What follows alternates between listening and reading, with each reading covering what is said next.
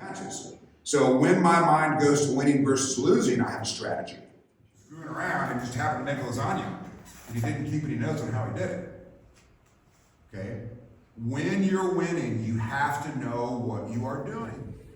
How often do you think about it? And are those thoughts, is it inevitable or is it possible or plausible? Then it's just a matter of time. So you get on the same journey. Like, I'm going to be a 2-division skill challenge GM. Now, I've been set back a little bit, but it doesn't matter. It just doesn't. I mean, it's so funny. I tried the dry fire on it, and like, when you lose a bunch of weight, your proprioceptive receptors change. Like, I'm not in great control of my body anymore because it's so different. Like, all my gyrometers are different, and then they have to take some time to get recalibrated. Plus, the boot is like, that's why I'm always falling down, because my body's different and I'm crippled. But I just need to fix that. So, the things we talk about. Men, if somebody in the house says, let's get a puppy, what's your first response? I said I love puppies. I do too, but they're a lot of work. Right? And who wants that doing the work? The man of the house. Yeah. So typically the man of the house says, look, 5-year-old daughter, you're not quite ready for a puppy. But she keeps talking about it. And then you start thinking, she's pretty sweet. And then mom starts talking about it. She's really love a puppy. And the more you talk about it, and as soon as they get you to think about a breed, whether you are getting a puppy. Men, how much do we love painting in the house? Like, who loves to paint rooms in the house? Nobody. But she says, hey, this kitchen would look good yellow. You're like, yeah, right, maybe she'll forget about it. And she says it again, right? Kitchen sure would look good yellow. She keeps talking about it, and then you picture, uh-oh. And then she brings home the samples. You're like, yeah, I think that's, oh dear, we're painting the kitchen. Like, winning's the same way. Winning is exactly the same way. Could you be a state champion? Could you be a national champion in senior division? Does it seem crazy or does it seem normal? Good, that's great. So the best example of that is gay marriage. Regardless of what you think about it, 30 years ago, gay marriage, sure, come on, 2 dudes getting married, this is insane. But now, how did they do that? How did they make it normal? Right, repetition, they talked about it. Now you're the asshole if you don't think it's awesome. You know what I'm saying? And it has nothing to do with whether you like it or not. Repetition made it normal. We took an abnormal idea, we made it normal with repetition. Winning's the same way. If winning is abnormal, you need more reps. Hey, I could win this thing. Like, I had a guy who literally made a hospital band that said GM. He had his name, his USPSA number, and the words GM. He couldn't even put it on when he wrote it. He was like, oh. 2 weeks later, he's like, yeah, that's me. A month later, he was a GM. Now, I'm not saying you can't do it without the work, but I'm saying if you do the work and you don't believe it, it'll never happen. Okay? All right, how often are you writing about becoming a grandmaster? So you're thinking about it. How much are you talking about it? And how much are you writing about it? Not as frequent. So you're at 60% of what you can do. 66% of what you can do. Okay? Strong self-image responds instead of reacts. Is anybody a first responder, cop, firefighter, medic? Okay, so you know what to do when you get there, don't you? Yeah.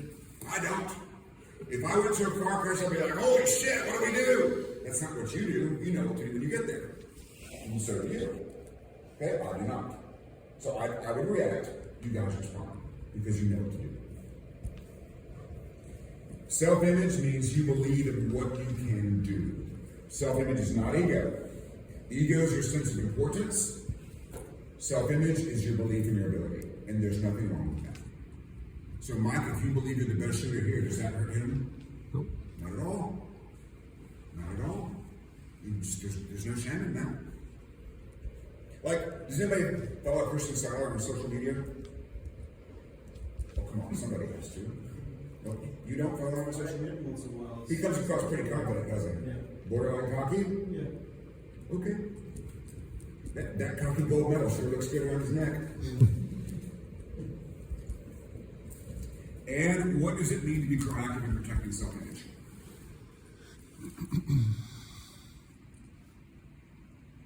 Anybody know? That means if there's a potential for a negative imprint, I need to be ready for it. Okay? So like let's say I go to a symposium of instructors and there's a guy there I know who disagrees with me, I need to be ready for that. Because I know this guy, I know who this guy is, I know what he's going to say, and I'm ready for it. Does that make sense? It's kind of like if you have a meeting with your boss and you know what he's going to say and you're ready for it, that's being proactive and protecting your self-image. Like, I'm aware of this possibility and I know how I'm going to respond. Does that make sense? Okay. All right, here's your performance model. This is my tension. Okay? It's time for me to take a walk. I gotta stretch my stuff.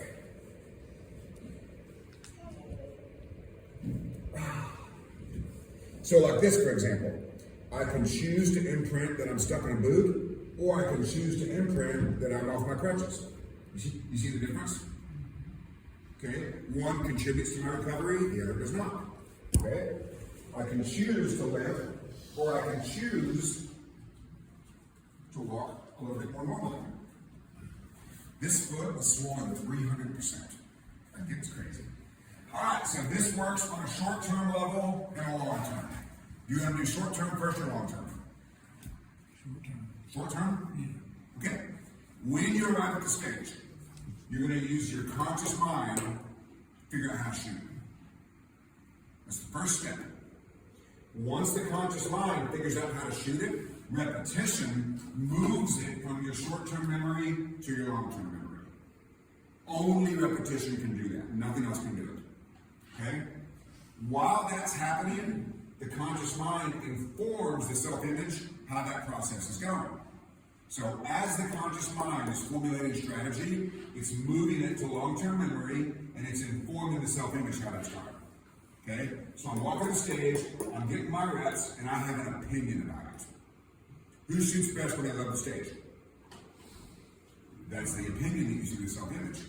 Who shoots bad when they hate the stage? Most of us. That's the opinion. Okay? The opinion, ultimately, is a filter for subconscious skill. So let's say you walk the stage 50 times, and every time you're like, hard shots, no shoots, swingers, this is scary, you're in big trouble. Right? Now, so you can't lie to your self-image, but you can stretch it. Okay? So instead, you can go, okay, sight and trigger, I can do that. Hey, I'm getting a little bit better at swingers. Right? Hey, I've been working on steel, so I know how to do it. So you can control those opinions to the best of your ability. Now, you can't go through there and say, 50-yard headshots are easy. Self-image says, yeah, right. Self-image knows you're lying. But if you say, hey, with sight and trigger, my chances are as good as anybody else's. Does that make sense? So now we're controlling the opinion of the process. Because your opinion of your stage plan is more important than your stage plan. Write that down. Your opinion of your stage plan is more important than your stage plan.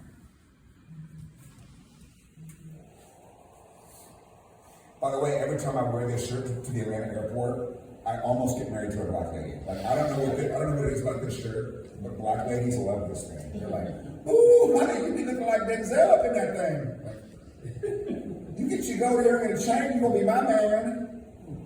I don't know what it is. It's crazy. Long term. Everything starts in the conscious mind.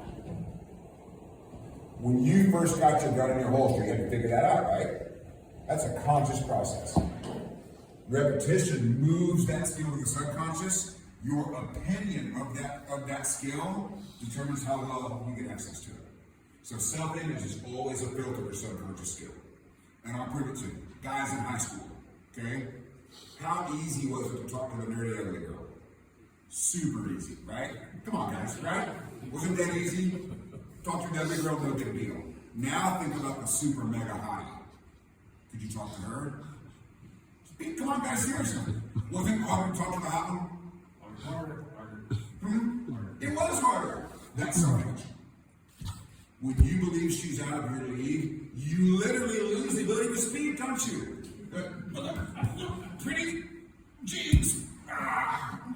When I was trying to explain to my wife what it was like shooting a stage play, that was exactly the analogy that I used. Like, I can't talk to anybody in high school when they're really good looking. But like, that was the same exact analogy. So, I don't know if she got it because she's not a guy, but like, it was the same thing. Yeah.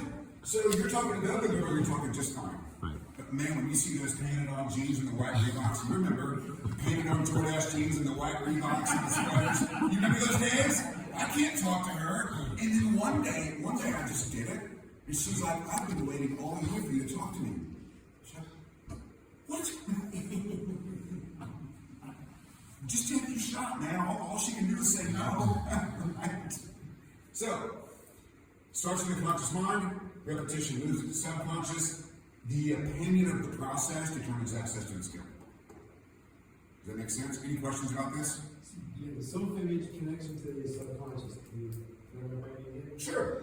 As you're doing, so Subconscious is the self-image, that connection. right. So, okay, these two guys are hanging out. Okay, this guy's working his butt off.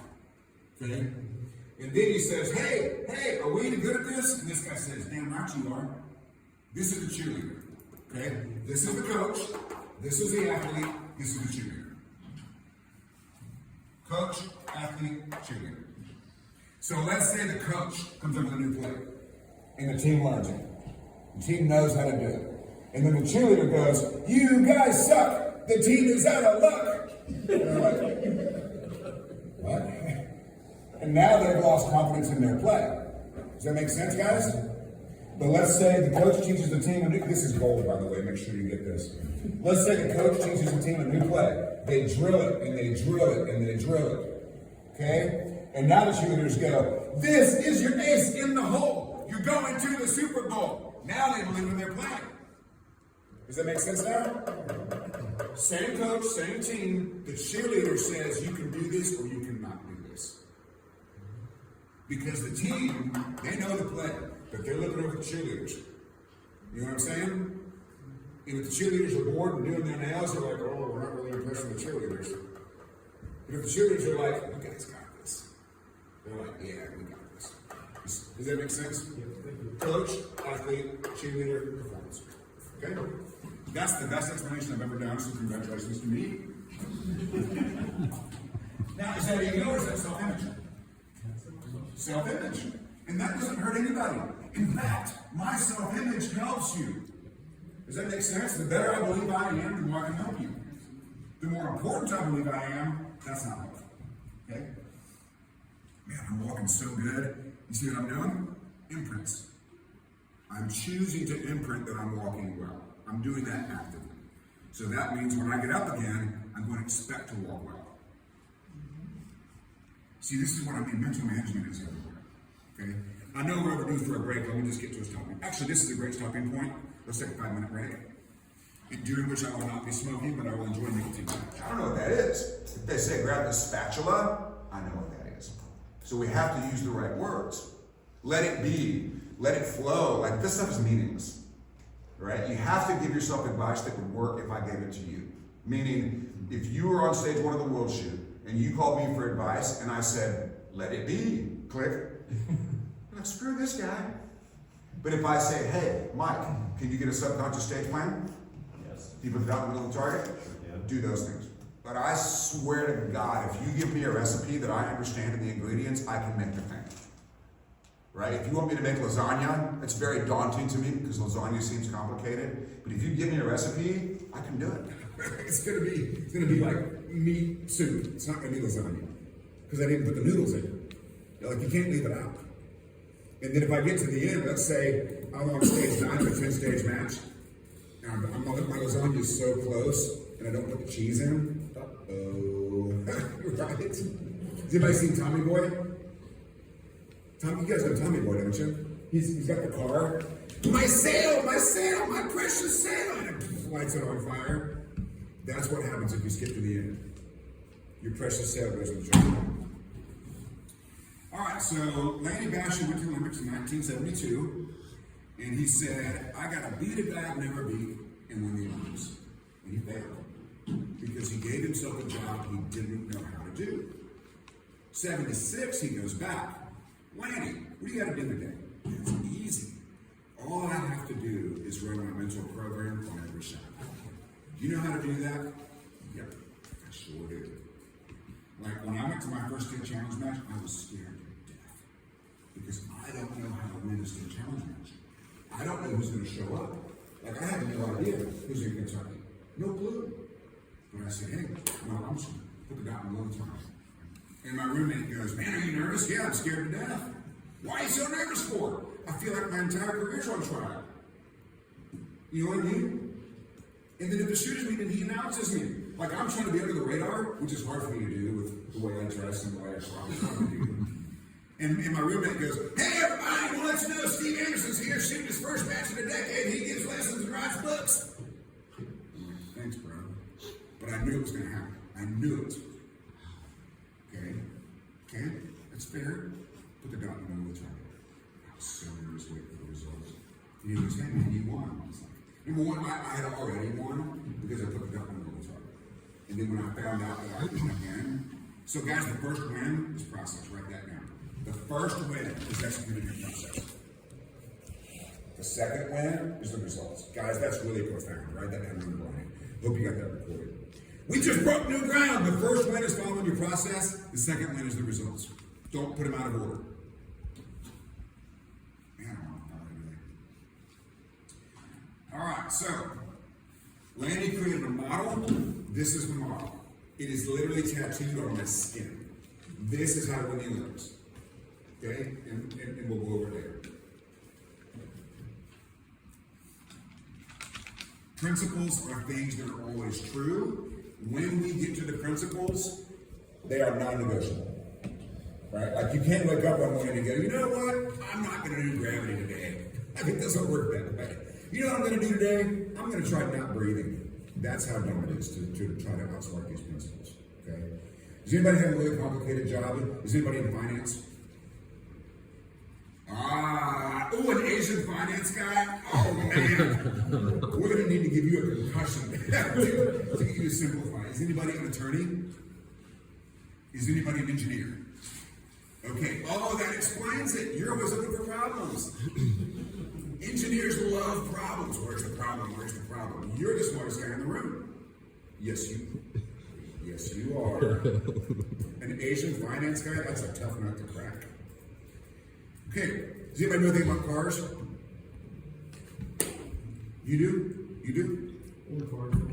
What are the components of the cooling system? Just give me three. Radiator, fan. Radiator, Fan, water pump. fan, water pump. Which one's most important? All of them. Well, one of them is more important. Think about the belt. Is the belt the cheapest part? Like $8? Yeah. What if it fails? You're done. You're done. You are done. Right? Like you could have $1,000 radio. I got the best radiator ever. If that belt snaps, you are screwed. Okay? The system requires all of the components.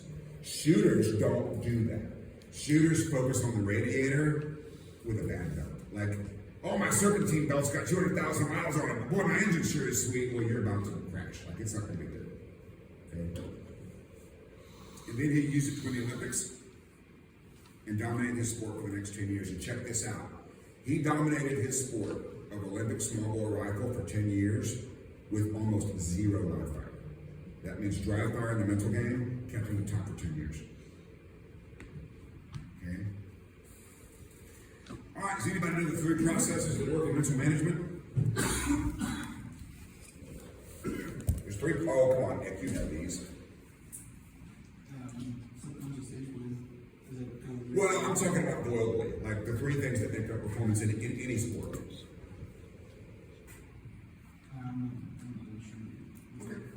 Conscious, subconscious, self-conscious. You do that, you're just not used to hearing them called processes.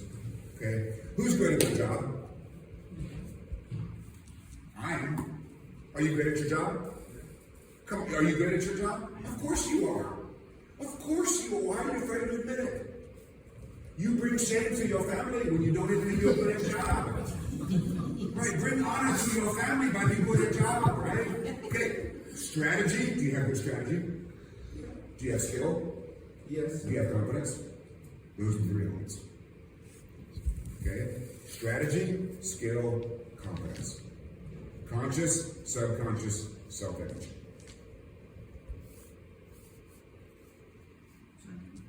Strategy, skill, competence. Conscious, subconscious, self-image. So if I were to split off from mental management, like if Lane or Refinement were telling dirty jokes in class, and I would branch off on my own, that's what I would call it. Strategy, skill, competence. But I'm not gonna do that. Oh, by the way, the interview I did on YouTube called 90 Minutes with Manny Basham, that should cost $1,000. It's that good. It was good. Have you seen it? Was that the same one that you did with the? Was it also streamed on your podcast? Mm-hmm. You did. Yes, one? 90 Minutes with Manny Basham. Yeah, I did that. So I thought the old man was kind of slipping a little bit. He brought the fire that day. There was a lot of He was stuff. on fire. Now he's starting to get into dementia. So there's something he has to do to gear up for an event like that, and he's figured it out. Interesting. Yeah, I noticed like the first little bit, it was a little slow, and then he brought it back. He is slipping into dementia. I didn't know that. And it's Also, go ahead. I looked at it, I was just kind of thinking the same thing. At first I thought, this guy's kind of like an old foot, what's he doing this for? But after you watch the whole thing, my view and total change. So did you notice that he likes to tell stories and can answer questions? That's subconscious skill. Like his conscious mind is dulling a little bit because he's 80 years old, like he's 80. Okay? But if he can tell a story, it works. And he knows that. So what I've learned to do is set him up softballs so he can tell the stories and have to think about it. So I do that for him. Okay? The cool thing is that was the day. That was literally the day that he hired Pixie Bussy to be his intern. Like I was in Keita Bussy's house on the day interviewing him that he hired Pixie Bussy to be his intern. Like think about that circle of life. Right? Like we did that. That was really cool. Okay, so the conscious mind is responsible for your thoughts. The first thing you have to understand, you must be in control of what you are thinking about. You must. And that's something you can practice away from the range. Who has trouble controlling their thoughts? Okay. Do you have a job? You go to work every day? Do you go to work every day? I'm retired from a regular job, I'm not a non-paying job, now it's basically managing care for my parents. So you have a job. Okay. Do you make inappropriate comments and use bad language? Not in that situation. Then you can control your thoughts. Seriously, you can do it. If you're holding down a job, you can control your thoughts. So Joey Sauer works in a gym, okay? And one day these babes walk in, and he said, Steve, not only could I tell what gets shaved, I can tell how recently. That's the opposite of your And I said, Joey, what are the consequences for failing to control your thoughts? And he goes, Steve, they're catastrophic. And then he goes, it's the same in shooting. The failure to control your thoughts is catastrophic in shooting. Nick, you know this. Yep. Okay. We're going to measure the conscious mind this way. Does anybody have the exact same thoughts before every stage? Yes or no? Okay. I do. Does anybody have the exact same thoughts during every stage? I do. Does anybody have the exact same thoughts after every stage? I do. Okay? I know what they are, and I can control them. And you're going to do the same thing. So, the critical times for thought: before you shoot, while you shoot, after you shoot. Before, during, after. We're going to show you how to do that. Does anybody think they're an overthinker besides you? Tony thinks so. So let's define overthinking. What is it? What's overthinking? Come on, somebody tell me. What is it? Playing the same movie over and over in your head. What is it? Playing the same movie over and over in your head. Maybe. Is it a good movie? Not always. Okay, that's a problem. So overthinking is quite simple. It's thinking beyond the current task. Okay? There are so many things happening in my life right now that are amazing, but if I think about them, the class suffers. So I choose to restrict my thinking to the current task. And I'm so good at that I'm almost embarrassed. Like, I can flip the switch. I actually gave a class one day.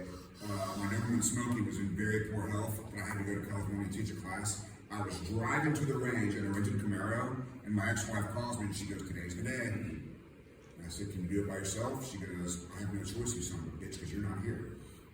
That's how I was spoken to for going to work, by the way. Right?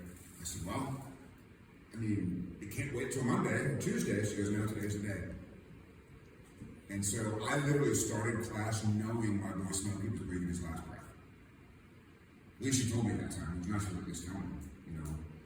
And I flipped the switch. I got to class, and the guy said, "You should take the day off." And I said, "Why? If I'm sitting in my hotel room, Smokey's still not here.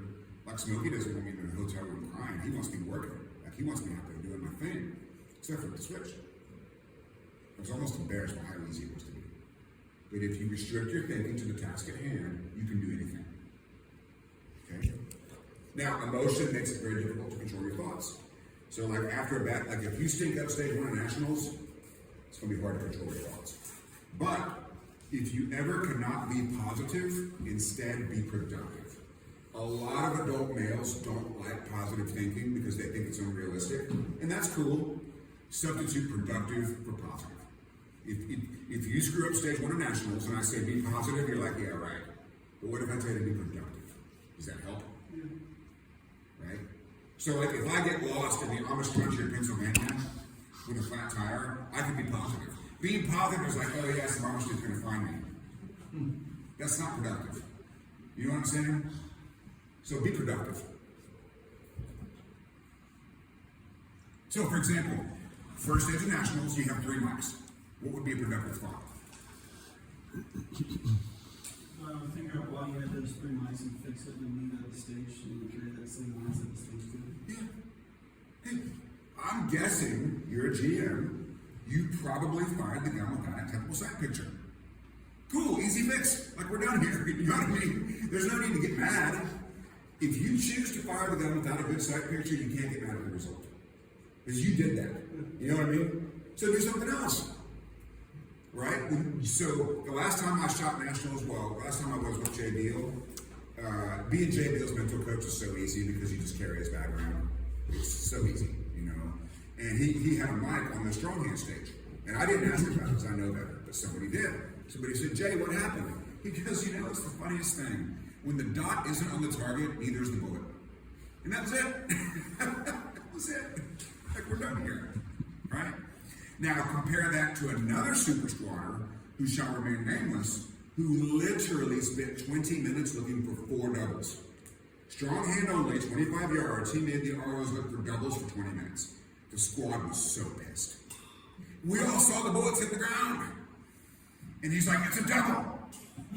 So is this one. And so is this one. And so is, like, are you kidding me right now? You're asking for 4 doubles, strong hand only, 25 yards? Like, what are we doing here? You know, if you wanted targets, if you wanted bullets on the target, put the dot there. You shoot orange or a dot. It's going to be so easy. Okay? So, if you ever catch yourself overthinking, the most powerful question is, what do I need to do right now? If you're overthinking, there's something you need to be doing. When you can identify it, no more overthinking. Your thoughts have got to be in sync with what you are physically doing. If you get to stage 1, what do you need to be doing? Walk on the stage. Does the competition matter? Does the weather matter? No, none of it matters. See, I can see that look on your face. If you get to stage 1, the only thing that matters is creating a subconscious stage plan. Christian Siler shows up, doesn't matter. If Jay Beal shows up and has a different plan, doesn't matter. The weather doesn't matter. Nothing matters except you created a subconscious stage plan. That's your entire universe for those 5 minutes. And every single person that I've ever heard complain about insufficient walkthrough time, waste their time. Like, I had this guy in California. He goes, "I want to bring you out for a match mode, and we're going to do this match mode." I was like, "Cool, let's do it." So we get there, and we get to the stage 1. He goes, "I got this." And then he goes over and screws around, like, "Hey, come here." He goes, "No, I'm good. Like, you hired me to do this. And you're over there telling jokes? Like, what are we doing here?" You know what I mean? You have got to get 20 reps of your stage plan at a minimum. At a minimum, 20 reps. And that's just the beginning. The You only, get local matches where you only get like 4 minutes. I mean, I usually try to show up and that is such bullshit, with all due respect. Okay. The only time walkthrough's a problem is if you arrive late to stage 1 and don't assume you're going first. Then it's a problem. I usually arrive to the match an hour early. So Then why do you- so I can do all the stages first. But man, you just said you only have 4 minutes. I know, but I'm just, it's still 20. You said 4 minutes and it's not I true. mean, you get 4 minutes. You have to go. You got there an hour early. You got an hour and 4 minutes. Sometimes you're not allowed to do that. Okay, then everybody's in the same boat. Okay. 20 reps, that's a lot. I try. That's what she said. That is literally what she said. Look, I'll be lucky to get 20 reps. Now, here's the deal. You're talking visual reps, including, correct? Total reps. Well, you might do 2 walkthroughs plus 18 visuals. Yeah. Okay, so who shoots their best when they know the stage inside and out? Then why don't we always do that? Why don't we always know it inside and out?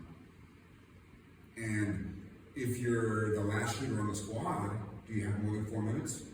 Oh, yeah. It's nice to be last. And here's what you do. You take your pacer, and you start in the start position, and you carry your pacer, and you walk all the way through the stage to the last target.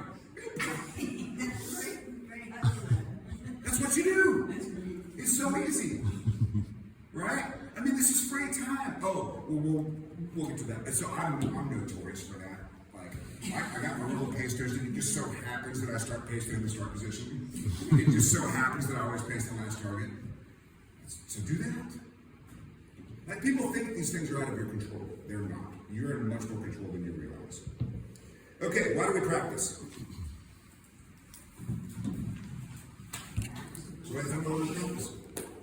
Practice the subconscious skill. Yes! That's great! So we actually practice to make, and people don't know this, of all the brilliant instructors out there that are selling stuff, who do you hear talking about subconscious skill besides me, Joey, and Keto? Nobody else. Why is that? Because they're dumb. How do they do well? They don't do well. They win state matches and area matches, but they don't win nationals. Because they're consciously controlling speed. But they're like functional alcoholics. They're having just enough success to not quite come to Jesus. You know what I'm saying? Like, they're drinking beer before work and chewing gum. Okay, I got through that one. But they're never going to get promoted because the boss knows. Like, the boss knows. You know what I'm saying? Know what I mean? So yeah, they're doing, and by the way, all they have to do to study advice is be better than you. That's all they have to do. Like, when I first started teaching guitar lessons, I got one job, stay one lesson ahead of the student. And I'm good at it. But that's what they're doing. They're staying one lesson ahead of their students. What about like the JJ Ricardos or Dennis Taylors? I can't comment on that. There is a thing called unconscious competence. Okay? And by the way, selling you something you don't understand is a great way to keep taking your money. Does that make sense? And the industry wants you to think it's complicated. Like, all these other trainers want you to think it's complicated. I'm the only one selling simplicity. And people don't believe it. Like, I had a guy in mental management, this was so funny. This was so wild. The master class shooter is bored to death. And he's dry firing, he's doodling. One guy was on OnlyFans because you can see him swiping over and over again. And this guy says, this is so complicated. There's no way it can be this simple. I have to do this, and I have to do that, and I gotta do this, and I gotta do that. And I said, sir, you got a match tomorrow. Do me a favor. Learn the stage, put it down on the target, and see what happens. You got nothing to lose. And he wrote me a letter. Did you guys hear that podcast? Did you hear it? He wrote me a letter and he said, Steve, I am astonished how well that worked. He goes, I had no idea it would work that quickly. I thought it would take years. He goes, I went there and I didn't worry about the stage plans. I was all right. I got a simple stage plan. I put my dot on the target and I won. Because he let it be simple. And the mistake people make, what this guy might do, is he'll go, ooh, that worked really good. What happens if I put some speed on it? That's when it gets working. Okay? So, subconscious is where your skills live. Mike, do you use all 10 fingers to tie your shoes? Yes or no? Quickly. No. What does this finger do? I have no idea. See? He has no idea. He has no idea. Did you guys see the video in Brazil of the shoe tying competition? So I challenged him in Brazil. Like I took the 3 most competitive guys and I put a $20 bill. That's a lot of money in Brazil. And I said, here's a 20. First one of you guys done gets it. And the super competitive guy choked. And the other guy, he laid his laces out in a way that he could skip a step. Like he had a slightly better stage plan. It was awesome. Like he literally gamed his, like he skipped the knot to win. Which is fine, he had a better stage plan. So subconscious is your skills not the problem. Okay? And we're gonna go over skill on the range. Now, what is the worst thing you can do to a subconscious skill in competition? Think about it! And what do we tend to do? Did you ever go to the line thinking about your draw and get all hand sandwich when you draw the gun? Dude, you're a grandmaster, you got a great draw. It's usually with reloads. Reloads are mine. Reloading guns sometimes. If I think about reloading the gun, it's Okay, then think about something else. Yeah. Men, you know this, thoughts can't be stopped, but they can be replaced. Don't ever try to stop a thought, don't ever try to not think about something. Instead, choose to think about something else. Okay? Women do this to men all the time. The man is romantically inclined, the woman is not. She tries to stop it, it doesn't work. Then she gives him a list of chores, and it works. The thought can't be stopped, but it can be changed. You got that mastered, don't you? All right, so with subconscious skill, you want to make sure you're getting it right, and there's no substitute for reps, sir, Mr. Grandmaster. There's no substitute for reps. So I have clients. I can think of one in particular. For a while, he was calling me everyday questions. Hey man, what do you think about this? What do you think about that? What do you think about that? And I'm like, I said, sir, how much time have you spent today researching shooting? It was about 45 minutes. I said, cool. I want you to dry fire for 45 minutes before you call me again. What do you mean? I want you to put the rig on and dry fire for 45 minutes before you call me. And then you won't have any questions. Right? And I said, if you're spending 45 minutes a day researching shooting and thinking about shooting, you need to be dry firing 90 minutes before you do that. Because he's trying to short circuit the reps. He's trying to do it all here. You have to make the body do things to get skilled. Okay? Then a lot of repetition. So this slide basically says, man, would you please hold up that dry fire book that you've got under the winning in mind? Nope. The other one. That one. Okay. That book is this slide. Refinement and repetition. That's how you get subconscious skill. Okay? Guys, self-image is the fan belt. Self-image is the fan belt. Without that fan belt, your radiator is useless. Your water pump is useless. Your sweet green cooling fluid is useless without that fan belt. It's got to be maintained, it's got to be checked, it's got to be serviced. Okay? If you are not getting access to your skill, the answer is 100% self-image. 100%. Mr. Engineer, if you're shooting below your skill level, it's self-image. You, the question you asked me earlier, is 100% self-image. I should be doing this and I'm not, self-image. Imposter syndrome, self-image. Choking, self-image. Overtrying, self-image. It's all self-image. Okay? Self-image is who you are and what you do. That's self-image. Who's great at stealing? Only one of you? Who's great at hoser stages? Still me. Are you great at hoser stages? not mine. Yes or no? Yes or no? Are you great at hoser stages? No. You're the great master, of course you are. I mean, with mine, See, this is self-image. When he goes to a hoser stage, that's what happens. When I go to one, it's like, giddy up. And by the way, I'm going to need a barrel of water at the end to cool off my firearm because it's going to be too hot to holster. I've won every hoser stage I've ever shot. Every single one. So when I see a hoser stage, I'm getting ready to win. This guy. get ready to win the host challenge. It'll have to be a stand-and shoot, but you know. Okay, why are we afraid to look at results? Somebody tell me. You're in a 2-day match. Well, I don't want to look at the results. We're actually afraid of doing better than expected. Like, that's what we're worried about. Oh, what if I'm doing good? I don't want to do good. Like, what are we afraid of? Now, I'm not suggesting that you should, but I am suggesting that you shouldn't be afraid. Okay? This guy, Jean Gleiger, was winning carry-out internationals at the end of day one. Like, he was winning. He was ahead. And it scared him. He shows up at day 2. The first thing he says to Mills, I hope I don't F this up. Like, you're winning. And you hope you don't F it up? Mills said, you better go talk to Steve. And he didn't do it. I could have fixed that for him so quickly, but he didn't come talk to me. And I'm not going to go interrupt the guy. I mean, he's a super squatter. He's a big boy. But Mills literally sent him over to talk to me. And he wouldn't do it. It would have been very simple. He said, John, you're winning. How did you do that? And he said, what do you mean? I said, tell me what you did. He doesn't know what he did. That's the point. See, he doesn't know what steps he followed. Does that make sense? Like, he was in the kitchen screwing around and just happened to make lasagna. But he didn't keep any notes on how he did it. Okay? When you're winning, you have to know what you are doing.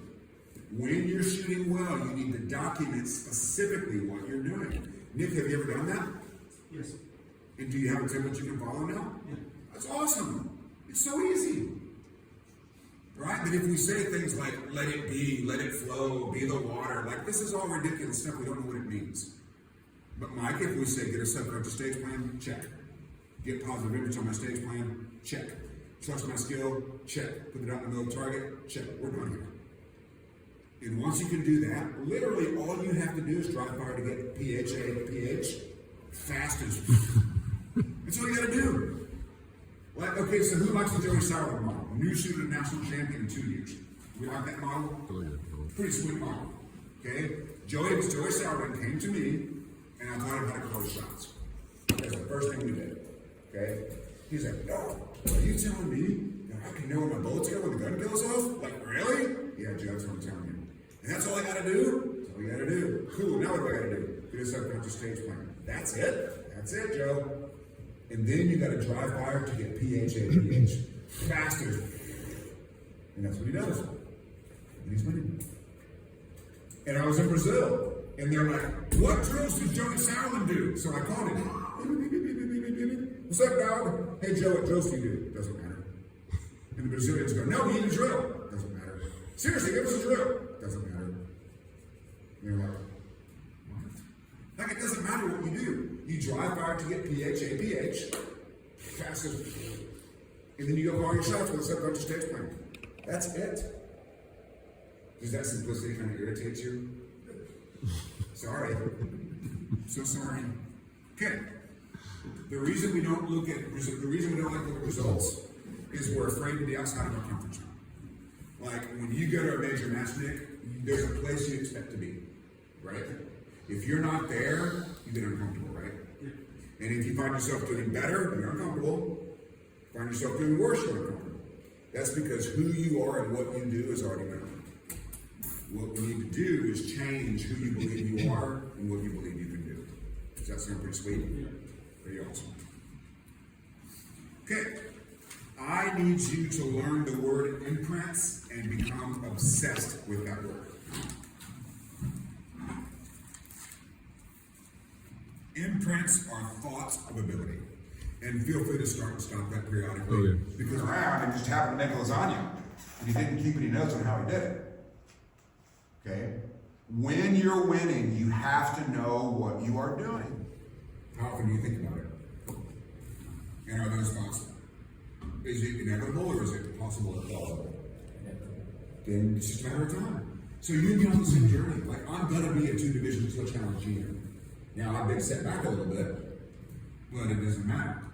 It just doesn't. I mean, it's so funny. I tried to drive fire on it, and like, when you lose a bunch of weight, your appreciative receptors change. Like, I'm not in great control of my body anymore because it's so different. Like all my gyrometers are different, and then they have to take some time to get recalibrated. Plus the boot is like, that's why I'm always falling down, because my body's different and I'm crippled. But I just need to fix that. So, the things we talk about.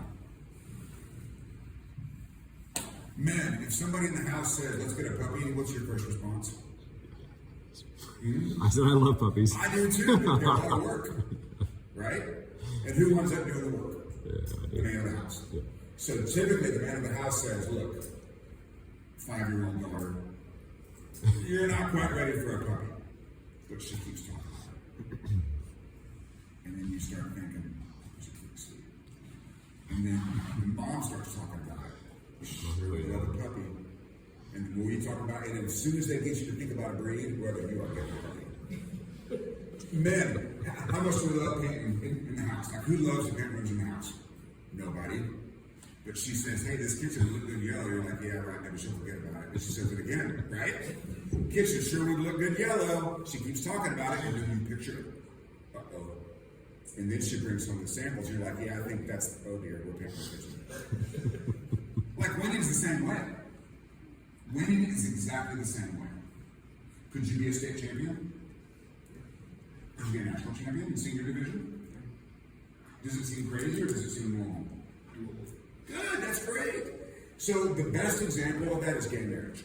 Regardless of what you think about it, 30 years ago, gay marriage, sure, come on, 2 dudes getting married, this is insane.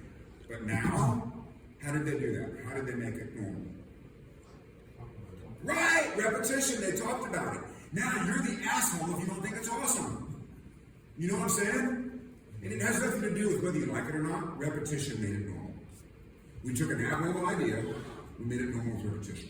Winning's the same way. If winning is abnormal, you need more reps. Hey, I could win this now. Like, I had a guy who literally made a hospital band that said GM. He had his name, his USPSA number, and the words GM. He couldn't even put it on when he wrote it. He was like, oh. 2 weeks later, he's like, yeah, that's me. A month later, he was a GM. Now, I'm not saying you can't do it without the work, but I'm saying if you do the work and you don't believe it, it'll never happen. Okay? All right, how often are you writing about becoming a grandmaster? So you're thinking about it. How much are you talking about it? And how much are you writing about it? Not as frequent. So you're at 60% of what you can do. 66% of what you can do. Okay?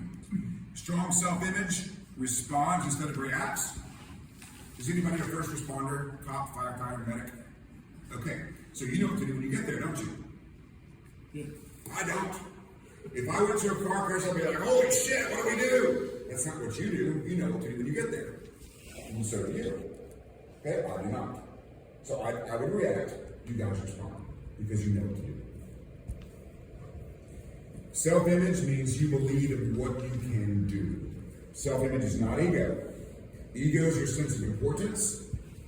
Self-image is your belief in your ability. And there's nothing wrong with that. So Mike, if you believe you're the best shooter here, does that hurt him? Nope. Not at all. Not at all. There's no shame in that. Like, does anybody follow Christian Siler on social media? Oh, come on, somebody has to.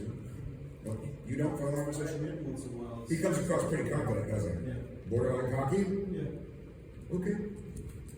That cocky gold medal sure looks good around his neck. And what does it mean to be proactive in protecting self-image?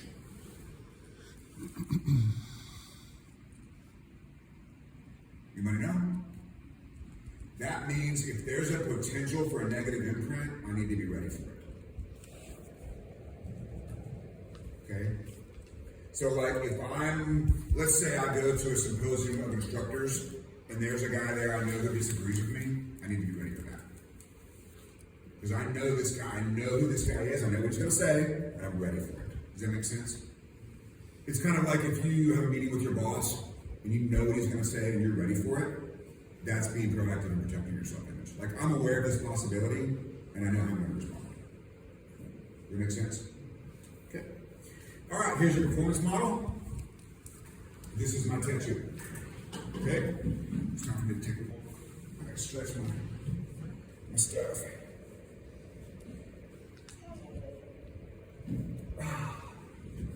So like this, for example, I can choose to imprint that I'm stuck in a boot, or I can choose to imprint that I'm off my crutches. You see the difference? Okay, one contributes to my recovery, the other does not. Okay, I can choose to limp, or I can choose to walk a little bit more normally. This foot was swollen 300%. I think it's crazy. All right, so this works on a short-term level and a long-term. You gonna do short-term first or long-term? Short-term? Okay. When you arrive at the stage, you're gonna use your conscious mind to figure out how to shoot. That's the first step. Once the conscious mind figures out how to shoot it, repetition moves it from your short-term memory to your long-term memory. Only repetition can do that. Nothing else can do it. Okay? While that's happening, the conscious mind informs the self-image how that process is going. So as the conscious mind is formulating strategy, it's moving it to long-term memory, and it's informing the self-image how that's going. Okay? So I'm walking the stage, I'm getting my reps, and I have an opinion about it. Who shoots best when they level the stage? That's the opinion that you see with self-image. Who shoots bad when they hate the stage? Most of us. That's the opinion. Okay? The opinion ultimately is a filter for subconscious. So let's say, let's say you walk the stage 50 times, and every time you're like, hard shots, no shoots, swingers, this is scary, you're in big trouble. Right? Now, so you can't lie to your self-image, but you can stretch it. Okay? So instead, you can go, okay, sight and trigger, I can do that. Hey, I'm getting a little bit better at swingers. Right? Hey, I've been working on steel, so I know how to do it. So you can control those opinions to the best of your ability. Now, you can't go through there and say, 50-yard headshots are easy. Self-image says, yeah, right. Self-image knows you're lying. But if you say, hey, with sight and trigger, my chances are as good as anybody else's. Does that make sense? So now we're controlling the opinion of the process. Because your opinion of your stage plan is more important than your stage plan. Write that down. Your opinion of your stage plan is more important than your stage plan.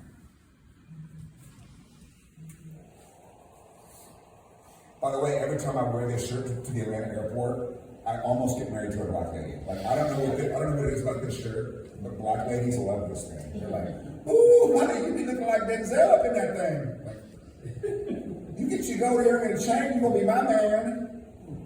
I don't know what it is. It's crazy. Long term. Everything starts in the conscious mind. When you first got your gun in your holster, you had to figure that out, right? That's a conscious process. Repetition moves that skill to the subconscious. Your opinion of that skill determines how well you get access to it.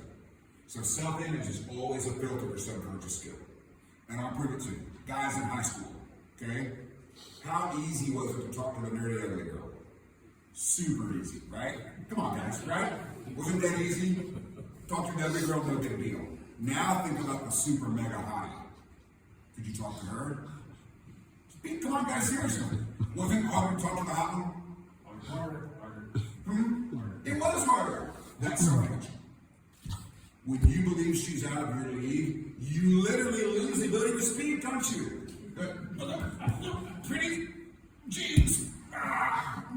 When I was trying to explain to my wife what it was like shooting a stage plan, that was exactly the analogy that I used. Like, I can't talk to anybody in high school when they're really good looking. Like, that was the same exact analogy. So, I don't know if she got it because she's not a guy, but like, it was the same thing. Yeah. So you're talking to the other girl, you're talking just fine. Right. But man, when you see those painted on jeans and the white Reeboks, you remember the painted on Jordache jeans and the white Reeboks and the sweaters. You remember those days?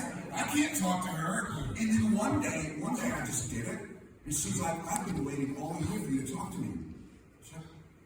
What? Just take your shot, man. All she can do is say no. Right? So, starts with the conscious mind, repetition moves it to subconscious. The opinion of the process determines access to the skill. Does that make sense? Any questions about this? Yeah, the self-image connection to the subconscious. Do you remember what you did? Sure. As you're doing your, so Subconscious is the self-image, that connection. right, so, okay, these two guys are hanging out, okay? This guy's working his butt off, okay? And then he says, hey, are we any good at this? And this guy says, damn right you are. This is the cheerleader, okay? This is the coach, this is the athlete, this is the cheerleader. Coach, athlete, cheerleader. So let's say the coach comes up with a new play, and the team learns it. The team knows how to do it. And then the cheerleader goes, you guys suck! The team is out of luck! What? And now they've lost confidence in their play. Does that make sense, guys? But let's say the coach teaches the team a new, this is gold, by the way, make sure you get this. Let's say the coach teaches the team a new play. They drill it, and they drill it, and they drill it. Okay? And now the cheerleaders go, this is your ace in the hole. You're going to the Super Bowl. Now they believe in their plan. Does that make sense now? Same coach, same team. The cheerleader says you can do this or you cannot do this. Because the team, they know the play, but they're looking over the cheerleaders. You know what I'm saying? And if the cheerleaders are bored and doing their nails, they're like, oh, we're not really impressed with the cheerleaders. But if the cheerleaders are like, you guys got this. They're like, yeah, we got this. Does that make sense? Coach, athlete, cheerleader, performance. Okay? That's the best explanation I've ever done, so congratulations to me. Now, is that ego or is that self-image? Self-image. And that doesn't hurt anybody. In fact, my self-image helps you. Does that make sense? The better I believe I am, the more I can help you. The more important I believe I am, that's not helpful. Okay? Man, I'm walking so good. You see what I'm doing? Imprints. I'm choosing to imprint that I'm walking well. I'm doing that actively. So that means when I get up again, I'm going to expect to walk well. See, this is what I mean. Mental management is everywhere. Okay? I know we're overdue for a break. Let me just get to a stopping. Actually, this is a great stopping point. Let's take a 5-minute break. And during which I will not be smoking, but I will enjoy nicotine. The next thing we're going to talk about is principles of mental management. Principles are things that are always true. So if you try to outsmart gravity, how's that going to work out? Not very well. Okay?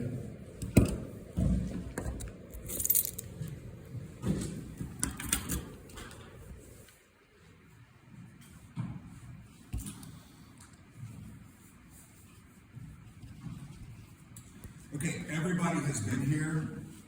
Have you guys ever shot a stage? It was so easy and effortless, and when you got done, you couldn't believe how great the time was. Now, what is your name, please? What is it? I remember you. So, open your journal and read to me about the last time it happened. Go ahead, open your journal. You have it with you? I've never taken Oh, I don't have. You didn't write it down. Oh. This is new. Right. Can you open your journal and find out the last time you did it? Sure. You don't have to, but you could. Yes. Okay. Who else has had that? Tony, have you had that experience? A nice, effortless, easy stage. Please take out your journal and tell me how you did it. No, I lost it. I lost the journal. You lost it. Right. That's the point I'm trying to make. Okay. If we treat it like a happy accident, it remains so. If we treat it like a step-by-step process, it becomes, ooh, I hope you got that. It becomes so. If we treat it like a happy accident, it remains so. Treat it like a step-by-step process. Wow, I'm fired. It's not even Sunday.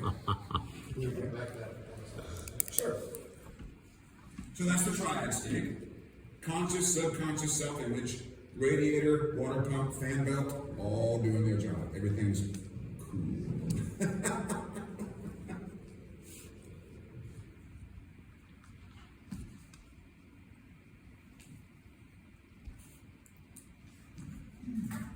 And that's the triad state. This represents an athlete whose balls are balanced. Okay? The conscious mind knows what to think about and can control it. The subconscious has skill for the task, and self-image believes we can be successful or is not worried about the results. When you guys go to an accident scene, are you worried about the the results. You can do what you can do. You're going to go do the thing, and it may or may not work out, right? And you pre-accept that, don't you? It doesn't diminish your effort, but sometimes you just know, hey, we can't.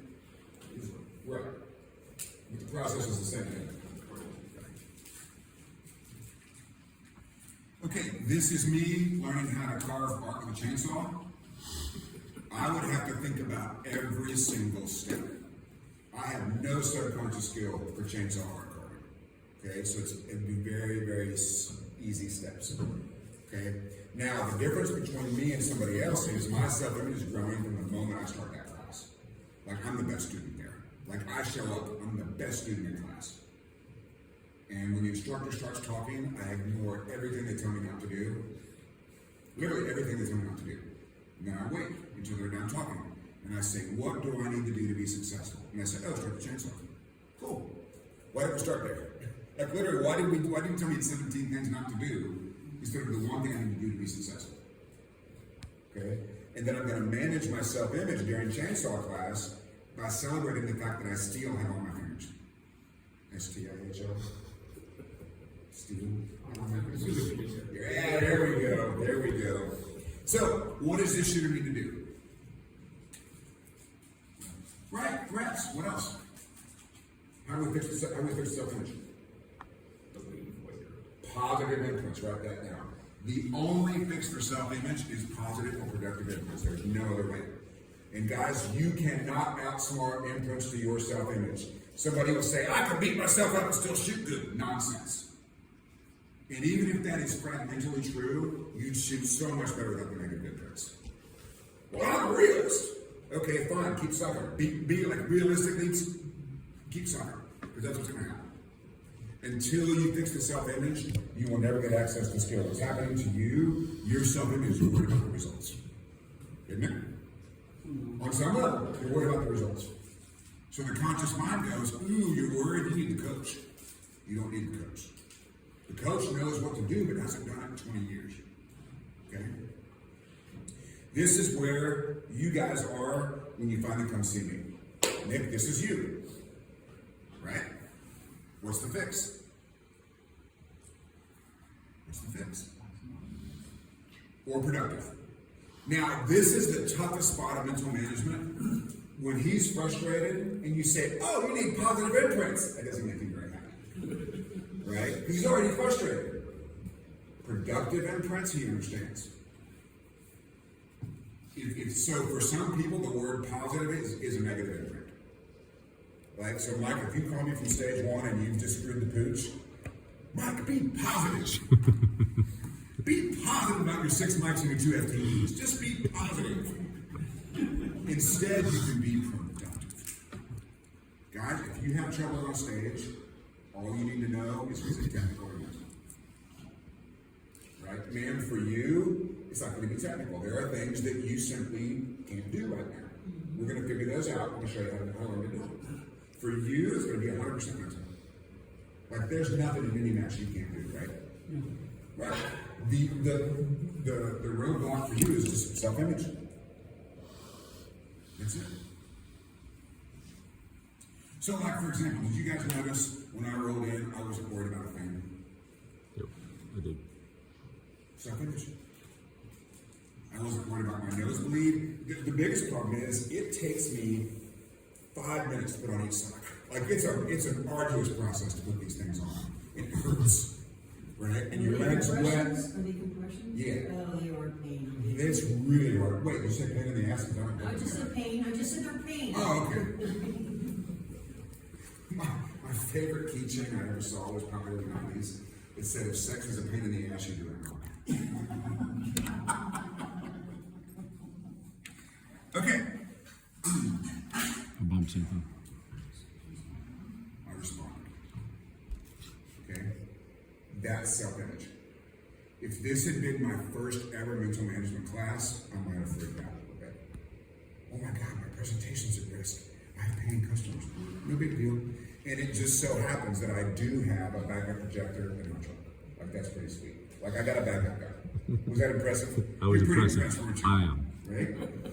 And if I gotta poop in a cardboard, like the cardboard box is so weird, there's like this toilet seat that goes in the cardboard box. And I literally had Matt, I was like, Matt, I gotta poop in a box. How am I gonna do this? He goes, man, it's so easy. All you gotta do is lean against the tree, put the box under the tree, you're good to go. It's like freaking Kentucky. Who's out there pooping in boxes? Okay, this is the Phil Strader model. Does anybody know Phil? Yes. That's the Phil Strader model. Right? He's just having fun. Yeah, he's Right. so relaxed.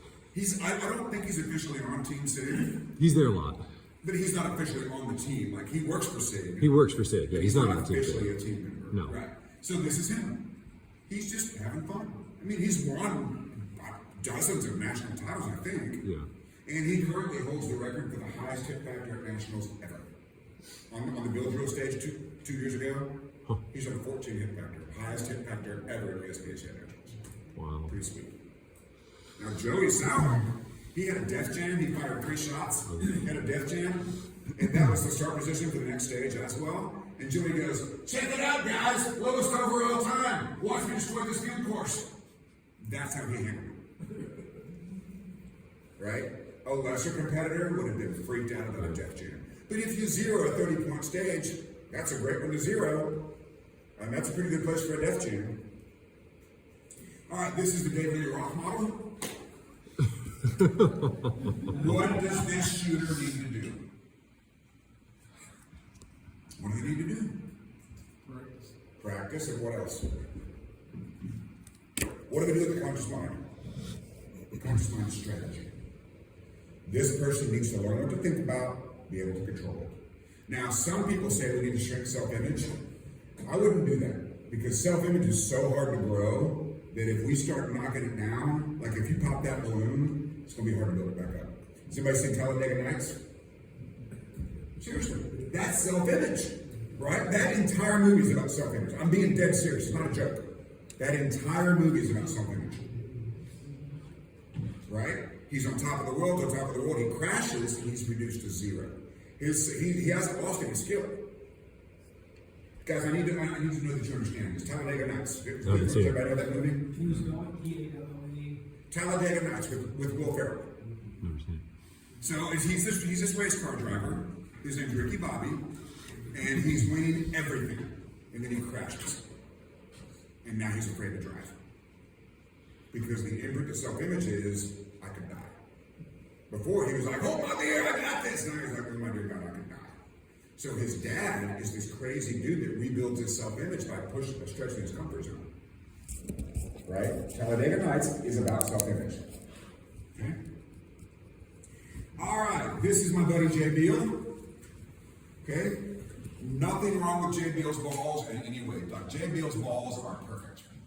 Conscious, subconscious, self-image. The only problem he's got currently is Christian Sauer's balls. That are just slightly bigger. Does that make sense? First you gotta do is balance your balls. And then once your balls are balanced, you grow them. Oh, sorry. Did I say? It was a mistake. Did you infer a dirty joke from that? Are these not balls? I think he. What's so funny about balls? All of a sudden balls are fine, we can't sit up with a straight face. Comedy cool. So like my contract with Laney requires me to be professional at all times. So I will state that the professional definition for these are balls or circles, whichever. Okay? Alright, I want you guys to draw a circle that represents your skill. However big you think your skill is, draw me a circle, please. Okay, so that's your skill. Relative to that, how well can you control your thoughts? Is it the same as your skill, or is it a little less than your skill? And then, oh my, okay. And then draw me a circle that illustrates your confidence. Okay? So your biggest circle is probably skill. If your biggest circle is skill, raise your hand. Okay. If your smallest circle is confidence, raise your hand. That's pretty common. Okay, so yours, conscious mind, probably you're a little suspicious of. Mm-hmm. Yep. So now we have to work on it. Okay? And we'll show you how to do that. You need big balls. Yeah, we get big balls. Okay. Multitasking is a myth. There is no such thing as multitasking unless we're talking about subconscious skill. So driving, talking on the phone, those are both pretty subconscious most of the time. Have you ever noticed if you get into a really serious conversation that requires a lot of thought, you don't drive very well? Sometimes. You're not looking at traffic anymore, you might get in an accident. That's because the conscious mind is required for the talking. Does anybody ever turn down the radio so they can see better? What you're doing is you're unleashing your conscious mind. You're basically saying, hey, I need my conscious mind for this, so turn the radio down. Because I don't need the distraction. Okay? And so let's look at a high level of conscious thought. Are you ready? Stand by. Beep, get a good draw. Crap, that was not a good draw. Okay, shoot the steel. Did it go down? I don't know. I didn't hear a ding. Oh my God, there's dirt. I missed it. Okay, shoot again. It's long. I think it's fine. Run. Where's the next target? Ringo! That's a high amount of conscious thought. We've all been there, right? Compared to this, I will see what I need to see. Beep.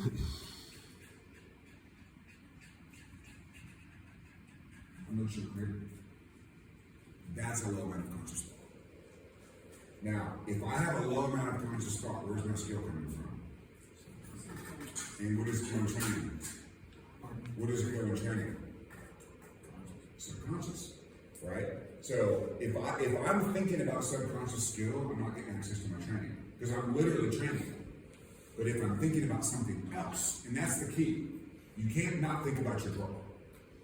Just like I used to think about not smoking, so thinking about not smoking is thinking about smoking. Thinking about not eating dessert is thinking about eating dessert, right? Choosing, see what just happened to me?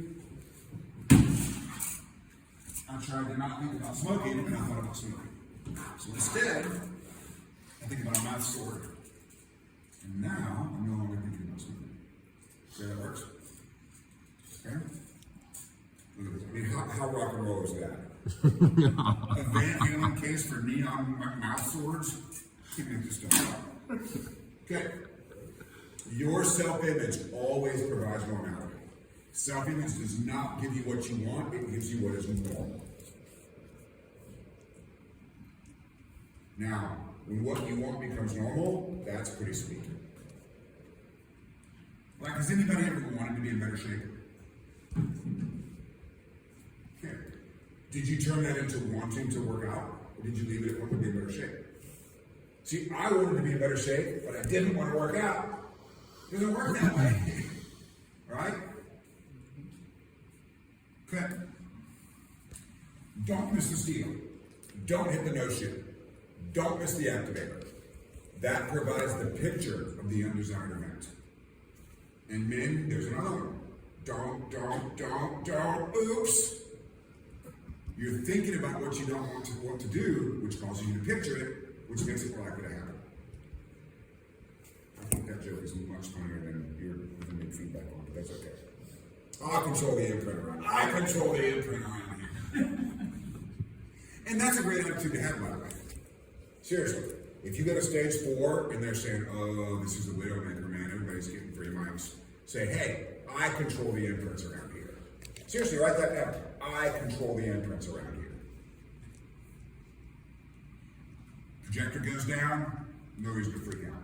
Pooping in a cardboard box, ooh, I need to control the imprint. I'm afraid of it. I need to lose my fear of pooping in a cardboard box. I seriously have to do that. Because they want to screen me for cancer, and you look at me like I'm crazy. I know I'm going to be there one day too, so it's not so crazy. Well, they got to figure out why I keep having blood clots. And I'm over going, hey, smoking, long distance, sedentary, you know. And guys, what's it like when you get your first doctor that is younger than you? Doesn't that suck? That is the worst. Like, you go in, it's freaking Doogie Howser. Like, seriously? Are you 13? Did you even drive to work and you're a doctor? Okay, so picture what you want. Don't ever picture what you don't want. Picture what you want. Okay, you're thinking about making G, you're talking about making G, but you weren't writing about it, so you're at 66%. Okay? Hey, who keeps a to-do list of things to do? Don't those things always get done? Have you put your goal on there? Have you put winning on your to-do list? Not maybe days to do this, though. I have it in my speed on that. So, like, if I'm making a list of things to do, I'm gonna put winning on there. It may not happen today. If I keep writing it down, it'll happen.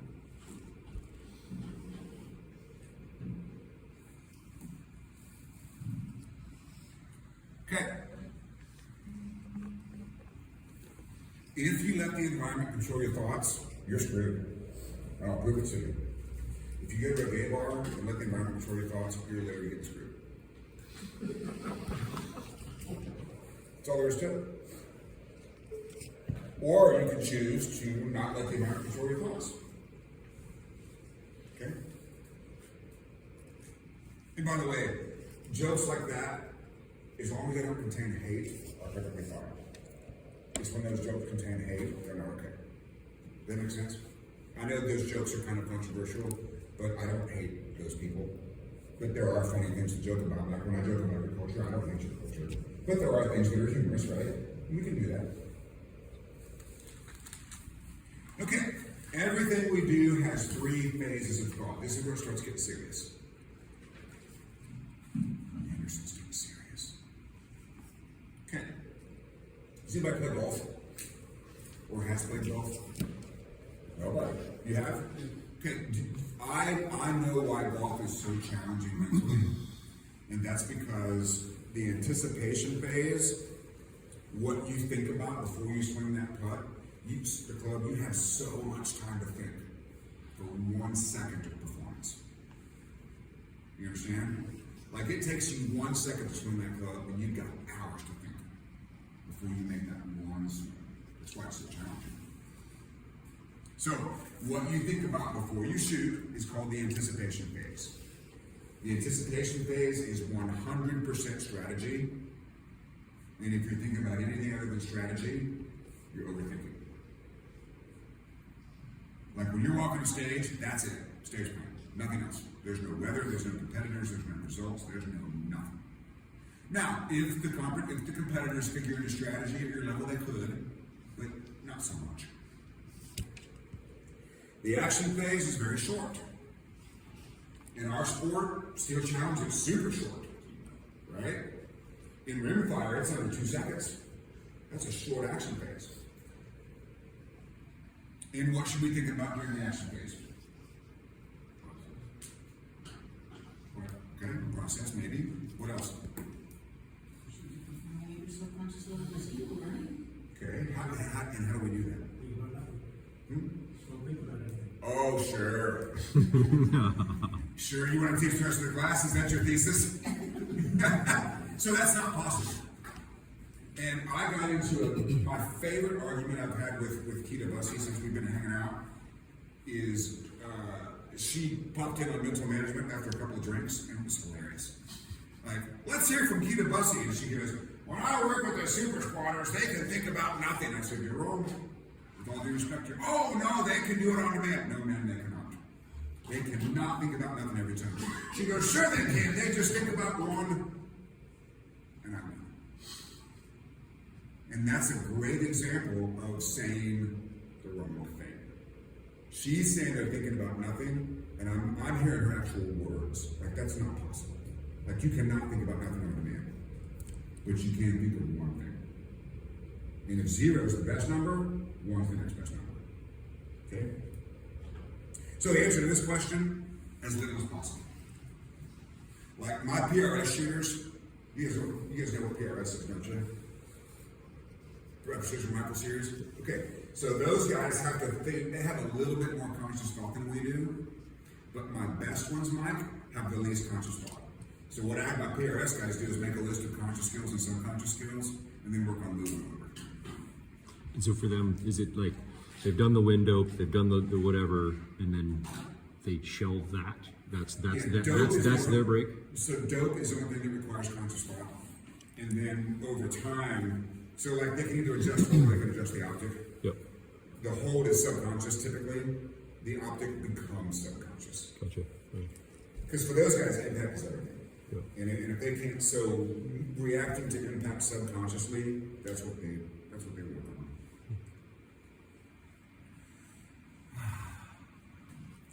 Sweet, sweet nicotine. You guys know Joey Salmon is sponsored by a nicotine pouch company? Saw that. Pretty sweet. Okay. The reinforcement phase is your greatest opportunity to have a great match, or your greatest opportunity to have a dumpster fire. Okay? What should we think about when we get done shooting? So you finish stage one, what should we be thinking about? What do you normally think about? Nick? Stage two. Oh, really? What if you shot really well? What do you think about? What if you shot poorly? Good. So, when you get done shooting, you got two options. Reinforce success or focus on the solution. The mistake people make is they focus on the problem. If you've been through a rough patch in your marriage, I promise you it's because you were discussing problems and not solutions. Am I right? That's it. Like, we have this problem, we know it, and we talk about it all the time. And I say, let's identify the problem, and let's immediately go to a solution. And the next time it happens, solution. Right? And if two people love each other, and they sit down and go, okay, this thing keeps happening, what's the solution? If they can agree on it, they're good. The problem is if somebody lies or if they can't agree on the solution, not so good.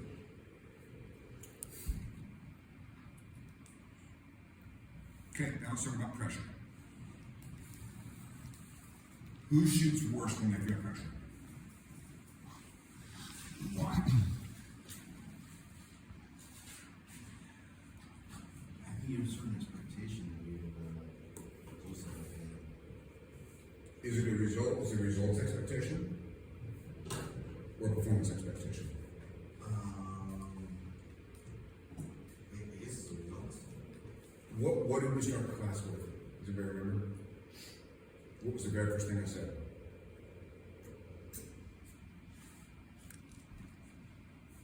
Results are a variable by definition, therefore it's the wrong inputs.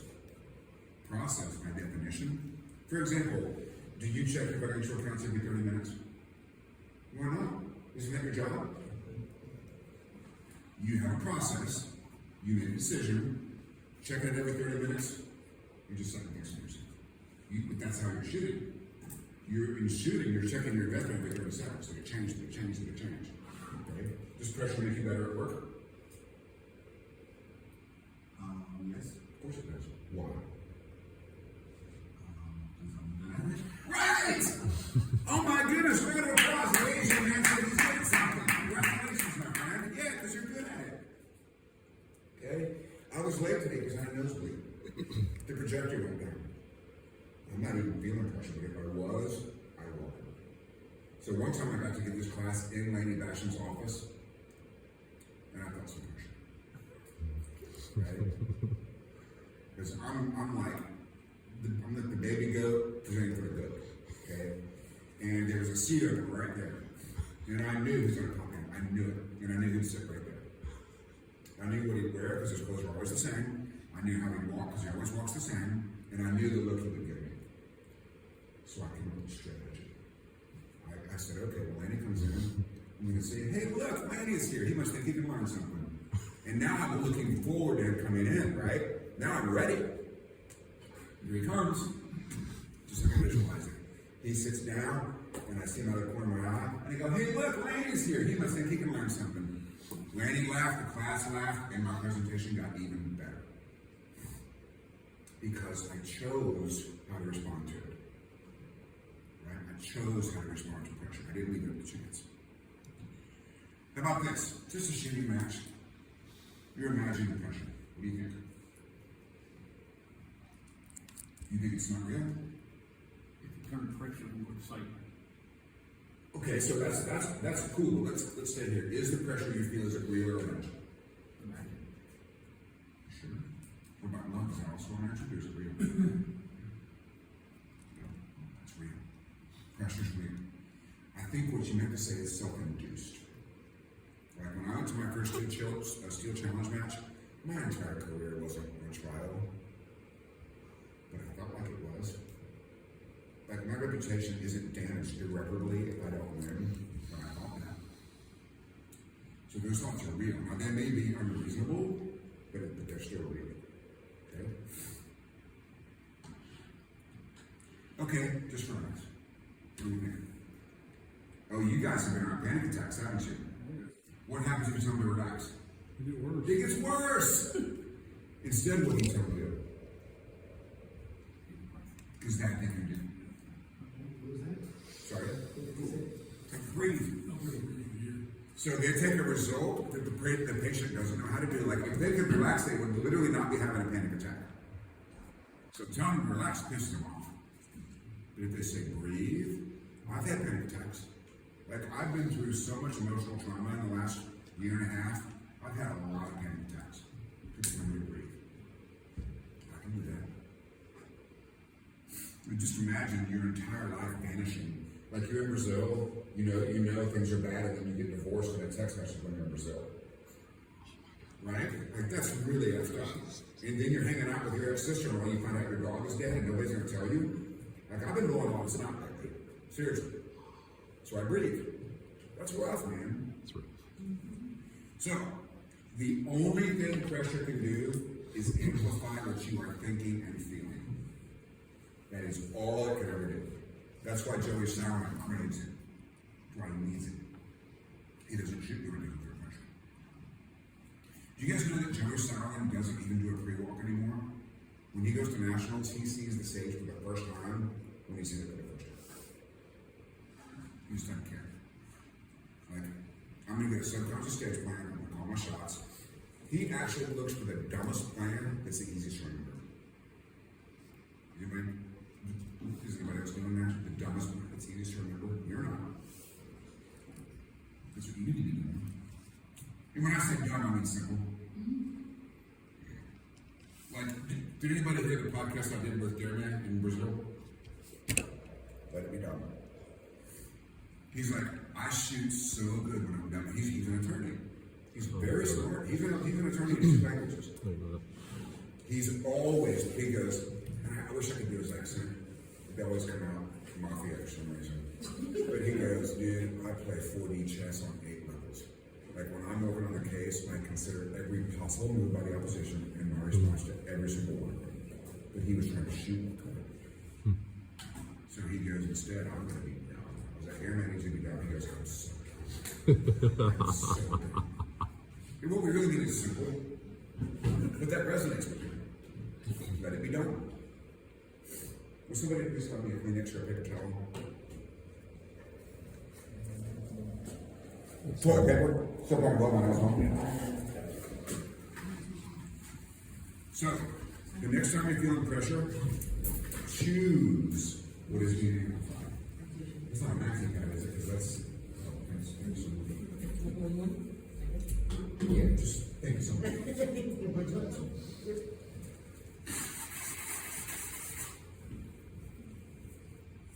I'm gonna put winning on there.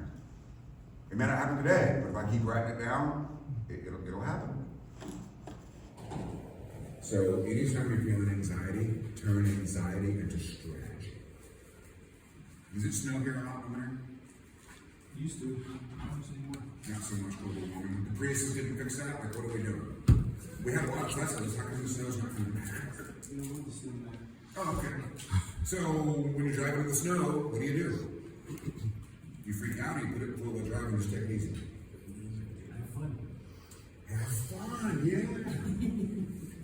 The best advice I ever heard about driving in the snow is to imagine that you're driving your mother to an event at church and there's a crock pot full of chili in the backseat. That's how you drive in the snow. Do you guys remember the story about me wrecking the Jeep on the hill? So I set out one night, it's Christmas Eve, And my ex-wife's son was 60 miles away and really wanted to be there for Christmas Eve. And she said, I need you to get that. I was like, cool. I just got new tires. I had a GMC Canyon, the mid-size truck. I just put new tires on it. I'm like, yeah, this is going to be great. So I go out and I start it up. And I go to clear the windshield wiper so it can work. The brakes off in my hand. Okay, my ace in the hole just went bust. And she goes, take my Jeep. And I said, that Jeep, those tires are bad. She goes, if you're not going, I'm going. Somebody's going. I'm like, well, you're not going. Well, I guess I'm going. So I'm already worried. I'm worried about the results. Right? I'm worried. So off I go. Things just sliding around, but I'm like, okay, this is okay. This is going pretty good. And on strategy, I chose to stay on the freeway, stay on the side roads. But the hill to the house, I measured it. It's a 14-degree hill. It's pretty steep. 14 degrees is a little hot. And I made it all the way. So I got halfway there, and I called her and said, look, this weather is really, really bad. I think it's dangerous to continue. I should come home. And she goes, well, Zach doesn't even really care, so come home. And I'm like, now you tell me he doesn't care? Like, you couldn't have told me this before I left? So I've got to go 30 miles in this ice blizzard. You know, I almost hit 2 police cars. Like, you know how when you're driving in the snow, you think it's cool, and you see the cars off in the ditch? Yeah. You're like, oh, this is a different game. Right? That's how you know this is getting serious. And I almost hit 2 police cars. I'm like, okay. And then I get to the hill. And I said, there's no way we let this happen. And that's what happened. I got halfway up, the traction control kicked in, and the vehicle stopped. And then I could visualize sliding backwards and skidding into the ditch, like I saw it, and then it happened. What I should have done was parked at the bottom and just walked out. Because I was I could visualize failure. Right? And then the very next day, I got sent to pick up the puppy. The next day, I got sent. Right? Okay, here we go. First stop, tire store. Brand new tires. I go in there and said, I need the best snow tires you got. Like, I need them right now. Off we go. And we go get the puppy. And we're at the bottom of the hill, and I asked my daughter, here we go. She goes, she used the F word, which was so awesome. She goes, effing send it, Dad. And I did. And it was so awesome. Scampered right up. So cool. Okay. Pressure. If you're feeling anxious, pressure will make it worse. If you're worried about a result, if we had a great run, we get a reshoot, why are we afraid? Because we don't know what we did. It all comes back to not knowing what you do when you're getting it right. Right? And Steel Challenge is awesome because every stage has 4 reshoots. Think about it. Every stage has 4 reshoots. It's so cool. 4 reshoots. If you're worried about reshoots, go shoot Steel Challenge. It's nothing but reshoots, transitions, and shot callings. God, it's wonderful. So great. So, self-image is your lightsaber. Okay? I don't care how it works. If I have an altercation coming, when I do, okay, you give me a lightsaber, I'm good. I don't care how it works. I'm going to be chopping dudes in half. He'd be like, look at my arms. I'm like, whoa, I see you. I'm sitting on the floor. I don't care how it works. Self-image is your lightsaber. But if you don't maintain the batteries, it's not going to work. You're going to pull it out and be like, boom, be a very flaccid lightsaber. It's not impressive. Right? I told you that she would be better. And it was. Okay. When you have a setback, just me trying to get information. Are you comparing what happened to your music to mental management, or are you saying that you learned mental management in music? Yes, the latter. Good.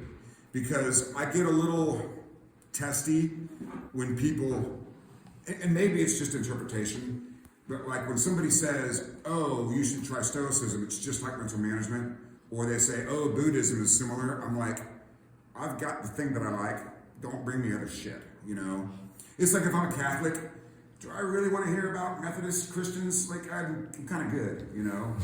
And the point I'm trying to make is, mental management is not something that you can opt in or opt out of. Like, these are forces that are at work. The conscious mind is a thing. The subconscious skill is a thing. Self-image is a thing. That's why when you asked about the science of it, I don't know. And I don't care. It's my lightsaber. Now, Is that a chair or is that a natural chair? Okay, cool. Isn't it weird how we're in a shooting range? We're like, whoa. And have you guys ever noticed that ADs sound different than regular shots? Isn't that weird? Like they sound different. And is auditory exclusion a thing? Do you guys wear hearing protection? It's a real thing. It is a real thing. And does it protect your hearing, or you just don't hear it? You won't, after the fact, like firing 12 gauge inside a house, and you know what your ears should feel like, they don't ramp. Really? You're going, how come? So your body does protect you. They think it blinks, like your eyes, your ear blinks. That's the thought. That's awesome. It does not work that way at all. Like, if you've never stood in a cinder block basement next to a drum kit, you have no idea how loud drums are. Like, drums are loud. Cinder block basement. It's so funny. Our neighbor, my drummer's neighbor, used to call my drummer's mom and go, "Oh yeah, I like the Boys in the song. That's a good one." Like, it was... Okay.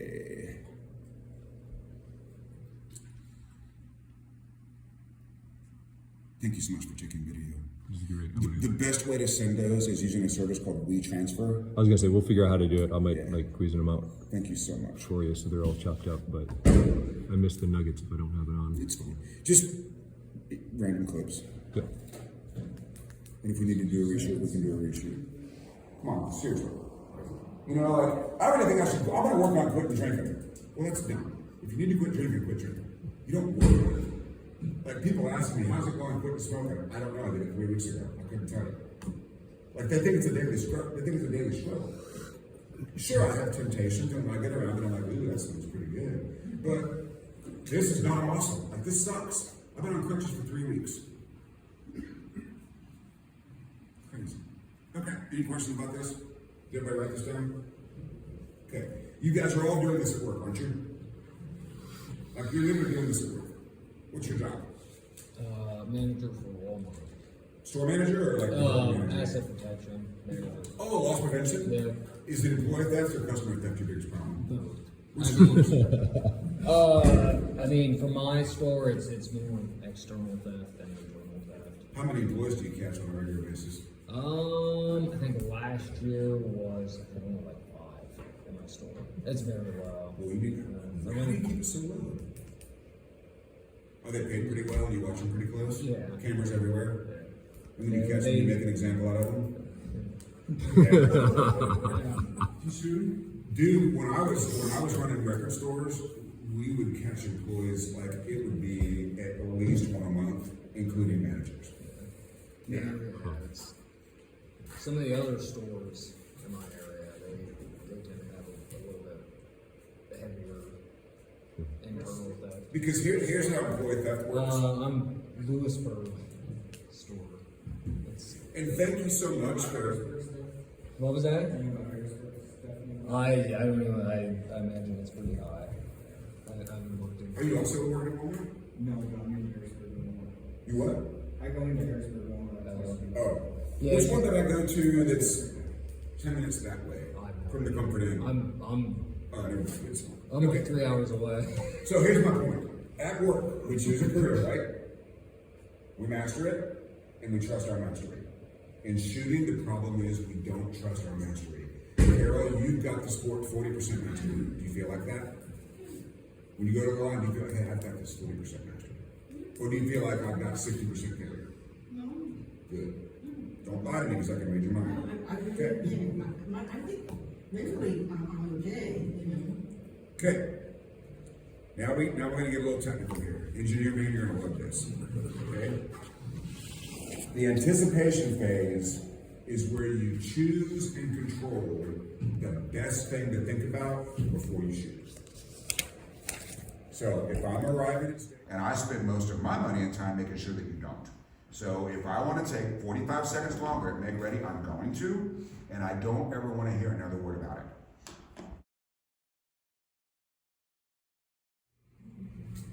ready? All right, so you do not know how to win area matches, and you do not know how to win stages specifically, even though you frequently do. But in your journal, if you write down when I do these things that I know how to do, can do every time, I tend to win stages and I tend to win matches. That creates that loop of trust, which will cause you to trust your skill instead of seeking a score. And once again, the scores are variable. A variable is the wrong thing to focus on. Okay? There's a marriage analogy there, but we'll skip it for now because the ratio needs to be better next time. Focusing on a variable is always bad. Focusing on the process is always good. Okay, one is not in your control and infinitely variable. The other one is in your control and by definition is not variable. Crush the issue. Okay. And does the nun know her hat's missing? Like, is she looking for that thing? I'm just messing with you. Okay, so let's go right here. I get the flying unicorn. I know, it's awesome. Okay, so I just harassed a random shooter. What is your sport? High power. High power? Okay, and please tell everybody what you told me. Learning when not to shoot is more important than when to shoot. It's like oxygen. Learning when not to shoot is really, really important. And when I shoot a bad shot, everybody shoots bad shots. But when I shoot a bad shot, I don't let it bother me. I just say, well, I'm not going to do that again. And I continue with my string of fire. Could I give you some advice? Sure. Yeah. Instead of I'm not going to do that again, try next time I will and state the solution of correction. To me, it's the same thing because but I'm going to have to ask you to leave. No, I'm just messing with you. So nice to meet you. So nice to meet you. It was great. Mr. Engineer, tell us your opinion of the current enhancements to the USPSA classifier system. I took about 4 or 5 hours going through the math on the new classification system, and I have to say that I think it's the best system of any sport or activity that I've seen in terms of identifying people's performance and classifying it based on using large amounts of data. I think it was very well thought out. The people that put that together put a lot of work into it. That's because Jay Slater is one of the smartest people I know. And I'm going to tell him you said that. Thank you so much. Okay. All right. So the strength of the conscious mind means isolating and executing the current task to the exclusion of all others. What was my brilliant point for the read on your time? Thinking about it. Oh, thinking about time means you're not focused on the right thing. Meaning when you're properly focused, you can't measure time. Oh, that's what it was. If you're measuring time, you're not properly focused. That's what it is, yep. Be able to reach it again.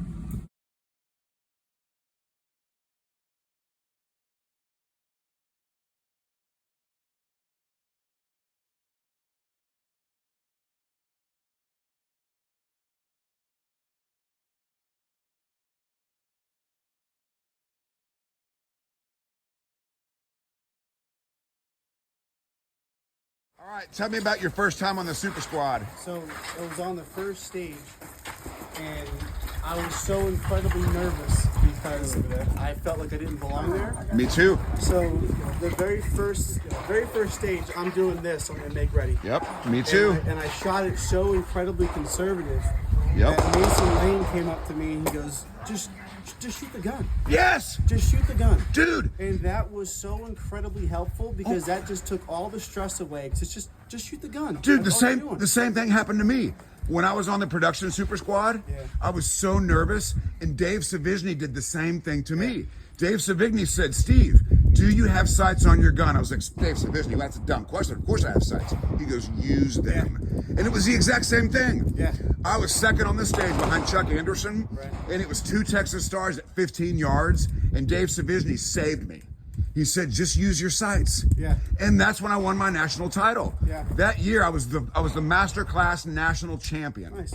Like, I have a national title, and Dave Savigny did that for me. Yeah. We're gonna do this, man. Yeah. We're gonna do it. Just shoot the gun. Yeah. You got sights, use them. Yeah. So easy. Singular focus for the conscious mind. Yes. And I didn't know that back then. Yeah. But he gave it to me. Like, right before I was ready to shoot, he goes, Anderson, do you have sights on your gun? Use them. Yeah. All you gotta do.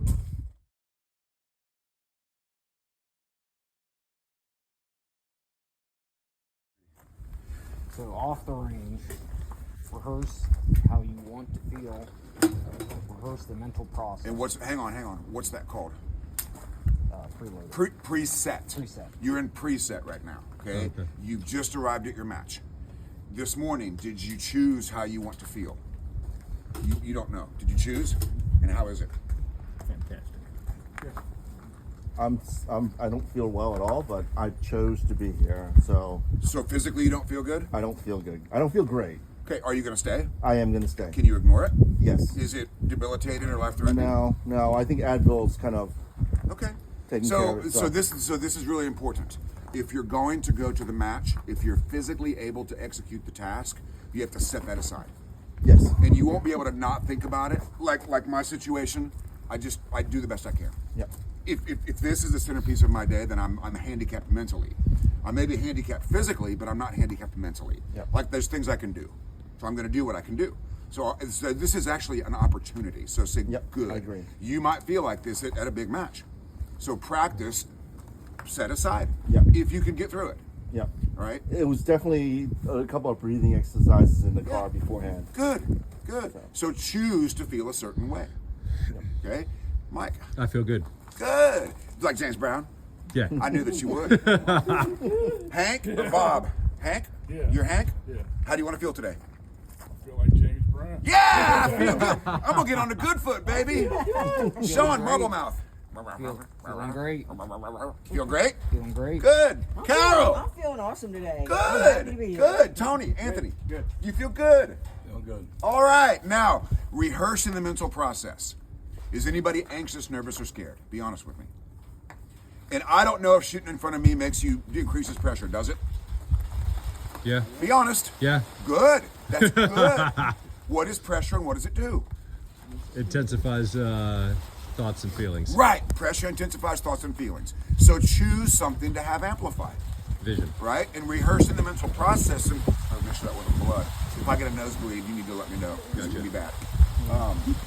Rain is good. I know It's good for You us. say that on the podcast. This is I good. say that I on the- love it. It's good. This is an opportunity, right? This is good. Any obstacle is an opportunity in disguise. Write that down. Oh, you can't write that down. Obstacles are like my foot is an obstacle. My classes, what's an opportunity? My classes are so much better because instead of screwing around with poppers and moving targets, I'm here preaching, right? I don't need to be moving targets around. Anybody can do that. You know what I mean? Some able-bodied 30-year-old tactical guy can do that. Now he'll rage quit when he's done because I need the 80-year-old one to move targets. Okay, so rehearsing the mental process. What is going to be your point of focus on this stage? You're going to shoot the gun. Yeah. What are you going to do? Watch the dot. Watch the dot. What are you going to do? Look ahead. Look ahead. It makes my eyes transition faster. That's my cue to. Carol, plug your ears. This is big boy stuff. That's my cue to not watch the dot, but to see the next target immediately when the dot lifts. That makes me a little nervous, but I trust you. What are you going to Center do? of the dot, call the shot. That's perfect. Hank? Dot on the target. Perfect. Dragon? Same. Good. Hank? Carol? Center of the dot, call the shot. Yeah, and there's no speed in that. Okay, there's no active control of speed. Does anybody have a car with adaptive cruise control? You've got one. It's magic, isn't it? Yeah, I love it. Right. I wish my truck had it. Right, because here in horse and buggy land, like my cruise control is useless because my truck can't see horses and buggies. Can you see a horse and buggy? Your car? Yeah. Targets are traffic. Yeah, it's Okay, slow you're going to truck. set your cruise control for maximum speed, and then the adaptive cruise control is your vision. Okay, targets are traffic. Does that make sense, guys? Yeah. Targets are traffic. Set your cruise control for max, and then let the adaptive cruise control it up and down based on the targets. Does that make sense? Okay, very good. Are you guys ready for a walkthrough? Let's do it. All right, we're getting ready to walk the stage. Your job is to create a subconscious stage plan with positive imprints. What do I mean by positive imprints? What do I mean? Seeing good shots on the targets. No. Oh. Positive imprints during the stage plan. What does that mean? I love this stage. Yes! This is what I am going to do, and I can do this. If you are afraid of a target, it's going to take your lunch money. You need to make the target afraid of you. Does that make sense? Yeah. So if there's a doubt or a fear or a worry, address it and say, okay, like there's a partial. What's my strategy going to be? Am I going to go for the A zone or am I going to go for the center of brown? Center of brown. Yeah. And you're welcome to go for the A zone.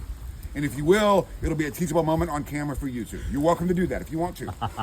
So think about it. Let's say I'm going to take that target right by the A zone, okay? And I stand there. I'm stopped. Alpha. alpha, it takes me 4 seconds to score 10 points, and one of them clips the no shoot. What happens to my 10 points? Gone. I've now invested 4 seconds and 0 points. Yeah. But if I go put 2 quick ones on the brown, I might get Alpha Charlie, I might get 2 Charlie, I might get Charlie Delta. Is that better than 0? Yeah. Is it faster? Yeah. Do that. Okay. Until you're on the super squad in contention to win the world shoot. When you're on the super squad in contention to win the world shoot, you might need the alpha, depending on the hit factor. But until you get to that place, and by the way, that only counts if you're tied for first going into the last stage. You understand that? If you're on the super squad at the world shoot and you're tied for first, you might need the alpha. Until that day. Seriously, this is not a joke. This is serious. Until you're on the super squad tied for first on the last stage, put them in the center of the brown. The only other exception is if you're trying to get to the G and the classifier has a lot of partials, you might need more alphas. So what Jay Beal does, the closer to the target, closer to the A zone.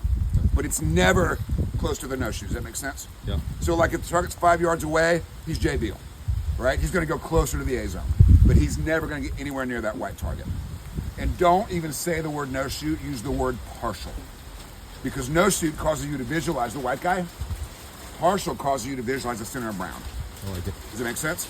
Yeah. Okay, all right, so positive imprints means as you're walking the stage, holy moly. Yeah, good grief. As you're walking the stage, every thought is going to your self-image.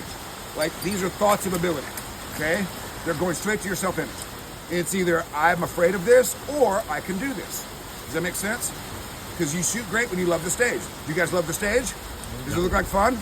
Okay, actively imprint, this looks like fun, I can do this, when I put my dot in the middle of the target, when I just shoot the gun, when I look ahead, I can do this.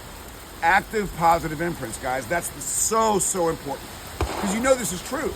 Remember, Laney didn't invent this, Laney identified it. Does that make sense? Laney discovered gravity. He didn't invent gravity, he discovered it. Your job is positive imprints. Okay? All right, thank you very much. And it is very common for there not to be a written stage brief, correct? Yep. You've seen that at major matches. If you don't know the start position, all you can do is get familiar, okay? And when you're doing your pre-walk, the fault line is set up for a reason. Walk every inch of that perimeter, right? It's that way for a reason. If there's a weird corner or like a little peninsula, let's say, it's there for a reason. So go check it out. Because remember, the stage designer is also a shooter. Right? He's going to give himself something he likes. So walk the entire perimeter. Oh, sorry. There's a little Steve on Steve violence there. Oh, did you know that only Steves can give Steves nicknames? So Steve O, only we can do that. Steve Areno, nobody else can do it. It's only between positive imprints immediately. Because every thought you have in your conscious mind goes straight to your self-image. Does that make sense? And nothing goes to subconscious until the second time. Nothing. Okay? So, as you're considering your options, choose quickly so that this can move to here. But know that every thought you have about your ability to shoot this stage goes straight to your self-image, where it filters your subconscious skill. That was the whole point of yesterday, right? Self-image is the filter for subconscious skill. A poor self-image chokes the fire. Good self-image stokes the fire. Oh! Is that a tornado siren? That's exciting. All right, we are now walking the stage with the tornado siren going. I'm sure it's powered by a horse and buggy somehow. Analyze, strategize, memorize, visualize. Hank, are you memorized? Yes. Okay. Nick, are you memorized? Yeah. Then move to visualization. Revolver Steve. Yo. Are you memorized? Yep. Okay. Good. Did you find them all? Yep, got 'em. Such a rock star. We're all rock stars today. It's a beautiful, beautiful stage they made for us. I was stuck in horse and buggy traffic and they got me a beautiful stage. All right, if you're gonna shoot something while moving, if you choose a body speed, like if you choose to hustle through there quickly, you will. What I want you to do is decide to be moving and then let your sight determine the aggression. Does that make sense?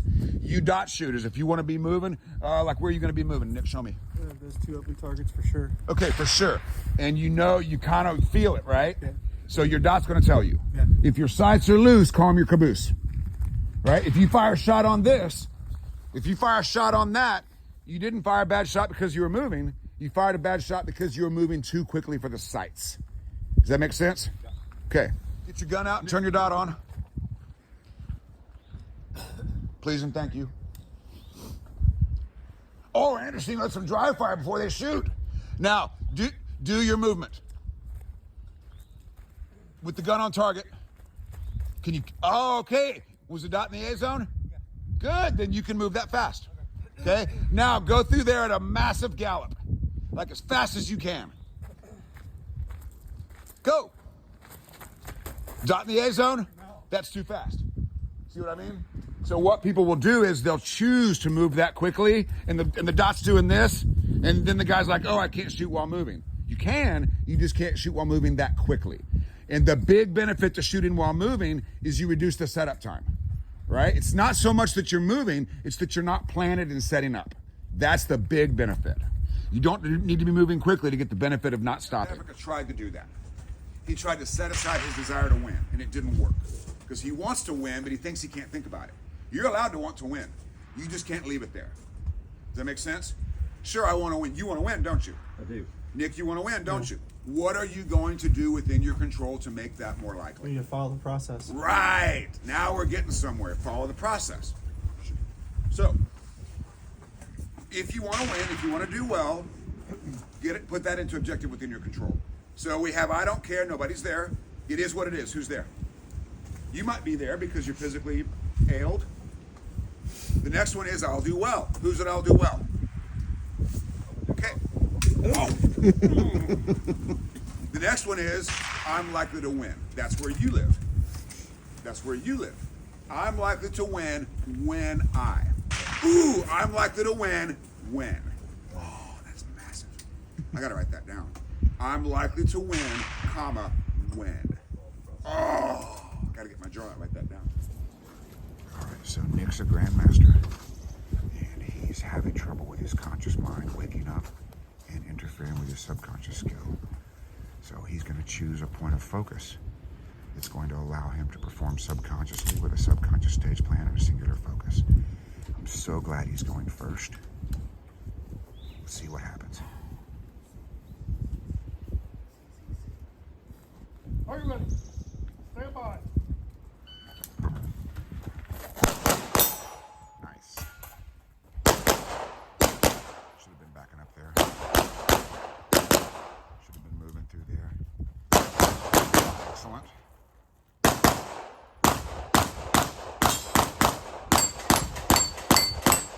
Nice. Very nice.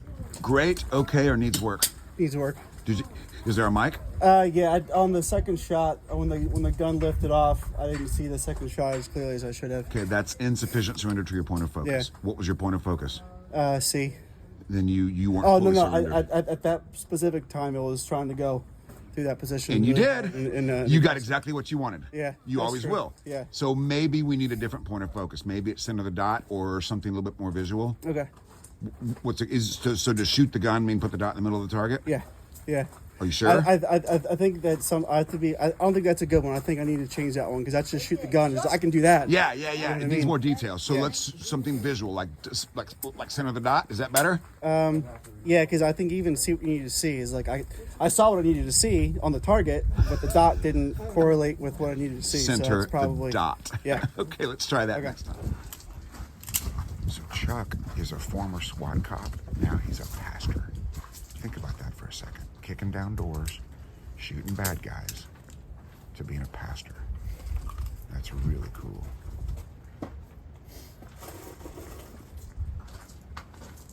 Are you ready? Stand by.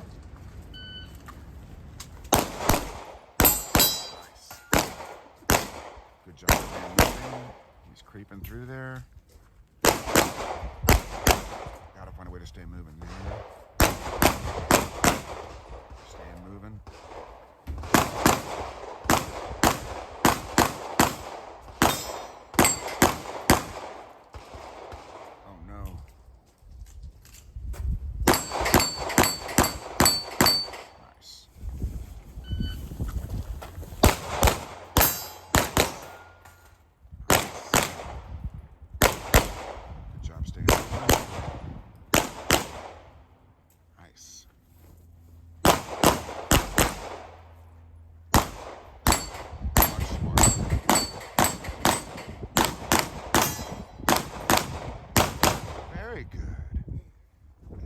Excellent.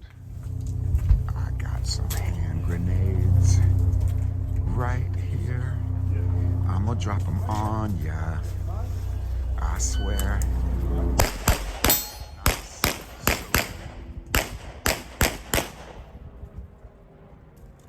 We'll talk about that. Nice. Staying moving. Yeah! Woo! Nicely done, my friend. All right, this is Shane. Like 17 pairs of gloves. I should grab. I have a heated vest on right now. Shane literally sold me a belt yesterday. I showed up without a belt. My pants were falling down. He sold me a belt. Nice. Good, very good. There's that burst of speed. Hank, there's that burst of speed I was telling you about. Where's Hank? You see it? You see it now? Awesome. Yeah! That's how you do that, ladies and gentlemen. All right, this is Anthony. Should have been moving through that. That's good.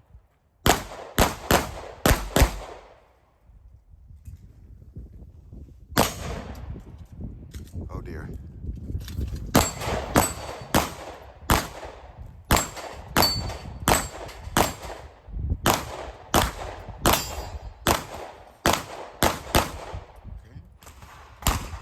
Here we have a revolver shooter.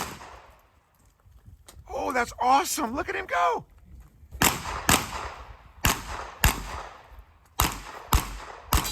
That's awesome.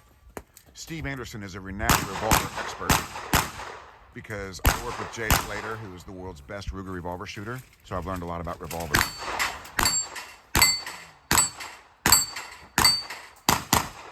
Yeah! That's how you do that. Woo! Every single one of you. Okay? I need you to learn this now and quit relearning it. If you have a poor sight picture, it is going to be a poor shot. How long have you been shooting? 15 years. 15 years. 15 years. Okay, I need you guys to all learn this. If your sight picture is poor, it's going to be a poor shot. So it isn't slowing down. You didn't get the benefit of this yesterday. You don't slow down. If you're seeing this, don't shoot until you see this.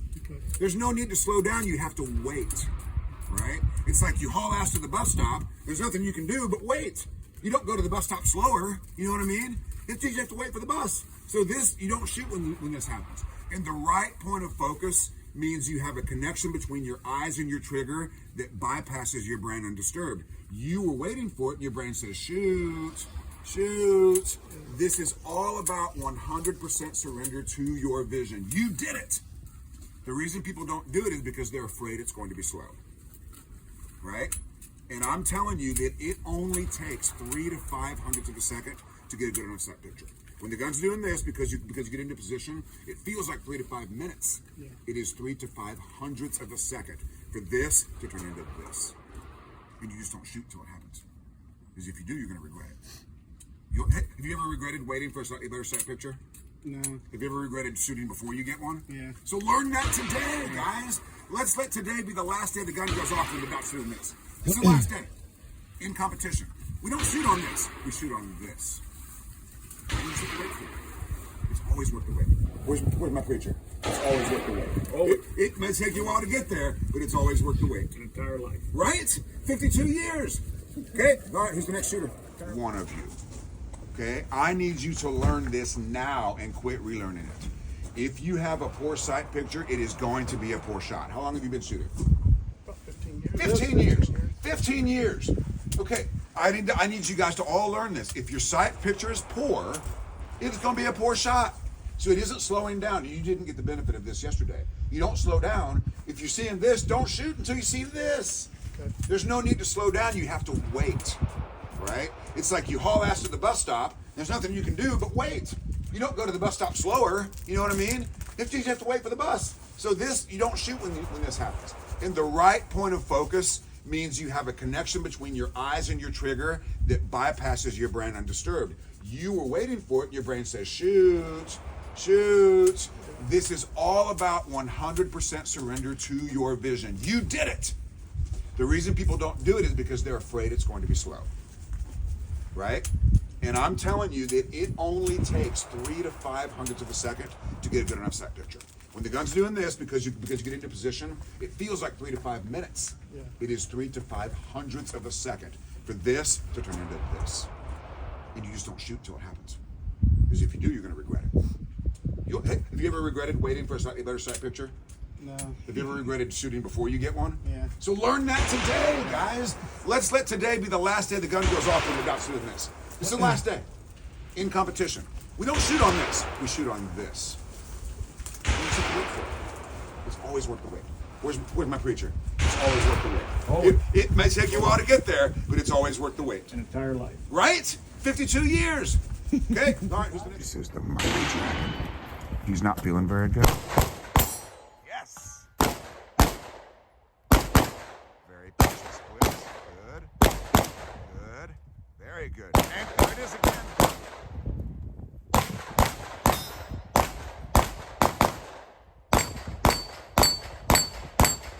Yeah, Dragon! Nicely done, my friend.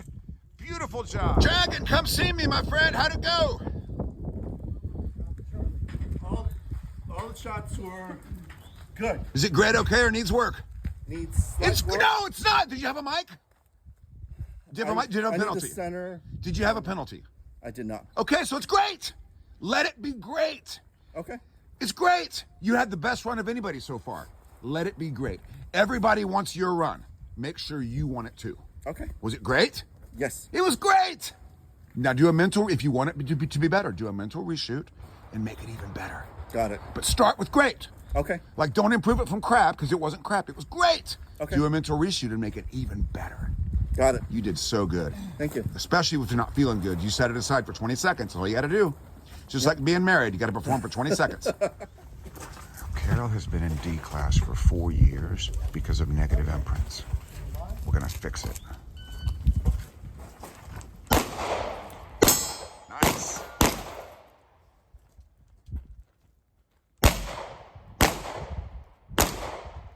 Nice.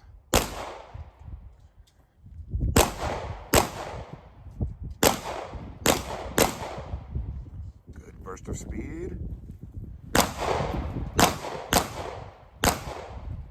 Okay, she should be moving more aggressively there. Good little burst of speed there. Good.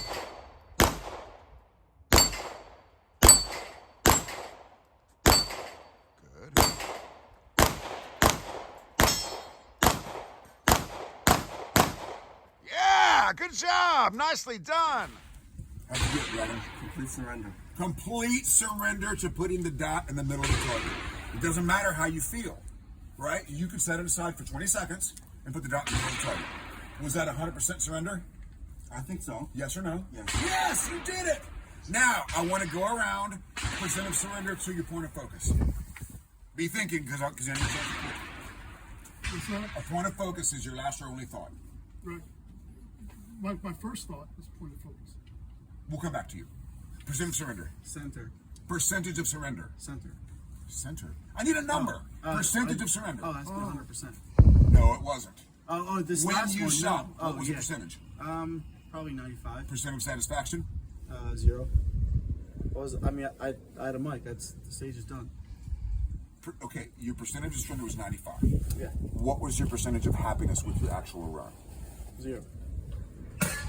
You didn't have a 0 and you didn't 0 the stage. Oh yeah, but with a mic isn't acceptable at all. Okay. This is the problem. You're a grandmaster. You just reduced yourself to D class. What was your percentage of happiness with that run? I guess I'm not understanding what you're saying, because I still think it's a You can't do that. You're a grandmaster. right. You don't reduce yourself to percent of surrender. 70%. Percent of satisfaction. 70%. See, that's the point I'm trying to make. That's what I was trying to get you. Percent of surrender. So about 75. Percent of satisfaction. 70. It's the same. Percent of surrender. Satisfaction. See? That's how this works. Percent of surrender. And satisfaction. 95. And 90, 95. see? Surrender. 70. Satisfaction. 70. 80. And 80. 80. 50. And See? All you need to do is surrender to your point of focus. And Dragon, you could not have been a better poster child for process. You're like the best poster child for process ever, because you got here, you're feeling like crap, but you surrendered. And imagine how well that'll work when you're feeling good. Okay? All right. Followed by Nick in second place. So Nick, you won it in your division in your second place overall. Oh, that run was complete crap. I mean, You can't do that. But if I almost feel that if I were to say it that was a 95% run for me, like good, then I'm allowing a mic to be okay. You're gonna have mics. The winner of nationals has a mic every year. Right. Every year. We have another stage to shoot. Yeah. You really want to go into the next stage as a No, zero? I mean, because like after this, it's like, all right, now it's like on to the next one. This one. Did you do your mental reshoot? Yeah, I did. Okay. Did everybody do that mental reshoot? Yeah. Did you get it right in your mental reshoot? Oh yeah. Okay, then we're gonna shoot the stage again. Great. Okay? You have an opportunity for 100% surrender. I just want you to try it. Just say, you know what? Anderson's crazy. He's all hopped up on nicotine and caffeine, but I paid him money to be here. I'm going to put the dot in the middle of the target. Does it work? Yes. Did you think about your feet? No. Think about your draw? No. Think about time or speed? No. That's how you win stages, guys. By letting your subconscious skills shoot the gun, because you're a great shooter. You're so good. Is this your first time with 100% surrender? I think so. That's how you win stages, my friend. You need to write that in your journal. When I surrender to my point of focus, I tend to win. Did you think you were going to win the stage overall? No. See? Normally, I'm just blasting. Right. It doesn't work, right? That's how you Like win, guys. By complete surrender to a point of focus and trusting your speed. You have earned speed in training. You have earned speed in training. Trust it. Trust it. You're like a freaking Dodge Hemi. You're like, oh, I hope it's fast. Right? Oh, I got to hit the gas really hard because my car's slow. Like, you're a Dodge Hemi. You're a Bugatti Veyron. Right? You're a Toyota Celica. Right? But you can still put the dot in the middle of the target. All right, let's go look at the stage again. Let's get a burst of speed. You need to be done with this guy before you lose him, right? It doesn't really matter to me, steel, paper, steel. I would go steel, paper. That would be my thinking on that, because I want to be transitioning the way I'm moving. Okay? All right, now, this is very interesting to me. Revolver Man did an excellent job shooting here and avoiding that corner. Okay? So I can get this done, moving or standing up to your skill level. I don't need to go to that corner. Right? Okay?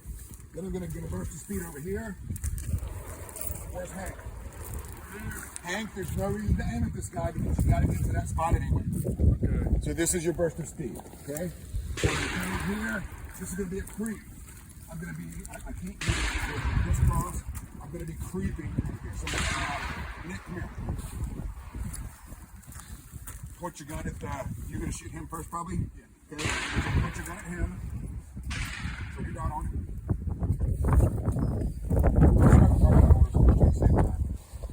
Now, creep through there, crossing your legs over. Good, that's how I want you to shoot that. Okay? Now, if you have to go to the end, we might as well get the plate rack at the end. There's no reason to shoot it here. Now, if you can skip that last position, obviously you want to shoot it here. And I put that there very intentionally. So you have to go to that position. Okay, so let's come over here. Now, this is very interesting to me. If I take these two on the move, this is a drive-by, right? So you can do the same thing here. So come here. We're gonna get a burst of speed here, Hank, right? Gotcha. Now you're gonna do the same move here on these two guys. Are those good shots? Yes. Okay, good. Now come over here. What's your next shot?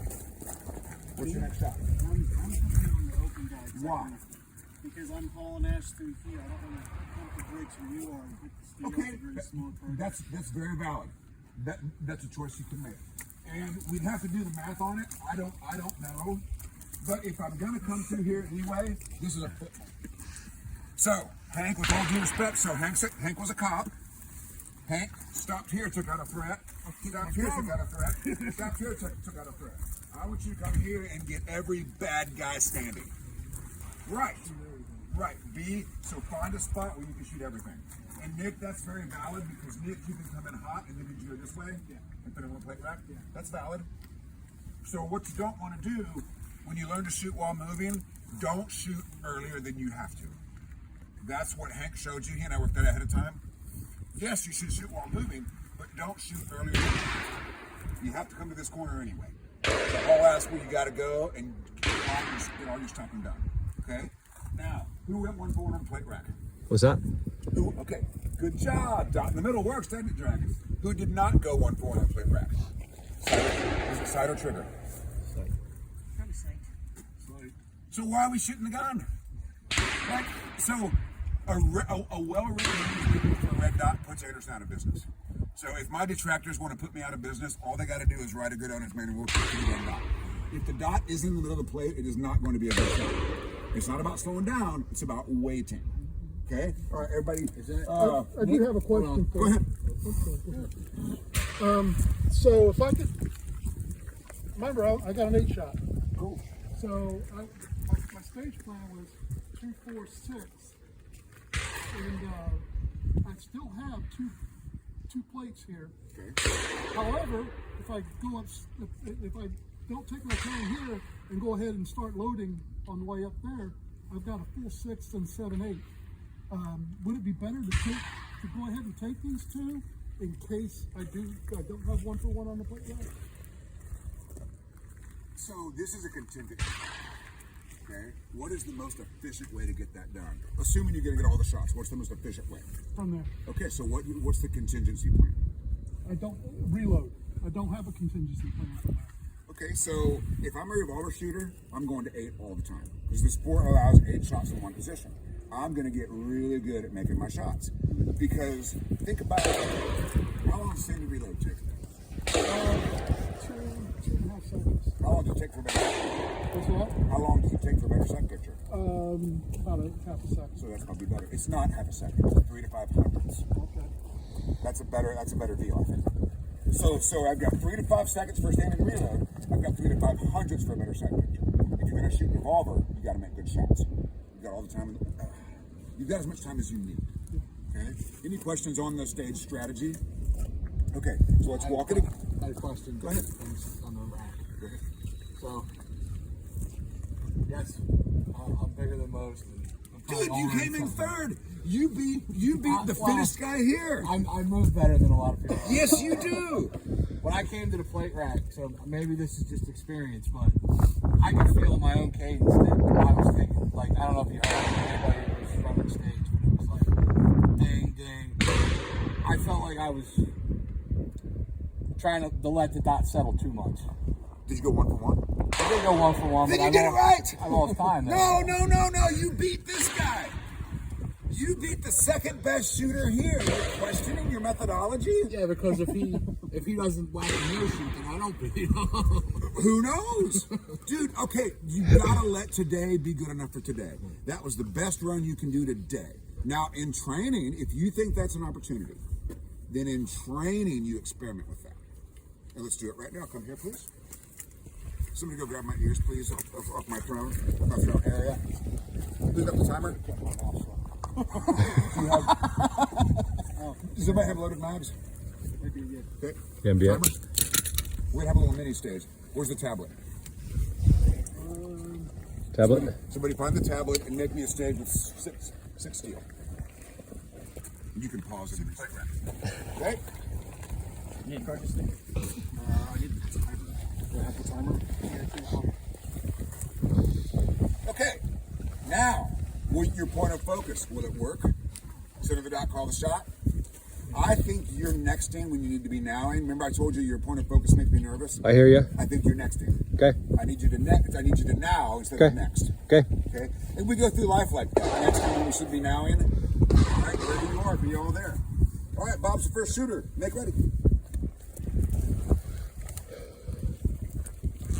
So, is the winner going to be the fastest shooter, or is the winner going to be the one who puts the dot in the middle of the target the best? Right? So, you are a better shooter than him. He was a better competitor than you. That's how he won. Yeah. By being a better competitor. You can't train that out.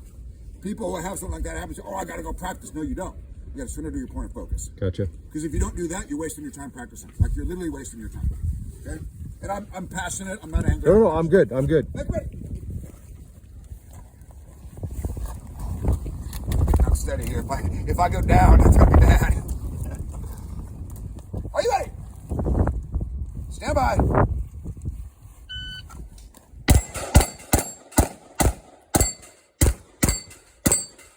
so he and I worked it out ahead of time. He just did the thing that he said he should have done. He didn't put the dot in the middle of the target. He tried to do it fast. Okay, why did you do that? He's afraid it's going to be slow, right? And it was slow because he fired extra shots. He fired 9 shots on 6 plates. That's what caused it to be slow, right? We're going to do it again. Stop. Okay. Yeah, I just don't know if he's clear or not. Yeah, gun's clear. Okay. And guys, I don't care if the gun's loaded or not as long as it's in the holster, because it can't hurt anybody in the holster. Unless it's a SIG, then it can hurt everybody. He just tried to do something new in competition. This time, I want 100% surrender to your point of focus. Okay. Whoever has the tablet, we're gonna do a reshoot. Oh shit. Okay. So this is gonna be one. So we have a 5-16 with 9 shots. Now he's gonna surrender to his point of focus 100%. Center the dot. Make ready. Now hang on a second. Is the gun loaded? Yes, sir. Okay. Take a sight picture with the dot in the middle of every plate, please. That'll work. That is literally all you need to do. Time will take care of itself, I promise. Are you ready? Stand by.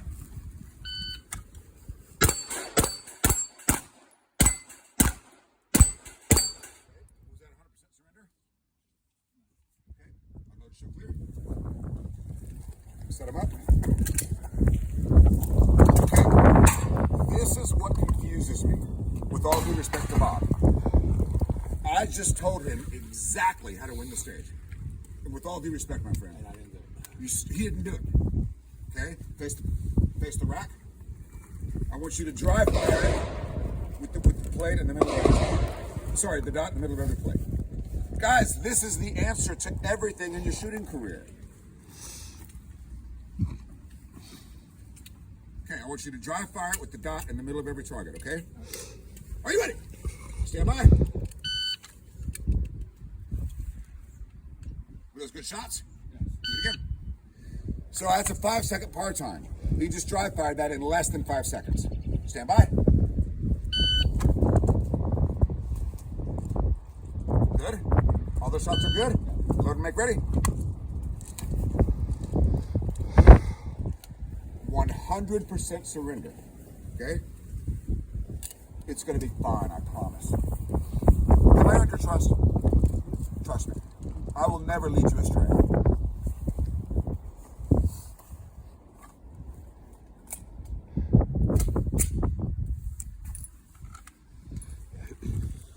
Are you ready? Stand by.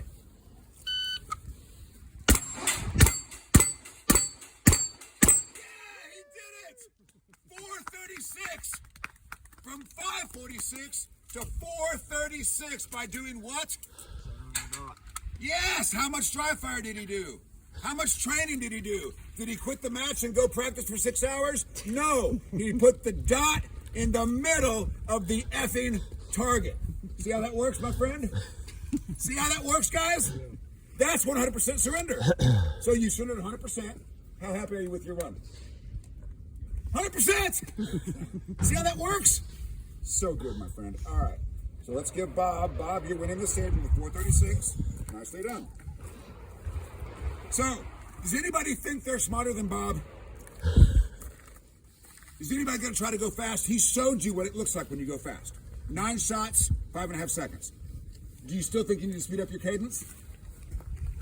No. No! All right. Nick, come on down. Are you ready? Stand by.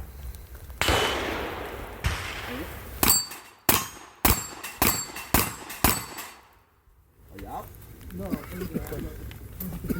You're shooting for score! Nope, you're done. No, you're done. You're done. They don't have enough weight to them, though. You're done. Hold on, let me unload. You gave up, and you get to take a mic for giving up. Sorry. Let me unload it. Go ahead. I should got. So I just got done telling Anthony not to give up, and he gave up. Like, what are we even doing here? I literally, I'm not getting angry. I don't understand it. I literally can't wrap my head around it.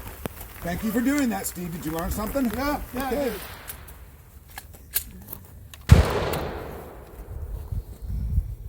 Are you ready? Stand by.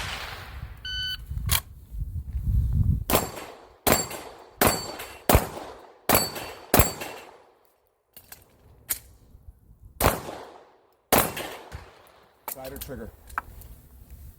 One side, one trigger. All right. So, guys, that's a training opportunity. I'm not okay with sight. Like, that's mental, right? You can't train a better sight picture. Like the decision that you make. I go through that with shooters. Like my roommate, God bless him. So Matt, why is the gun going on with a bad sight picture? I got to work on that. No, you don't. You don't need to work on that. You need to decide to do it. Does that make sense? Yeah. You just make the decision. And it feels like it takes forever, and I'm sorry about that. It's 3 to 5 hundredths of a second. Okay? Did anybody have less than 100% surrender on their final run to a singular point of focus? You did? Yeah. Are you ready to surrender? Yeah. You're gonna be so big. I got you. Carol. I got you. Okay? Like, what the hell is wrong with me? I'll tell you what's wrong with you. Years of negative imprints. Years of not being good enough. Years of being slow. Years of being sloppy. I'll accept trigger, but I won't accept sight. Because that's dumb. Right? Firing on a poor sight picture is dumb. Working on trigger pull is a training opportunity. But guys, what's going to happen if the dot isn't on the plate? Like, what God do you pray to? Like, I'm not aware of a God that's going to give you a good shot with a bad sight picture. It's not okay to fire on a bad sight picture. If you got a trigger issue, that's cool. We can work on. That's a training thing. I'll make a T-shirt out of it. Right. But dot in the middle, like, what do we think is going to happen? How many times you've been shooting for 15 years. What do you think is going to happen with a bad sight picture? A bad shot. That's a mental thing. Okay? Make ready. And guys, I'm the only instructor that will make you do this. The rest of them will have you go practice on a plate rack. That's bullshit. Practice on a plate rack is dumb. Like, you shouldn't need to do it. It's a decision that you make. Now, if you have a clean run in 12 seconds, then yeah, you should practice on a plate rack. But if you're firing 9 shots, practice ain't gonna fix that. It's a decision that you make. Are you ready? Stand by.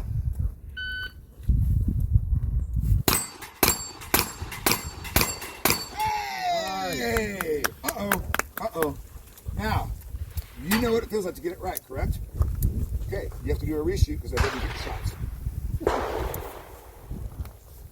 Are you afraid of a reshoot? The reason people are afraid of reshoots is because they don't know what they're doing. Like, they literally don't know. A guy has a great run. Oh, crap, I got to do a reshoot. He doesn't know what he's doing. Like, how can you not know what you're doing to be successful?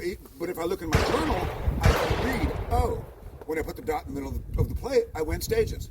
Now you know what to do. And if I make you do a reshoot, you'll know what to do. The same process will give a similar result. Does that make sense? Yep. A deviation in process will give a deviation in result. Ooh. We're getting so many golden nuggets today. Make ready. Do you know what you just did? Do it again. Are you ready? Stand by.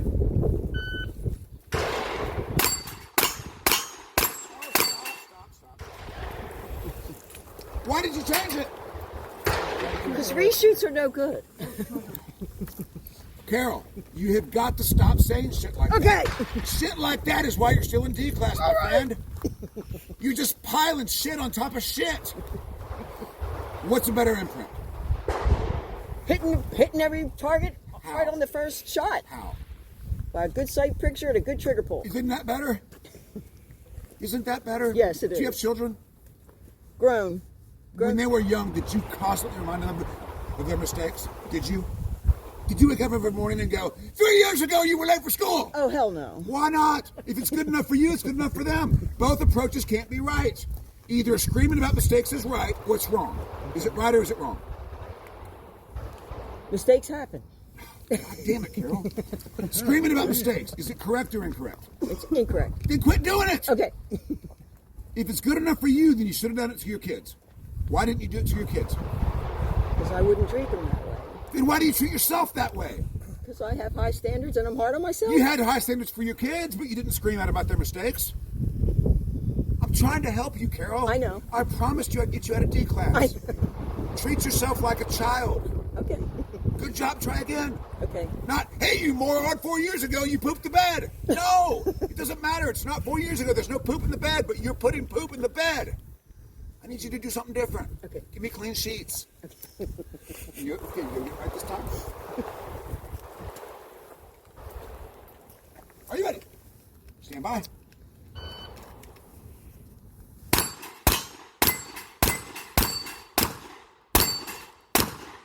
Slide or trigger? Trigger. Blows my mind. Okay? He knows more about getting it right, getting it wrong, than getting it right. He had an amazing run, but he doesn't know how he did it. He doesn't even know what his time was, and he's trying to do it faster than perfection. He had a perfect run, but he's doing something different. Why? So you guys can see it in him, right? You guys all know what he needs to do. Can you see it for yourself? Because you're no different. Does that make sense, guys? Every single one of you knows what he needs to do. Every single one of you. You're giving him advice in your head. Come on, Steve, you can do this. But in yourself, you think something's different. Why? Do you think you're smarter than two Steves? Because that's not possible. Like two Steves is way smarter. All right, Steve, what are you getting ready to do? Hey, make ready. Point of focus, okay? Is that going to work? Is that going to work? Show me.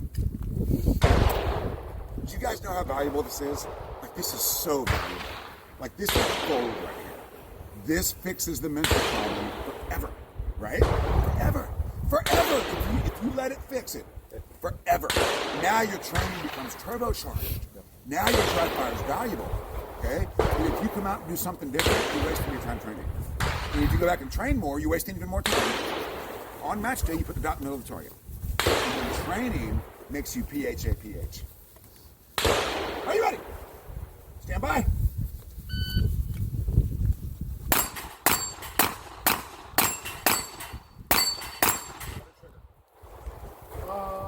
Sight on. Why, Steve? Why? I'm looking at the target. But that's not what you said you were going to do. I know. Why did you do something different than what you said you... I don't understand it, guys. You're trying to go fast, aren't you? He's afraid it's going to be slow. That's the problem. He knows what he needs to do, but he's afraid it's going to be slow. Were you afraid it was going to be slow? I am. Was it? No! So let's just let go of that. Like, are you afraid of a snake right now? Because there's no snakes. You're fast. You can't be slow. You can't do it. Like you're making sex, but there's not snakes. Are you going to get it right this time? Okay. How are you going to do it? Why would you go slow? I'm not gonna go slow on purpose. But that's what you said. No, I'm gonna. Oh, do that. Did you go slow? I did not go slow. Why? It's dumb. Just see what you need to see for every shot. Okay? Stand by. Is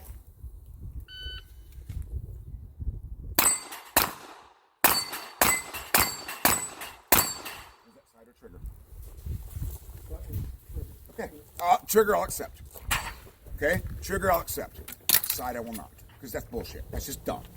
Like, if you say to me, I fired the gun and there's sight weren't on target, like, can we just stop doing that? Can we just be done with that? Okay. Very good. All right. Is your journal here? Dragon, I am so proud of you because you trusted me and you trusted your speed and you won. Thank you. And you were watching one of my videos and you thought, you know what? I'm going to try it.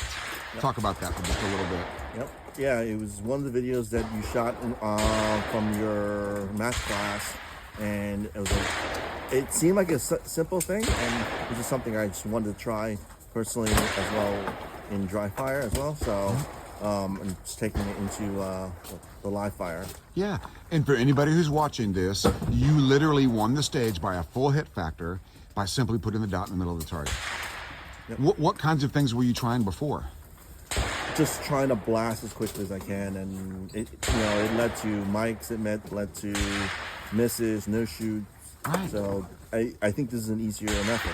And what stops people is they're afraid it's going to be slow. You were probably afraid it was going to be slow, weren't you? I definitely was, but I said I'd give it a try. Yeah, and you won. And the fact that you're not feeling great physically might have contributed to that. So like sometimes if somebody's in a diminished capacity for whatever reason, like they know, okay, my body's not working, I'm not feeling great, I'm just gonna put the dot in the middle of the target. Yeah. And that can help you surrender because there's nothing else you can do. Like when you're not feeling good, you can't like be super aggressive or some of the things you normally try. Yep. So I just want to make one more time. I'm going to beat the dead horse with a broken record. You literally won with the sheer simplicity of putting the dot in the middle of the target. And then on the plate rack, you saw like half the shooters try different things. This one wants to go fast. This one's looking ahead, right? And then you saw Mike take a half second off his time. He went from 356 to 298 by putting the dot in the middle of the target. Yep. Like the dumbest thing. Where's Mike? Mike. Okay. Like the dumbest thing a fast shooter can do. Nick, come here. Come here. I need you to listen to this. You're a grandmaster, right? I think so. I am. I'm just kidding. Okay. You're fast, right? Okay. The dumbest thing a fast shooter can do is fire on a poor sight picture. That's the dumbest. That's the only dumb thing a fast shooter's fast. Yeah. But why do we think with the dot not on the target, like we don't get our speed? You know what I mean? Yeah. Like if you don't hit the target, you don't get your speed. Yeah. The only way to get your speed is to put the dot in the middle of the target. That's how he beats you. Yeah. And that way you have another chance to put the dot in the middle of the target. You're gonna do exactly the same thing, right? Yes. Now the biggest danger for you is if you try to do it better, that's gonna mean faster. That's what Revolver Steve showed us. Better is always faster. I need you to be happy with your process and execute your process. The result will be similar. Okay? Now we're gonna have the ultimate test. It's gonna be awesome. Thank you so much, Dragon. I'm really proud of you. Thank you. Do you want me to do it this way? Vertical. Okay. It doesn't matter. Really. Okay. So he experienced something that I don't tell people because I don't want them to try to do it. When you're 100% committed to putting the dot in the middle of the target, it makes you faster, particularly in periods of non-shooting. Because when all you want is the dot in the middle of the target and you're not shooting, you can't do the thing that you want to do. Does that make sense? Like you're prohibited from doing the thing that you want to do. So it speeds you up when you're not shooting because you can't do the thing until you get to the place where you can do the thing. And that's what you experienced. So I recorded both runs. You were so much faster when you couldn't be shooting because all you wanted was the dot in the middle of the target.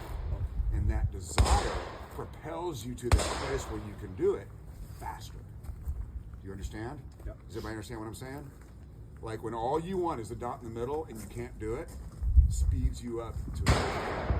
I don't tell people that because I don't want them to try to do it. You just experienced it. Now what you must do, I need you to write in that journal until you believe it, until you never do anything other than that in competition ever again. I need you to do that now. And then I want to see it when you're done. I'm sorry. Bob's not going to beat you this time. His nickname is Arsonist now. He burned the house down. Write that down. They call me the arsonist because I burn it down with the... Seriously, write it down. They call me the arsonist.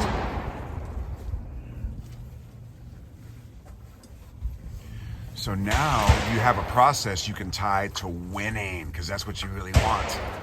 Now you know how to do it. Yep. It's one of the coolest moments of my career, Mike. Like this is a career high for me. I know, just keep writing. It's fine. It's good.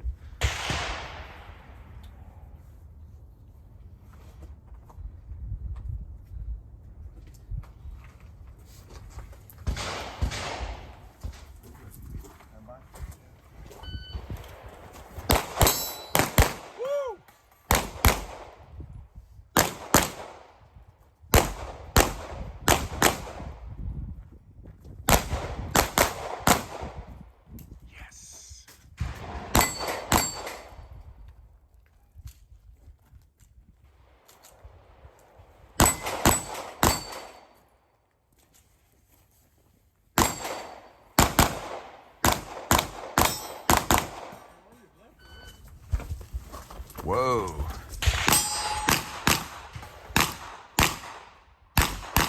Nice. So good.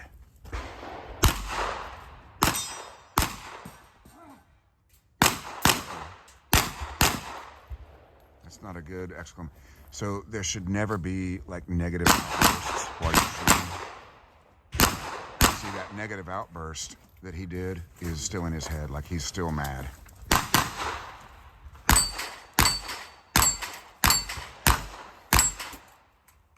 Oh.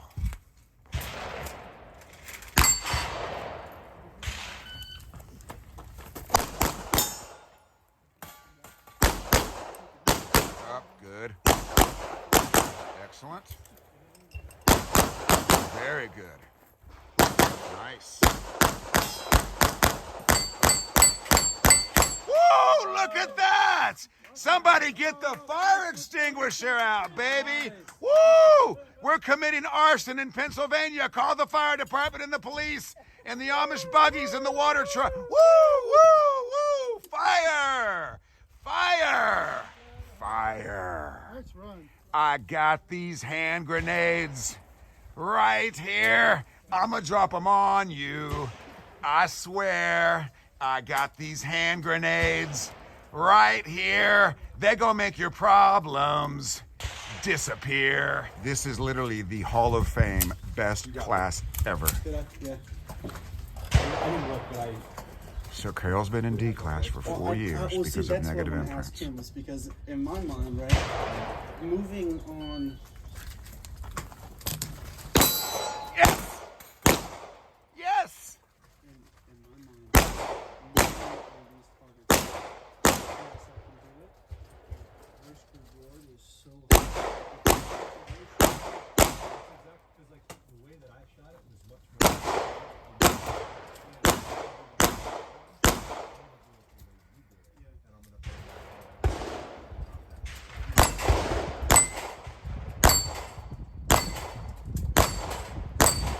Yes! Yes, yes, yes! Yes! She did it! Not very reassuring. Look at him go!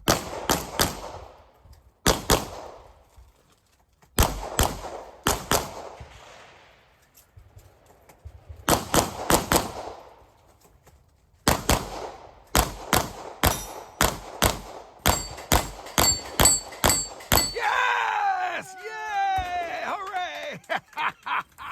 Tell her how proud you are of her.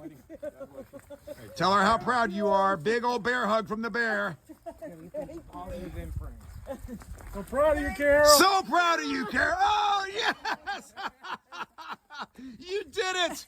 My little three-legged dog got the ball. Oh, yes, my little three-legged dog got the ball. We're so proud of you, Carol. Now you can do this, can't you? Yes, I can do this. You're already halfway there.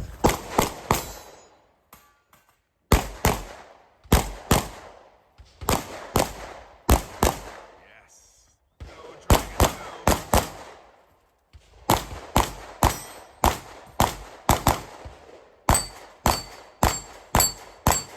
Woo!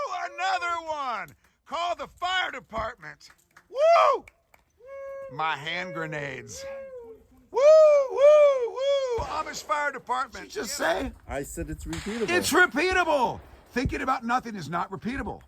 Lucking into a zone is not repeatable. But putting the dot in the middle of the target is repeatable. Absolutely. Isn't that amazing? Yes. Now, I don't know, one of those runs will be slightly better than the other one, but it doesn't really matter because they'll be similar, right? I think so. Right, same process equals similar result. And remember, the result is a variable by definition. Therefore, it is the wrong thing to think about. The process is fixed and not variable by definition. Therefore, it is the right thing to think about because it is Repeatable. repeatable. Thank you so much, Dragon.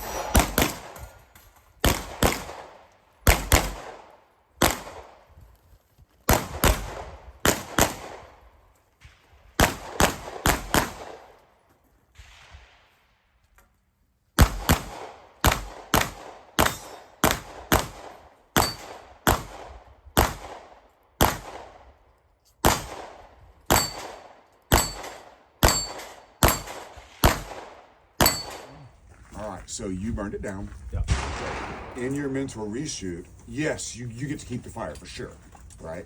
But I need you to reload the fuel that brought the fire. Because if you try to reload the fire, you forget the fuel. And then there's no fire, right? So Jay Beal made that mistake early on. When I talked about that yesterday, okay? When Jay Beal started putting 30% on people, he's tried to duplicate putting 30% on people. And he struggled, nobody even noticed, but he noticed. Because he was trying to duplicate the fire without duplicating the fuel. So that's why when you write that process down, you're duplicating the process, not the fire that it created. If you want the fire, you have to duplicate the process that provided it. If you try to skip the fuel, there is no fire. Does that make sense? Right. Okay. And the reason I keep asking, does this make sense? Is like, I can tell when something's internalized, like I get a reaction. Yep.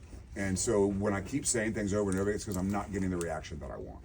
Like, that's huge, right? Who loved their run on this last one? Okay. So, where am I coming from to go there? Where am I at before I go there? What about there? Right about here.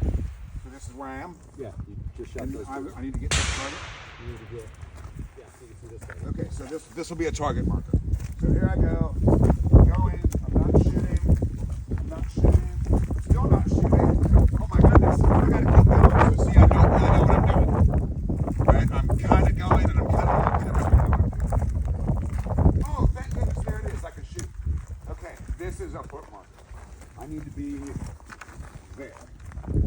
So now, when I'm over here, instead of looking at that, I look at this. You understand the difference? And my left foot needs to come down right there.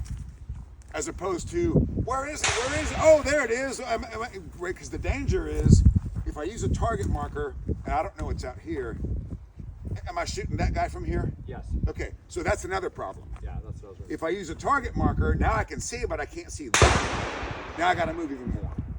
So foot markers are usually better, meaning the more critical the position is, the more it supports using a foot marker. Because now, remember we talked about having to move my body? That's wasted time, okay?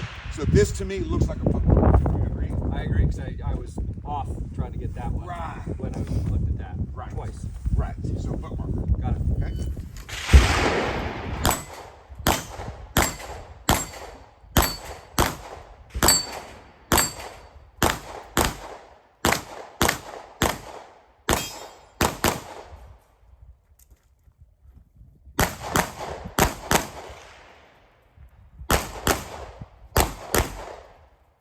Nice. Look at that foot marker.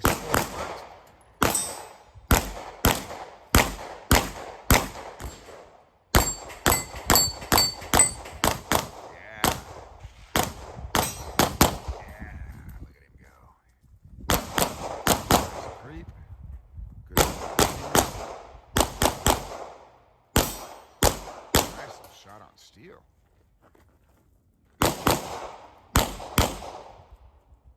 Are you ready? Stand by.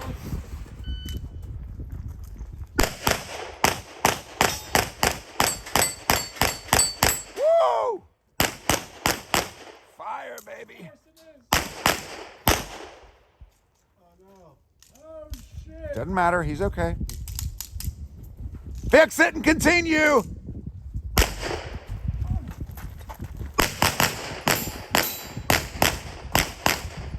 Are you ready? Stand by.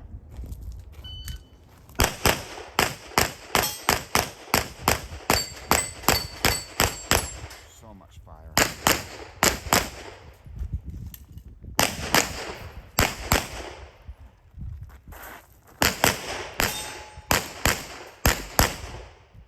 The arsonist! Woo! Woo! Woo! Are you ready? Stand by. It's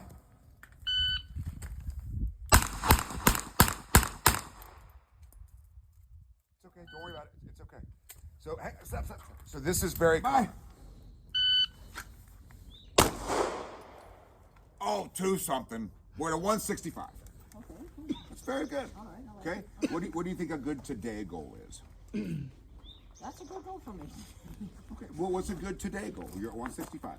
150. 150. Okay. Now, this is going to be kind of crazy. Your draw is really good. So I don't want you to try to go faster per se. Could you start your draw any sooner? So here's some options. React to the timer sooner. Move your hand to the gun. I was told that, and you know what? And I just feel like I'll get penalized for creeping or false start. Not here, you won't. No, not here, but You ain't gonna get penalized for shit except for talking shit about yourself. okay. Okay? So let's do an experiment, okay? Do you hear how quiet and still it is? Listen to this. Isn't that pretty violent? Right? So can you move as soon as the piece of nature is disturbed? Let's try that. We're at 165. We're looking for a 149. Are you ready? Stand by. I rushed it, That was a didn't I? little, yeah. You have to wait for the violence, okay? You have to wait for the disturbance. 129. 126. Are you ready? Stand by. That was slow. God bless you, Carol. You don't get to do that. You weren't even done yet. You already pissed off. It doesn't work like that. I wasn't pissed. I just said it was slow. But you're judging. Let me be the judge of the judging. Okay? I want you, okay, do you see one of those bullet holes? I want you to stare at that bullet hole. Now I want you to yawn. Feels good, doesn't it? Okay. Are you ready? Stand by. Okay. You're aiming an awful lot for a girl that wants a 150. It might not be an alpha. Doesn't need to be. Okay, now, do you feel where your shoulder is? Put your hand on your gun. Put your hand on your gun. Do you feel where your shoulder is? When you take your hand off, can you keep your shoulder there? When you put your wrist below your belt, can you keep your shoulder in that position? Put your hand on your gun. Now move your wrist below your belt. Okay, okay, watch me. Hand on my gun. Watch my shoulder. Wrist below my belt. See what I did there? Hand on gun, wrist below belt. There we go. Okay? Is that good enough? It's great! Okay. But I mean, It's great! At a match, Yes! is this okay? It's fine. Okay. Are you ready? Stand by. Okay, you're aiming a lot for a girl that wants a 150. Okay. Can I just get a safe shot? Just pull it out and shoot. I just need a safe shot. Okay. Okay? Are you ready? Stand by. There we go. Was it safe? No, I was 140. Okay. Still. Yeah, I was just that's almost an alpha. Can you fire as soon as the support hand touches the gun and have it be safe? Okay. Can you? I need a yes. Yeah. You can do that? Okay. As soon as the support hand touches the gun, I want you to pull the trigger. Are you ready? Stand by. That was no sight picture. Stop. Okay, that was no sight And picture. if that's a problem, I'll tell you. You did exactly what I told you to do. Yeah, I did. You fired as soon as the support hand touched the gun. Okay. Okay? I think you can do faster. Okay. So come up here with me, please. Right about here.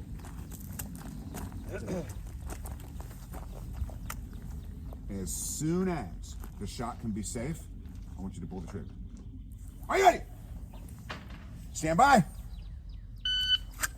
Okay, 127. Now, at this time, you are waiting until you're fully extended. Okay, so you're joining, and then you're extending. I want you to shoot here before you're fully extended. Okay. Can you do that safely? Okay. Are you ready? Stand by. That was terrible. No, it wasn't. No, No, it wasn't. Stop talking and look at this. I wasn't. Ma'am, look at this. Okay. This is what's important right now. Okay. Okay, all that shit you were trying to say is what's keeping you at a 250. Okay. The definition of success is a safe shot as soon as both hands touch the gun. Okay. Work with me here. Okay, I am. We've been at this for about 6 minutes, and you're at a 112. There is a 99 in your future if you will do exactly what I ask you to do. Would a 99 be pretty sweet? Yeah. I think we'd both cry, wouldn't we? I think we'd all cry. Okay, so get a little closer. Okay, get a little closer. Let's move to this one. Let's move to this one. Okay? So if I tell you that I want you to fire as soon as you can do so safely, do you understand that? Okay. Yawn. Are you ready? Stand by. Ow. It's okay. Just load the gun, it's fine. Now, what I just saw, Not anything in here. It's okay. I wonder why the slide didn't come back. because there's nothing in it. It didn't fire. On the last shot. Oh, because you didn't have a great grip. Oh, yeah. You have to have an awesome grip for the sidewalk. Okay, now, I want you to look at the, you see that tear in the target? That little hole right there? Yeah, that's not a good one. You see that little dimple right there? I want you to stare at that dimple. Now, let's mentally rehearse. What's this gonna feel like, right? As soon as the support hand touches the gun, and you might be able to start prepping the trigger before the weak hand touches. Is that something you could do? That's right. Like to begin pressing but not actually fire before the support hand touches? Let's try that. And this is just an experiment. Okay? As long as it's safe, it's fine. Are you ready? Stand by. It's okay. No problem.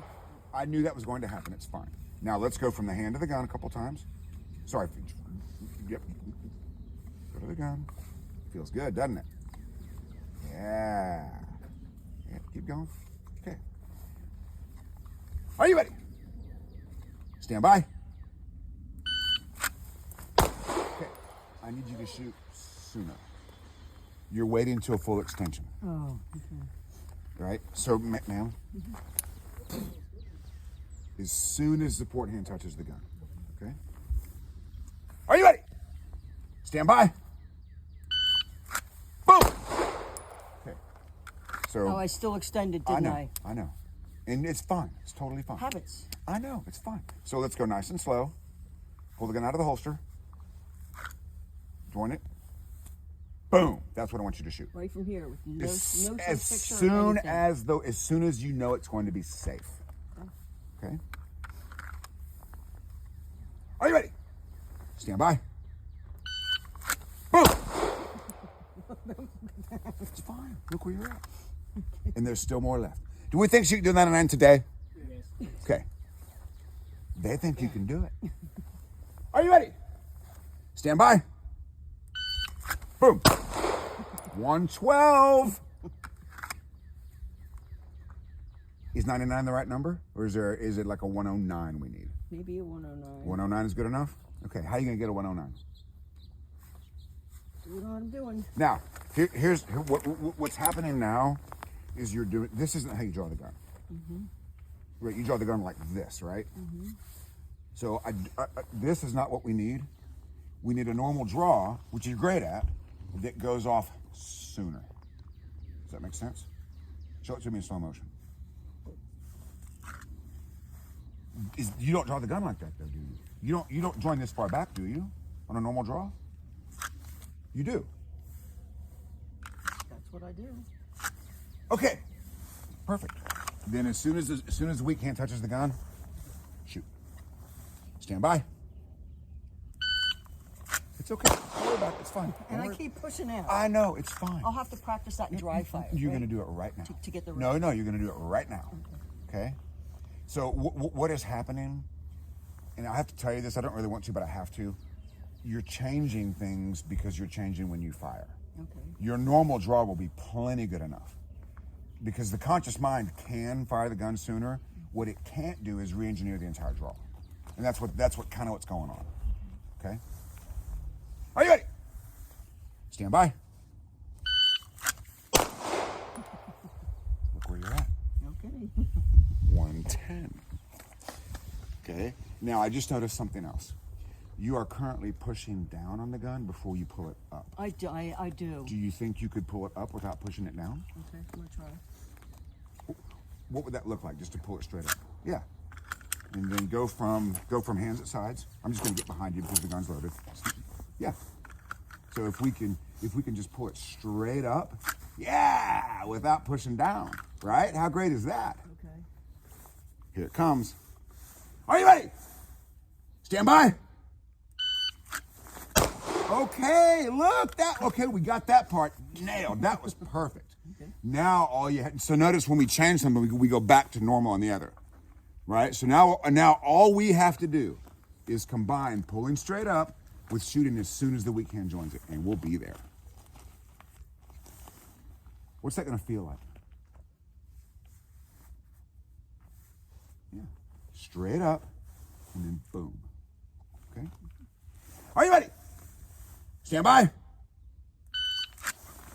It's okay. It's okay. I didn't get a good grip. I know, it's totally normal.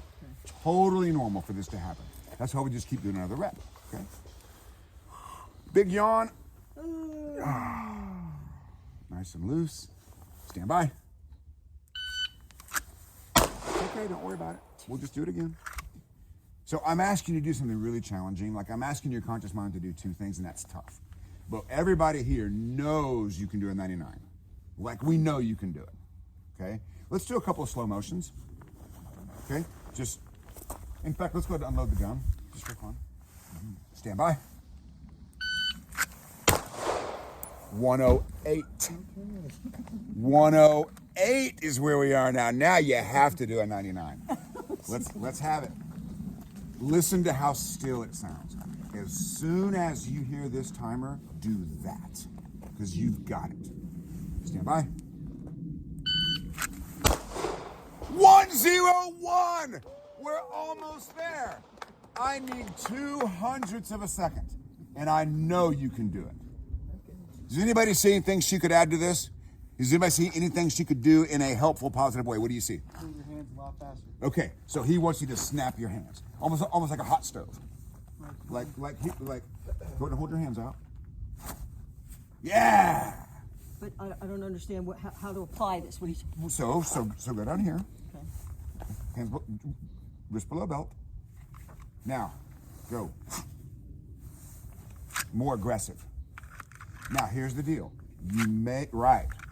No, but from here, from there. Oh. Okay. Is this like that scoop draw? No, that this you is guys not. do? Nope. Oh, Just stay with me again. Okay. Yeah, that's it. Yes. Now, here's the thing. You may not have an awesome grip. If it's safe to fire, I want you to fire. But if you think it's unsafe, then don't fire. But if it's safe, just fire. Okay? Are you ready? Stand by. 103. Okay. You're almost there. Okay? Stand by.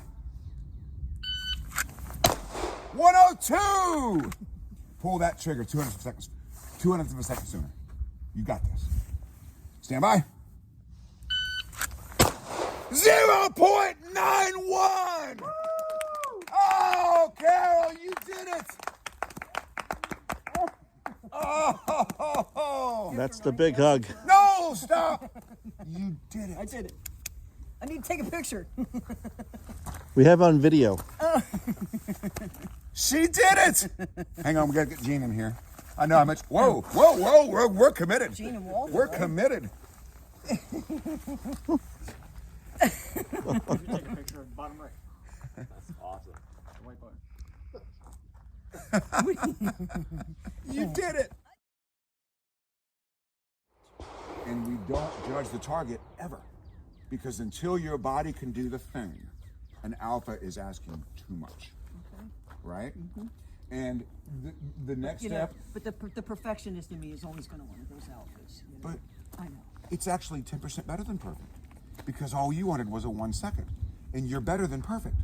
Because this is the measure for a short period of time, for 11 minutes. This is the measure. And you beat it by almost 1/10 of a second. Pretty cool. Okay. All right, Mike, come on down. Woke up and things started to kind of get weird. That's a normal part of the process. That's completely normal. Like we gain some here, we lose some here. It's totally normal. But the best thing to do is just do another rep. Because if you stand there and talk about it too much, it gets worse. Okay? Are you ready? Stand by. 62.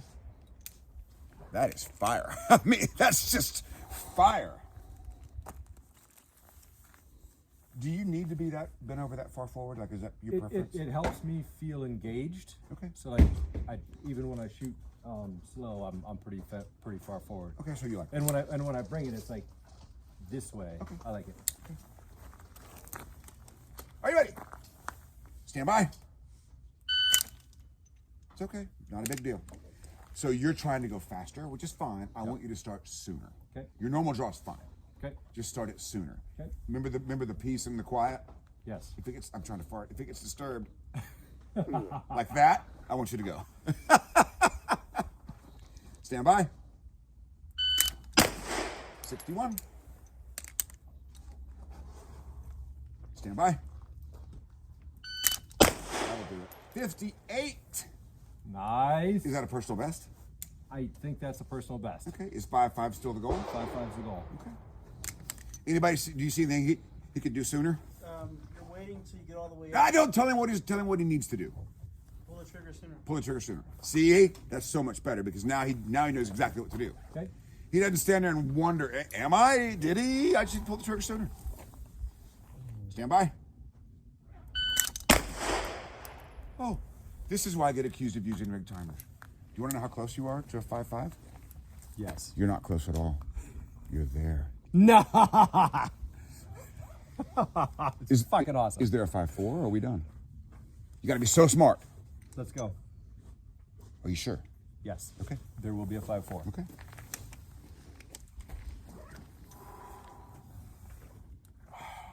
Pick something small to look at.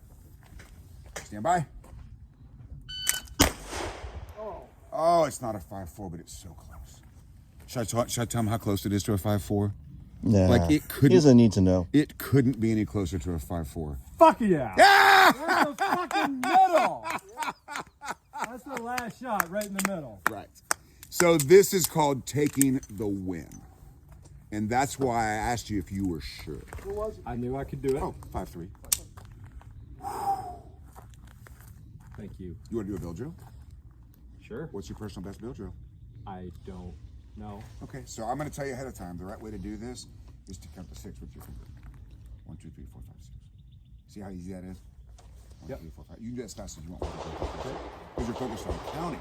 So is the success the time? Well, sure. Great. Is there a target number?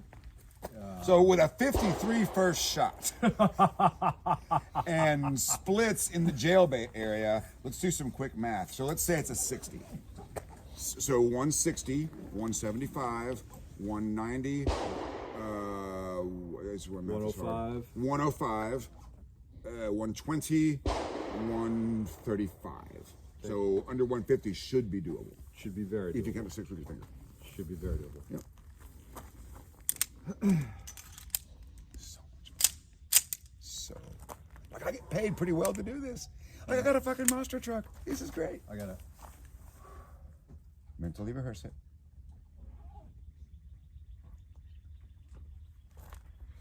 Stand by. Okay, what?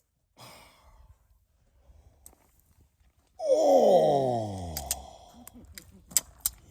Now, I was not expecting that. Were you expecting that? No. I was expecting that number to be a little higher, the bottom left number, but it wasn't. What was? I don't know how to tell him this. How do you think we should tell him this? Do you want to tell him? No, we should just let him find out from the video. Oh, yes! We'll let him find out from the video! Yes!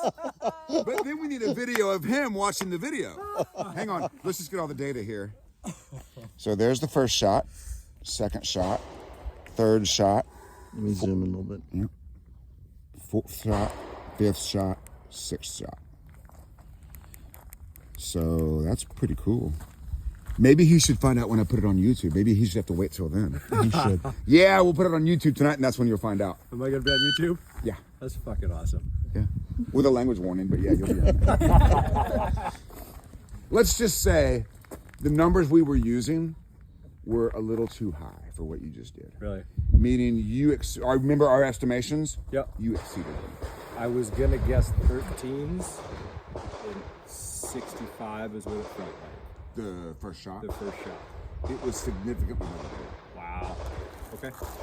That's awesome. In fact, one might say it was on par with his best work. I think so. One might say. Yeah. Nick, you want to play or are you good? Oh! Are you ready? Stand by. Okay. So you need to be all over that trigger. You're waiting until you're fully extended. You need to be prepping on the way out. Okay.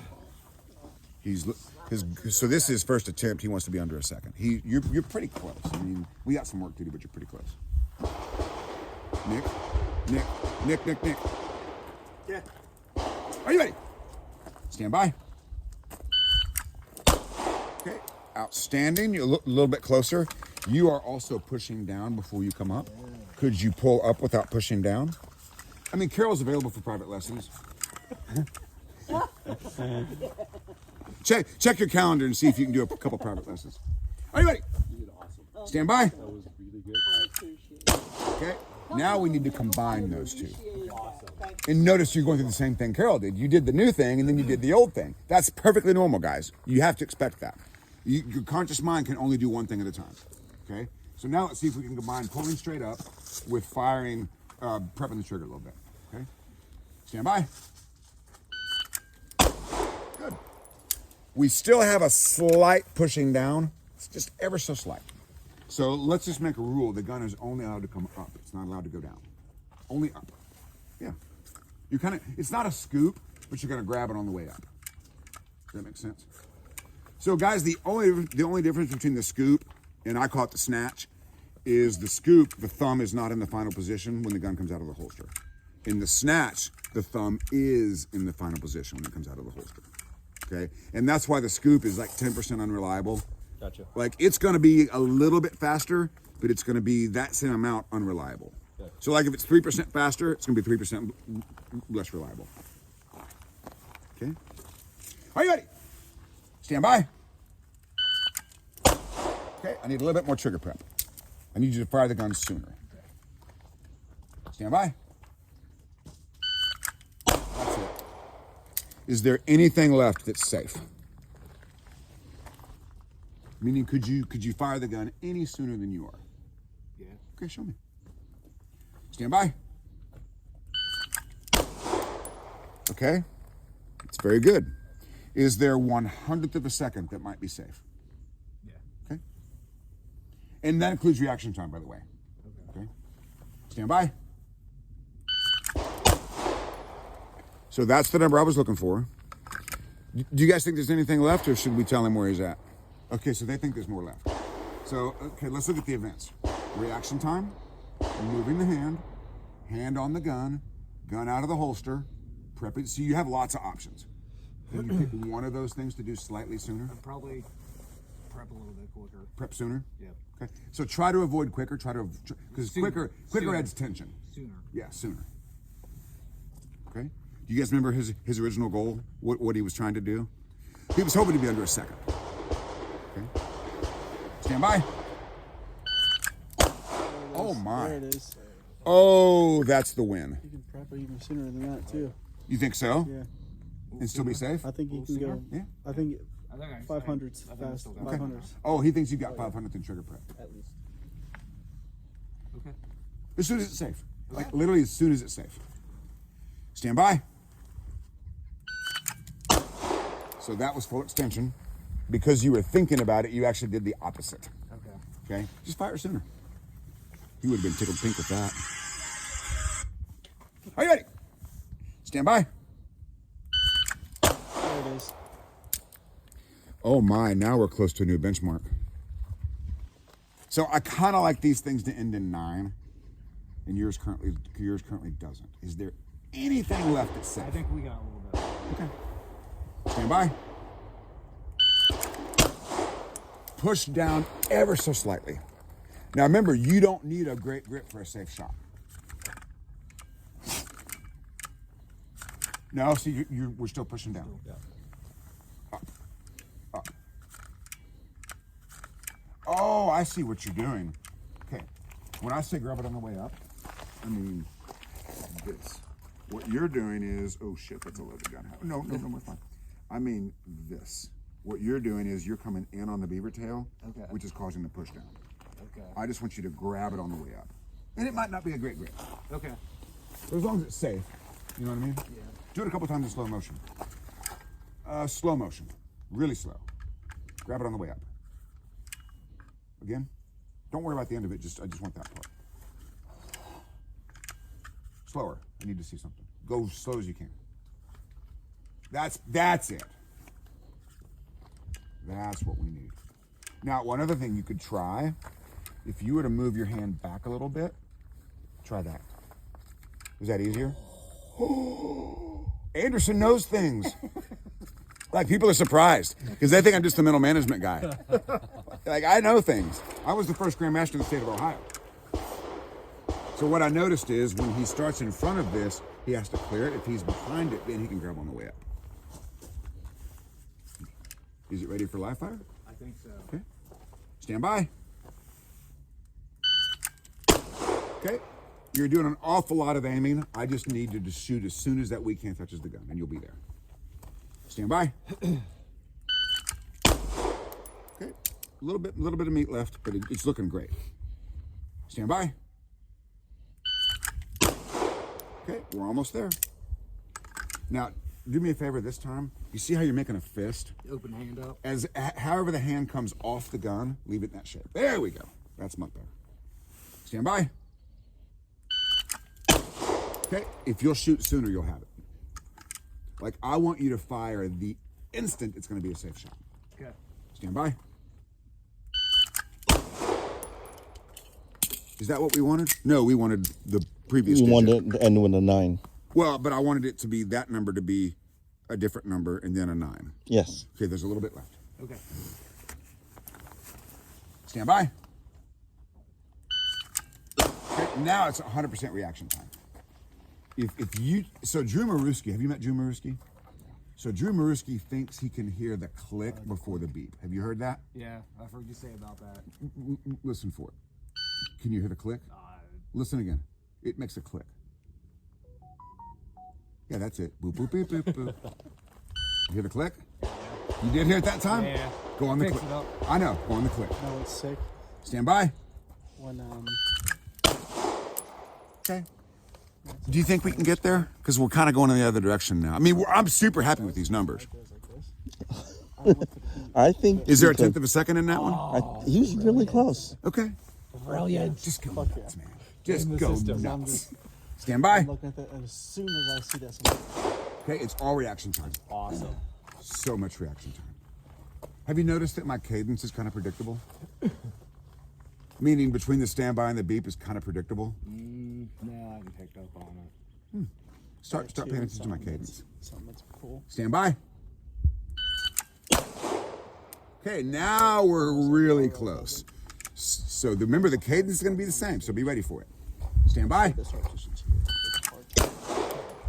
There you go. Okay, we now need 1/100th of a second. Pull the trigger sooner. All right. Stand by.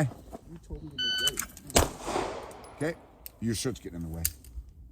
I missed that. Let's say that the make ready here. 1/100th of a second left. Hard target that I want to see through myself. So when I said go nuts, that's when you did it. Just go nuts. Yep. Stand by. I still need 1/100th of a second. I can't wait to show you. Should we make him see it on YouTube with us along with Mike? You think so? Okay. Stand by.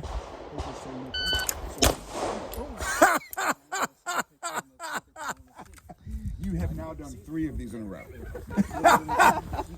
We're looking for a 6-9. All right. Can you go nuts? Yeah. Done 3 of them in a row. All the time. Like my whole. Stand by.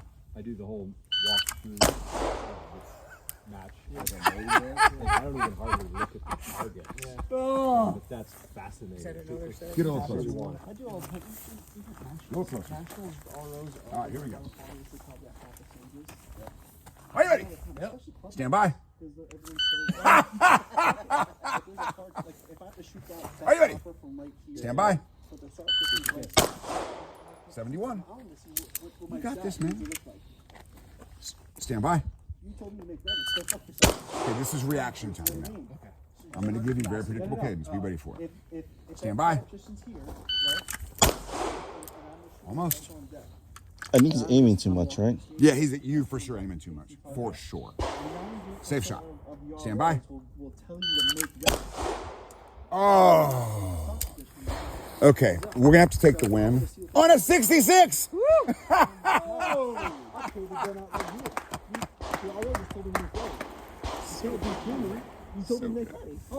So now.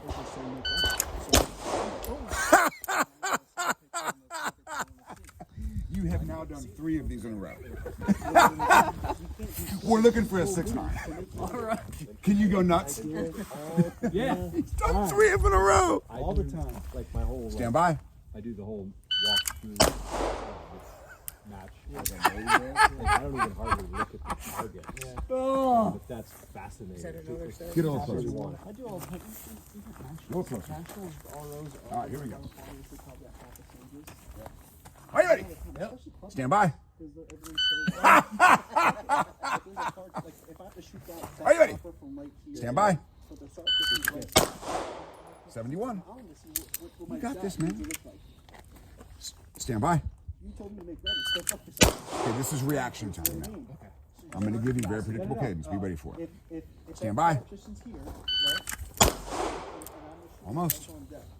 I think he's aiming too much, right? Yeah, he's at you for sure, aiming too much. For sure. Safe shot. Stand by. Oh. Okay, we're going to have to take the win on a 66. Woo!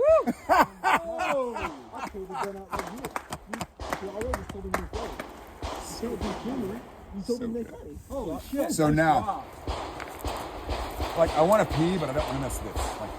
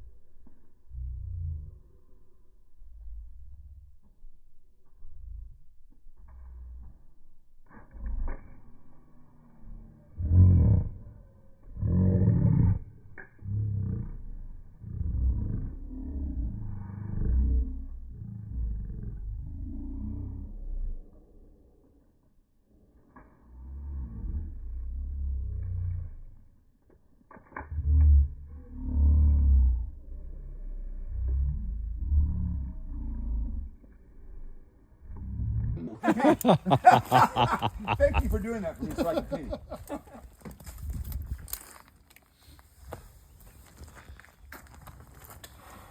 So here's the key to this. The key to this is counting to 6 with your finger. That's the key.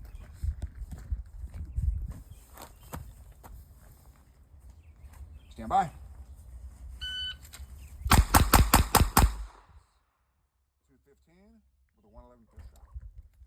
That means you're going to do a 199. Just pull the trigger soon. Okay.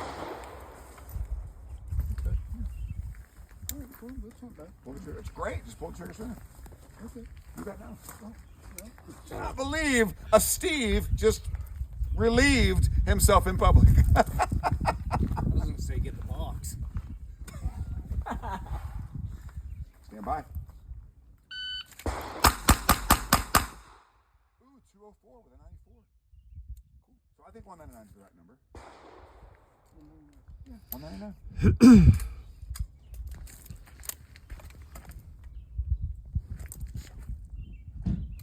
Are you ready?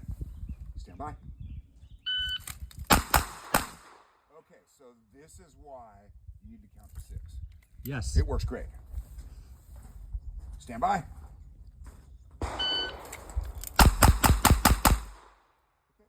you're close. So your splits are fine. Just squeeze. Boom. Stand by.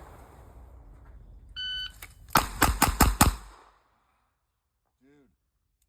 my hand started. It's okay. I need one more just like that. Is there one more in you? Yeah, but there's not one more in my belt. Okay. You want to stay ready? Shane, he's got a case right here. Oh, sorry. I thought you were going to be a phone. Are you ready? I think this Stand is by. a bottle. Yeah, actually. Okay. Holster.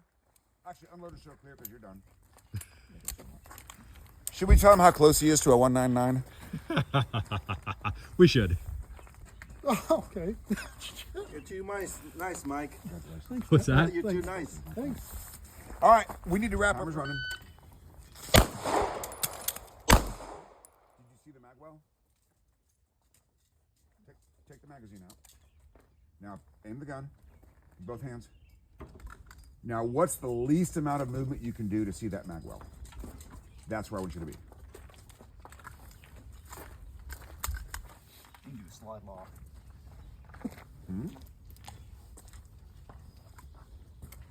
Yeah, the slide's not going to lock back without a magazine. Whenever you're ready. It's okay. It's normal. Totally normal. I'm going to start the timer. 160.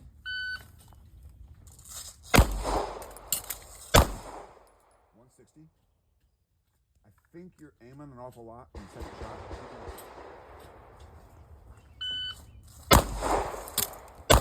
You're still aiming way too much. You're good. As soon as that mag hits home, fire that gun. He's at 138.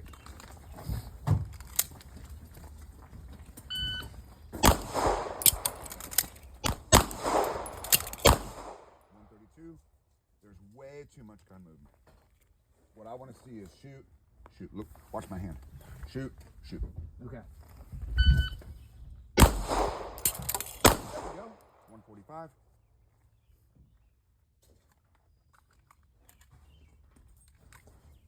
Mike, you just eat once a day, right? I'm sorry? You just eat once a day, right? Once. Do you ever get so hungry you start farting? No. That's what's happening to me. 146. There's 3. It's okay. Don't worry about it. You're gonna need a mag though, I think. Oh, is there one? Okay. Yes.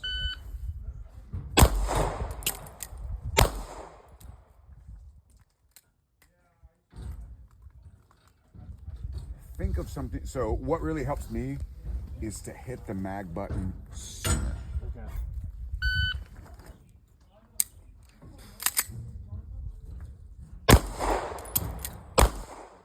So I want to show you.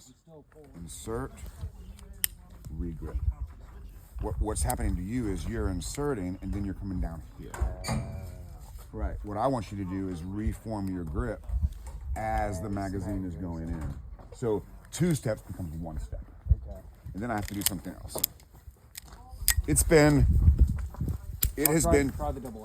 has been 20 years since I fired a Beretta Elite 1. Okay.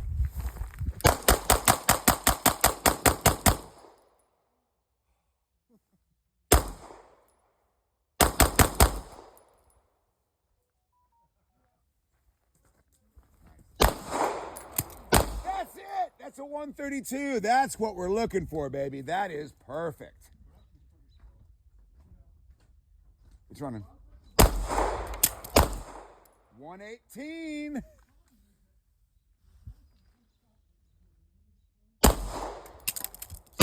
it again. Nope, no big deal. The key to something like that is to not say that number out loud.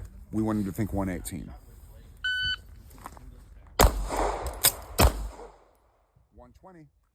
If you'll fire the gun as soon as the mag's seated, you'll have it. Boom. 110! We did it again. All right, let's take the win.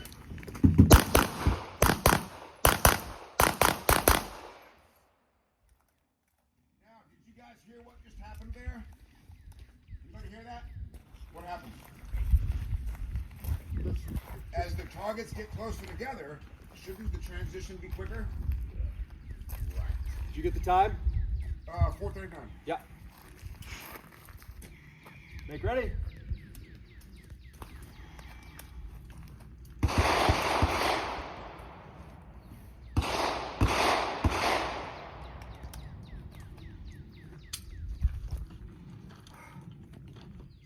Are you ready? Stand by.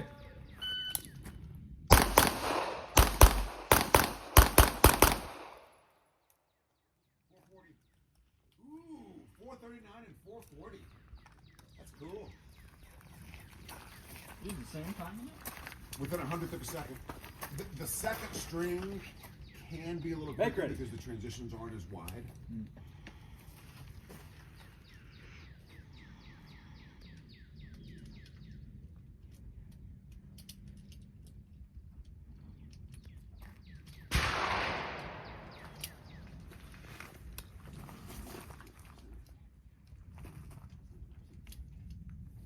Are you ready? Stand by.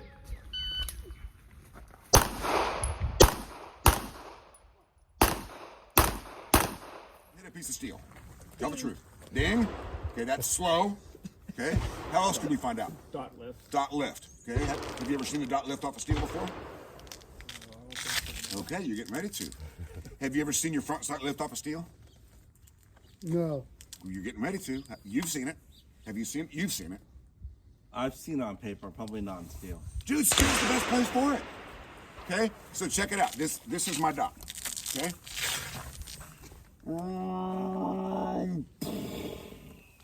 Was that a good shot? Yep. Of course it was. What about this? Is that a good shot? That is not a good shot. What about this? Yeah. Is that a good shot? That's a great shot. Okay?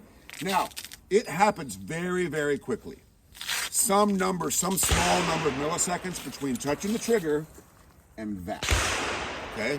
And if you want to be a monster on steel, most people are reacting to that. They see it up here, they know it left from here, and then it's good. Okay. What I want you to do, you guys especially, I need you to react, and you too, Johnny, to react to that. Okay? You don't need to see, you don't need to see that. You need to see that. Does that make sense? The beginning of the dot lift. The bullet goes where the dot lifts from. Okay? So what causes the dot to lift? Recoil. More specifically, the bullet leaving the barrel. The bullet leaving the barrel causes the dot to lift. And when you learn to see that, some magical things happen. Magical things. Like, you're good. Now, if you two are shooting together on steel, and one reacts to that, and one reacts to that, who's going to win? Right? This is the shooter that's going to win. Does anybody shoot steel challenge ever? Yeah. No. Okay, you should go to steel challenge matches. I don't care if you're straight to the sport or not. Just go shoot whatever stage plan you want. Doesn't matter. Okay. Because you're going to learn to see the dot lift, and you're going to double plug. What's double plug? You're going to put foamies in, and you're going to turn off your hearing protection. Oh. Seriously. Gotcha. Do you want to be a national champion? Yeah. Do what I tell you to do. It works for Joey. Okay? You're going to go to steel challenge matches. You're going to double plug, and you're going to call your shots. That's why you're there. Okay? And it's just an experiment. So I remember my second match I thought I was missing with my 22, and I wasn't. I was calling good shots, but it was so far away, and it was so dead, I was kind of relying on the auditory information, and there was none. So I'm just fucking shooting. Oh, sorry. I'm just freaking shooting. And the only reason I did that was because that gun wasn't zeroed and the gun was unreliable, so I was questioning my shot calling. Does that make sense? And I've never taken that gun to the range. You know what I mean? Like, for serious practice. Yep. Not in 20 years, okay? So, we're gonna learn to see that. Okay? So, go ahead and drop that down for a firing line. Just drop it down. And Dragon, you stand right there. Are you still filming me? Yes? Awesome. Okay, aim at the steel.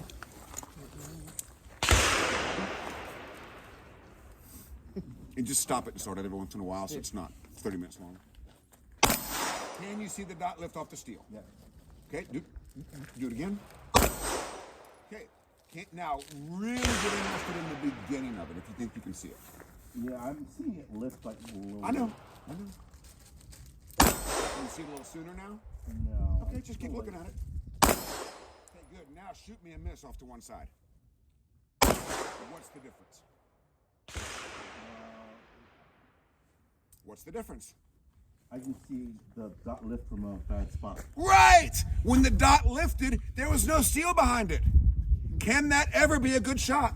No. No! So here's what people do. They go, oh, the dot lifted with no steel behind it. I wonder if it hit. I didn't hear a ding. Oh, look, there's dirt. I should probably shoot again. It's crazy. It's crazy, right? Dirt makeups are 80, 90, 110, 120. And if there's 6 of them, it's 6 seconds, right? So when you learn to call your shots on steel, you control the steel, you control the match. 60 pieces of steel in a match is 60 seconds of free time. Free time with no training, okay? Let's listen here with a heavier bullet. Why? Or impulsion of a gun? Maybe. I'm not sure. That's not what I'm thinking of, but that might be true. Guess it's softer recoil. Yes, more specifically. A heavier bullet does what to the slide? Slows it down. Slows it down, right? A heavier bullet slows the slide down. So, like, think about a Glock 34 with a 158 grain bullet and grease on the rails. Makes it so easy to see. The worst environment would be a Glock 26 with 115 plus piece. Then it's going to disappear, okay? And if you guys don't see it lift, do not lie to me. Don't tell me you see. If you don't see yours, because of your hands, it might disappear. If it disappears, I have to know that. Okay. There's a picture. Okay? Hey, go and load it, name at it. Guys, this is the most important skill you can possibly have in the entire sport, besides basic safety. Okay, shoot it. Shoot that lift. Can you see where it lifts from? Do it again. And you can see it lift, right? And when you see it lift, there's steel behind it, right? So that's a hit. Okay? Now, I want you to jerk the trigger so bad that you miss it. Hit that trigger like a hammer. It's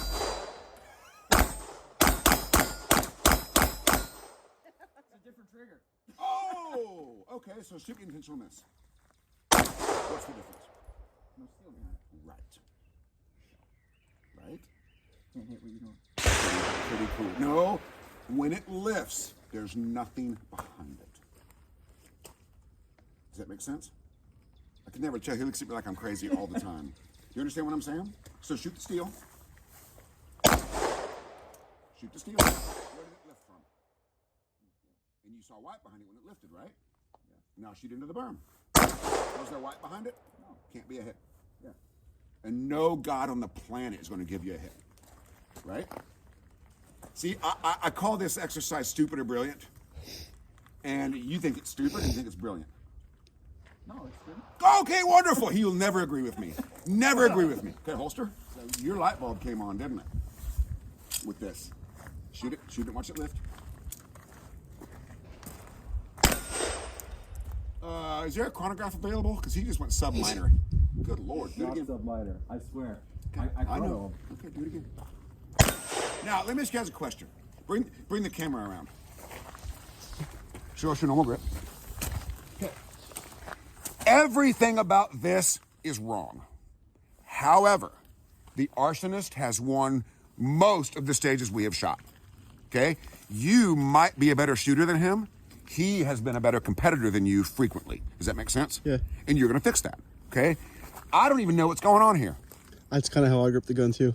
With your fingers out there doing nothing? No, my index finger on my left hand is wrapping. Okay. Yeah. No. My index finger is wrapped around the gun. And why haven't I ordered him to change it? Because it's been working. He's winning every stage virtually. Yeah. So remember, Albert King played a right-handed guitar backwards. He didn't restring it. He didn't know any better. You can tell Albert King's doing it wrong. Now, I will have a conversation with him when class is over about potentially A-Bing, right? Would you try this way, try that way? But for him to make that change, we need to be absolutely certain it's worth it. How many hours do you have on that grip? Thousands. Right. So we need to be 100% sure before we ask him to change it. And that's why I didn't even notice it until halfway through the day yesterday. Yeah. Okay. Let me see that in PA. Oh, did you do a miss yet? I did not. Okay, do an intentional miss. So go ahead and get your miss out of the way. I won't make you do any more.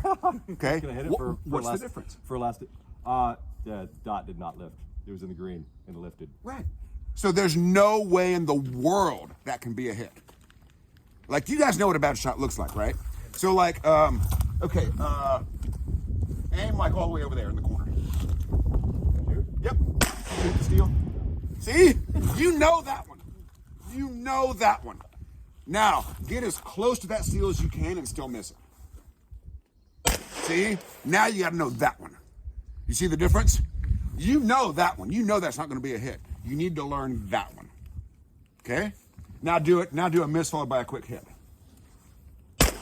Ah, where did it lift from? Top right. Uh-huh. Miss hit.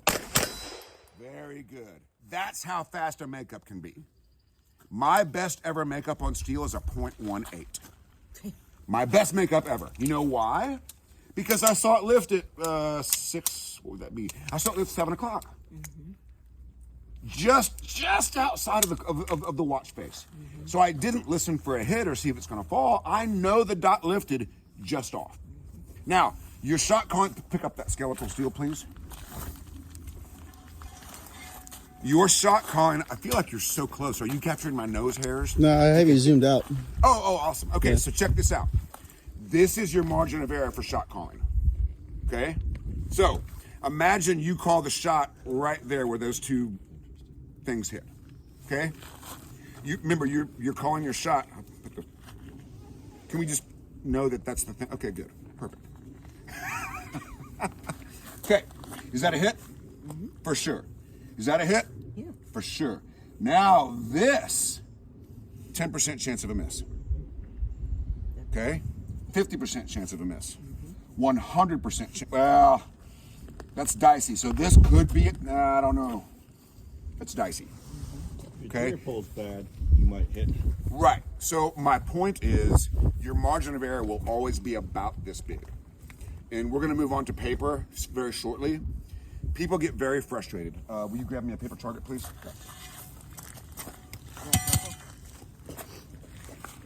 No, he's got it. Thank you, though. Oh, we are friends. Go, go, go, go, go. Oh, the arsonist wins again. Oh, I was waiting. All right, now, remember, we're calling the shot here. Okay? Is that an alpha? Yep. For sure. What about that? 50-50. What about that? Maybe an alpha. That's for sure. Well, so that could be Alpha, Charlie, or Delta. Can that be a Mike if you call that shot? No, it can't be. What about this, though? That could be a Mike. And when we move on to paper, green, yellow, red. Okay? Huh. Right? Isn't that neat? I never knew what anybody meant by calling a shot. Now you do. And that gun, I'll shoot that gun in a minute. It doesn't lift very much, and it lifts very slowly. So you'll be able to see dot lift beautifully. It's going to be so awesome. In fact, why don't you do it now? Yeah. Go for it, man. Stick it in the mag. No, it's on the frame. Yeah.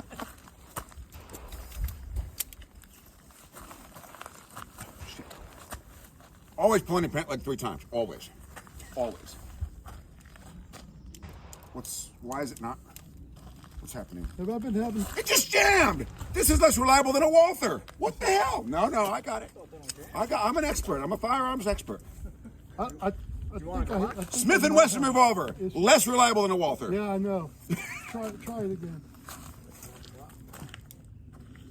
Yeah, something's wrong. Here, try to use this one.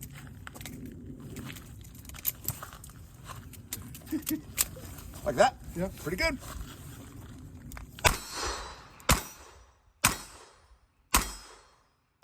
Now, miss.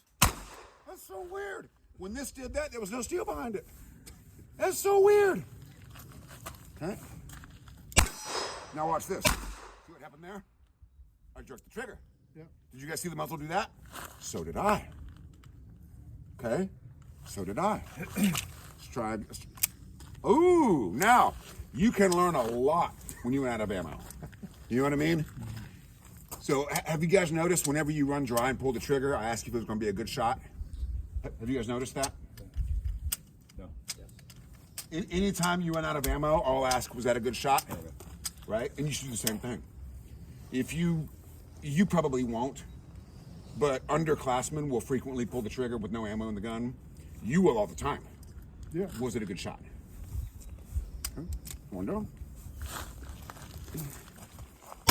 Can you see the front sight come up? Yep. With the steel behind it? Yep. Now you have a hard front sight focus, right? Yep. Is that correct? Yep. Okay, do it again. Now shoot a miss. Ah, sorry about that.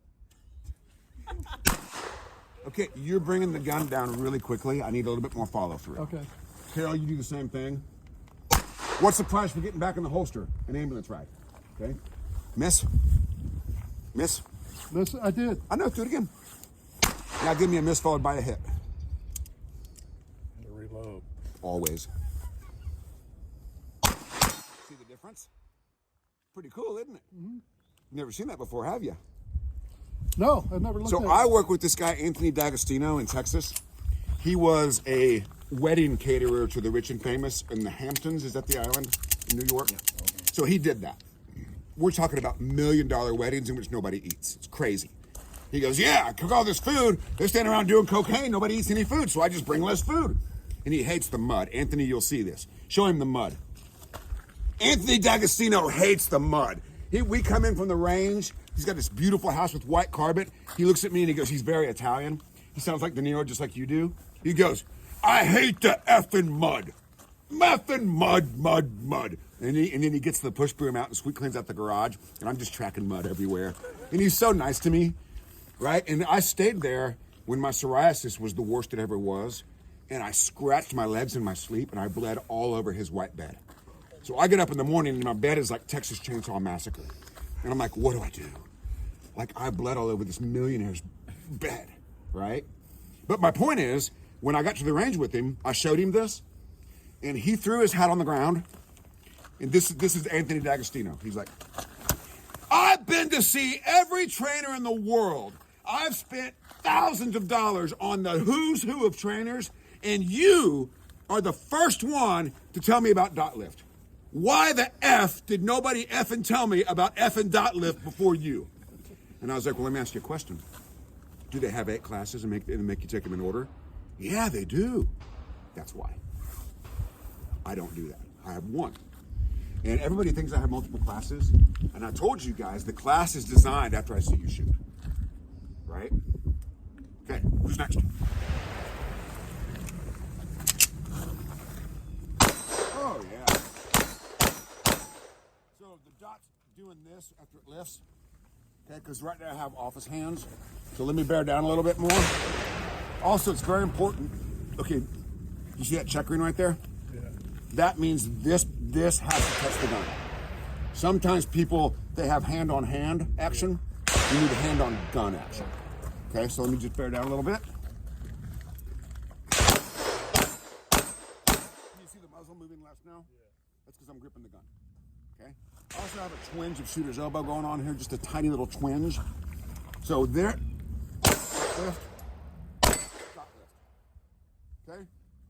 Stop lifted at 9 o'clock, not going to be a hit. I'm going to see now how close I can get to the steel and still miss. Remember the margin of error? Okay? right at 9 o'clock. Ooh, did it nick it? Was it an edge hit? I didn't hear anything. It barely skimmed by. Did it nick it? It looked like it did. I think it did. Did it nick that time? I didn't see it. Did you get fragged?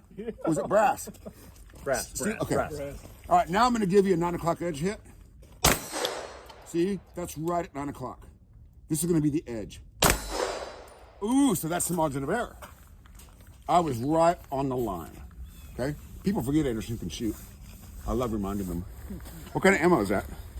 That's why I keep asking. Yeah. Go. Shoot it, watch it lift. Can you see it lift? Yep. Now give me a miss. Now give me a miss followed by a hit. See the difference? Yep. Is that new for you or have you already seen that? Seen it, sir. Okay, good. Holster. Right now, shooter, come on down. Aim at it. Shoot it, watch it lift. Now, with your left hand, if 10 is everything you've got, where are you at? Carol, with your left hand, if 10 is all the strength you possess, where are you at? See, I used to lift it this 6, power. 7, 6.5, 7. you give me an 8. And are you wearing hand grippy stuff? Whenever they I went to do. a match. Okay, shoot it. Because they would announce it. Is it lifting or disappearing? Yeah, well, yes, it is lifted. Can you see it lift? And they Or is loved it. disappearing? I can't I'm get gonna try women one coming in more going, give me a I don't even know what your name Straight up is. and down. Can I see your gun for a second? I'm keeping that one. Yes, internet trolls. She handed me a loaded gun. I think it's going to be okay. Internet trolls, just relax. It's going to be fine. You got a girl about both sides that can. Carol, hang on a second. Oh, Jim was.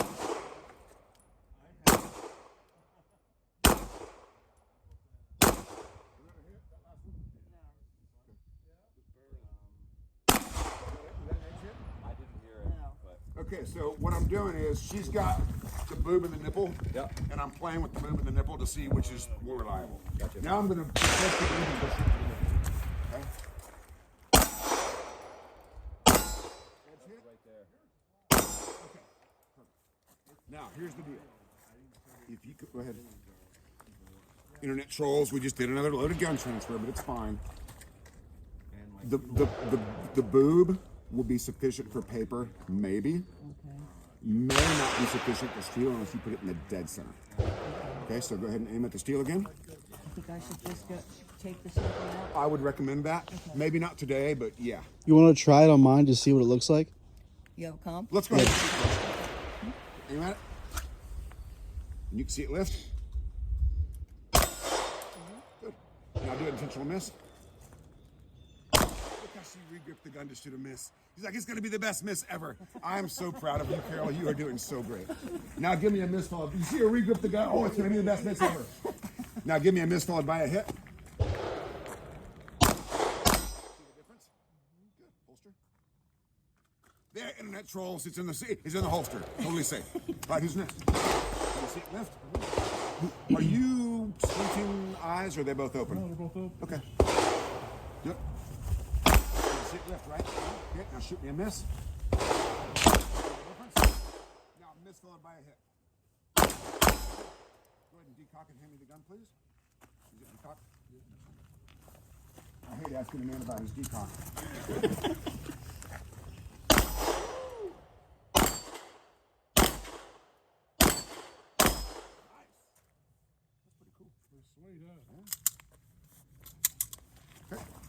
There you go, internet trolls. There's the round. Oh, I flipped and catch though. Oh, sorry. Who's next? Hyundai P. All right, so I want you to shoot it twice. I want you to, guys, listen up. This is the next step. Okay? So Nick had some errant shots on the paper. It's always the second shot. Always the second shot. Okay? I want you to watch it lift and then watch it come back down and give me 2 shots as quickly as you can. Go ahead. Ah! The second one went low. Did you see that? I mean, I saw the dot in the acceptable spot. I know. The second shot went 4 o'clock. Did you ever see the dot go to 4 o'clock? I saw the dot Yes or no? Do you think at 4 o'clock? Do it again. Good. Steve Anderson doing the doubles drill. Internet trolls. So let me see the gun. Always. Shane's not here. Not you. Contrarian. Okay, I'm gonna watch it lift. I've never shot this gun before. I'm gonna watch it lift and return. Lift and return. Okay.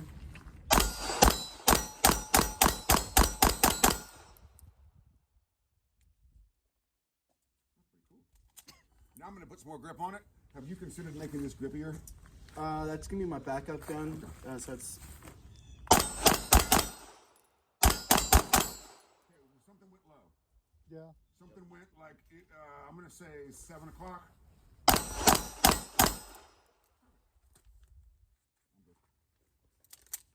I would recommend that you, does your other gun have a larger dot? So give the phone to Mike, give it to the artist. You're fired.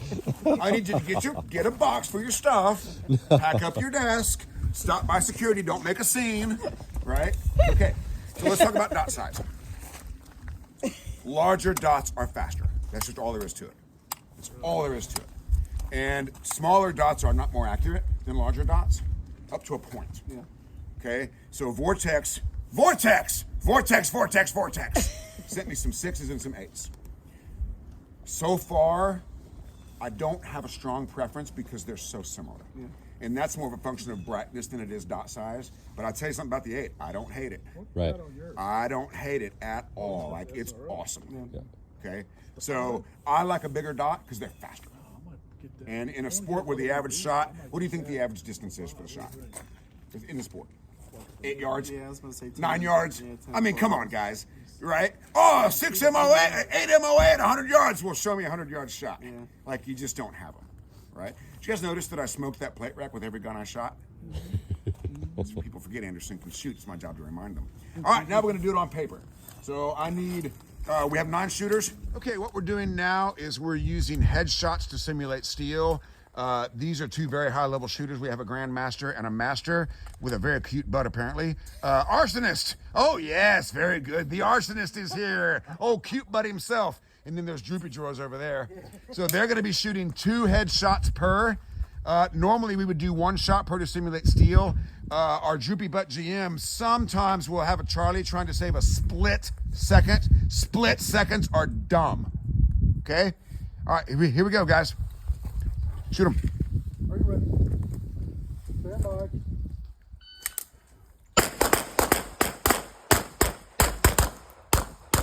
Do you both have 2 headshots per target? Yes. Go check them out. Quickly.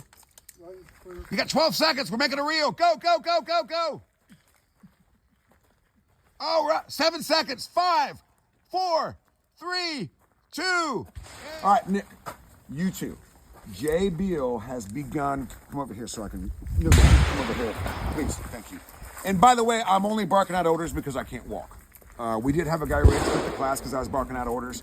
I can't walk very well, so I'm just trying to say that. Jay Beal has given himself permission to win stages.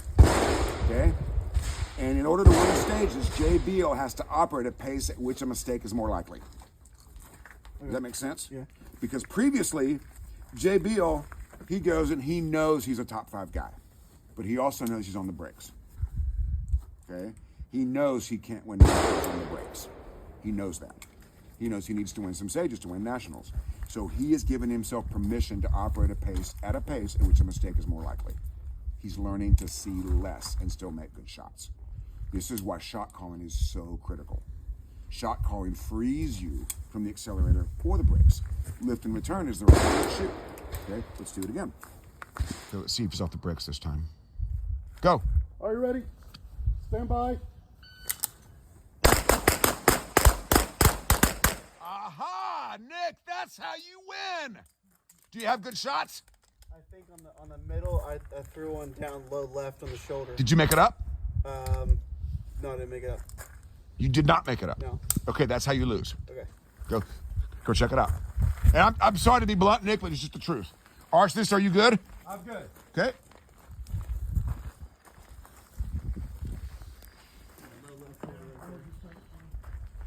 I'm good. Good. Nick, are you good with the exception of that one? Are they on the head? No. Okay, so let's do it again. We're going right into the stone wall. It's just below the stone wall. Is that a major problem, Nick?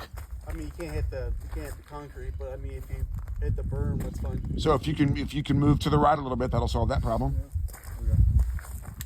Easy to solve. Make ready. Right. Lift and return, arsonist. Oh, cute butt. Oh yeah, bend over. Oh, of course. Are you ready? Stand by.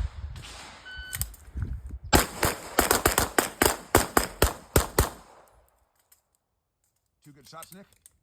That last one is on there, but it was fucking close. Go check him out. Arsonist, you good? He makes fire with his cute butt.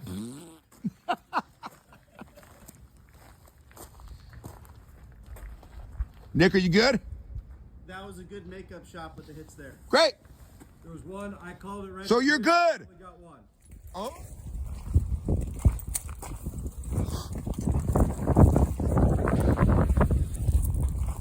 Are you ready?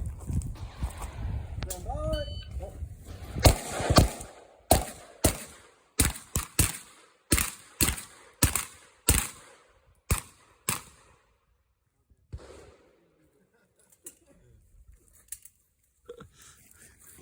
There are for sure 2 shots in every head. Stand by, Pete. The last 2 had.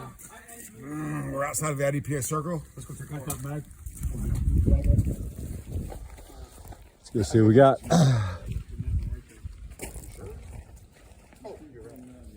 2. 2 there. 2 of those might have 3. That one's fine. 2. These might either have 2 or 3. I'm not sure which. 3. 3. Yeah. And I think, if memory serves, I think there's something over here on this one. It's right. Yeah, it's right. It's literally, yeah. Yeah. And that one, I don't remember where that one was. It just wasn't awesome. Those all 3 were awesome. Oh, okay. Yeah. There you go. That's how it works. Lift and return.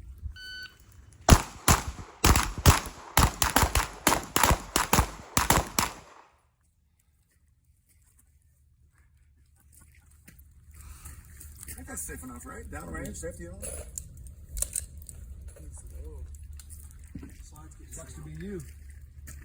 My gun's fine.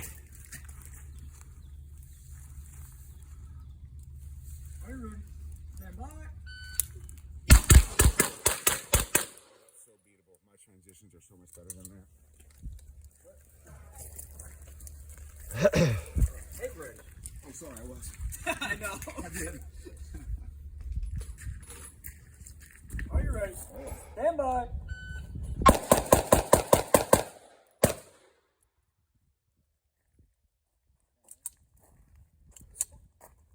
Pretty loosey-goosey out there, but I'm pretty sure there's not a delta. Let's go take a look.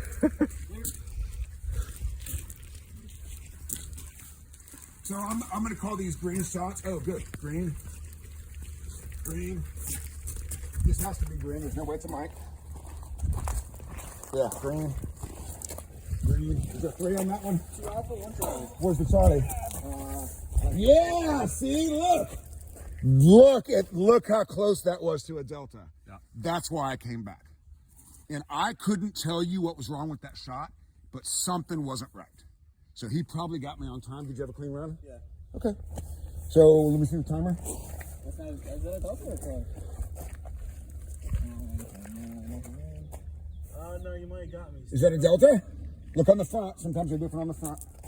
That's Charlie. I broke the first. Hey, come look. I was the second shooter. Yeah. You got me, 269 to 295. But look where I was before my makeup. You didn't say my makeup. I was at 2.25 before the makeup. I mean, you're ready. Because I had just, Yeah. you know what I mean? Like, that was the hesitation. Yeah. Because I saw something. Yeah. And I was like, oh, I would have been fine. However, if you look at my margin of error, that I had to make it up. Had to. Right? Because that's a textbook yellowish, reddish shot. If we weren't doing no score for a delta, I would have left it because I knew it wasn't a mic, but I wasn't 100% sure it wasn't a delta. But I was at 2.25 for 8 shots. Woo!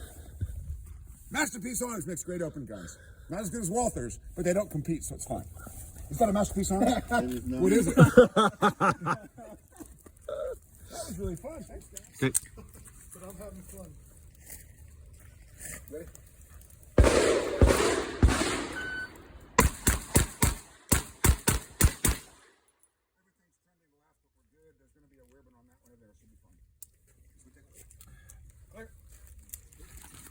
I'm calling green shots all the way around. This time we'll know for sure. I got accused of a mic earlier and it's fine. 2 green shots. 2 green shots. Was the makeup on this one? Yeah, see? There we go. Right? Yep. This one should be fine. The spread will be a little further here, but they should be green. Yeah. There we go. And what did I say? The spread will be further, but they should be green. Yep. And they are. So if we look at the margin of error, I called that shot right about there. I knew it was to the left. I got lucky. Gotcha. I don't know about lucky. I'm within the margin. If I remember the shot, I called the shot here. And that means if I call it over here, I'm 50-50. I called it here. I only had about a 10% chance of a delta because of my call. Are you happy now? I just busted balls. What was my time? You got another mic over there, by the way. 3:30. He didn't have a mic. Oh, fine. So what was it before the makeup? Just back it up one.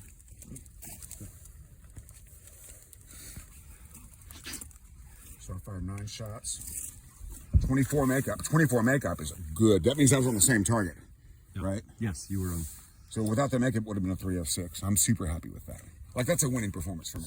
Haven't fired an open gun in a year and a half. Haven't touched a gun in a month. Like, I'm super happy with that. Now let's go answer your question. Okay, because it's raining, these guys are racing me. And now our standard is raw. So we're in kind of a speed mode exercise here. The standard is raw time, 2 on paper.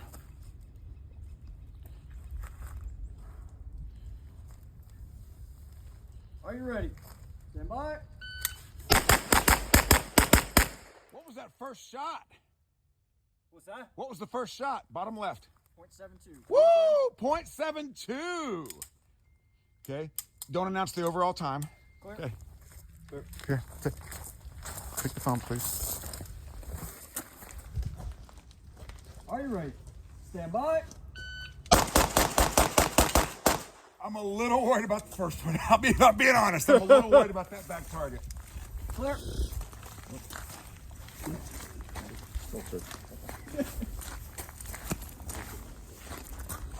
Oh, fuck!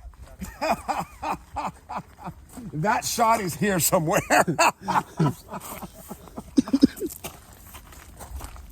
To here. Oh, look at that. Are you clean? I'm clean. Good. Yeah, I'm clean. I took a mic on the close one. I didn't know that. I said leave the dot. Because I think of optics as being so fragile. Okay, so you're asking about transitions, right? Okay, Anthony, you gonna give me a start tone? Okay.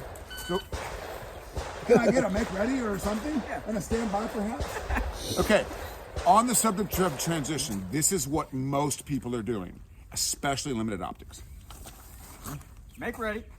Stand by. Hang on, make it brighter, please. Yeah, internet. Oh, We're yeah. handing loaded guns around. I think we're okay. Hang on. There you go. That's bright as you get. That's too much. Gotcha. Yeah, it was down low. I want like the Goldilocks. That's where you want it.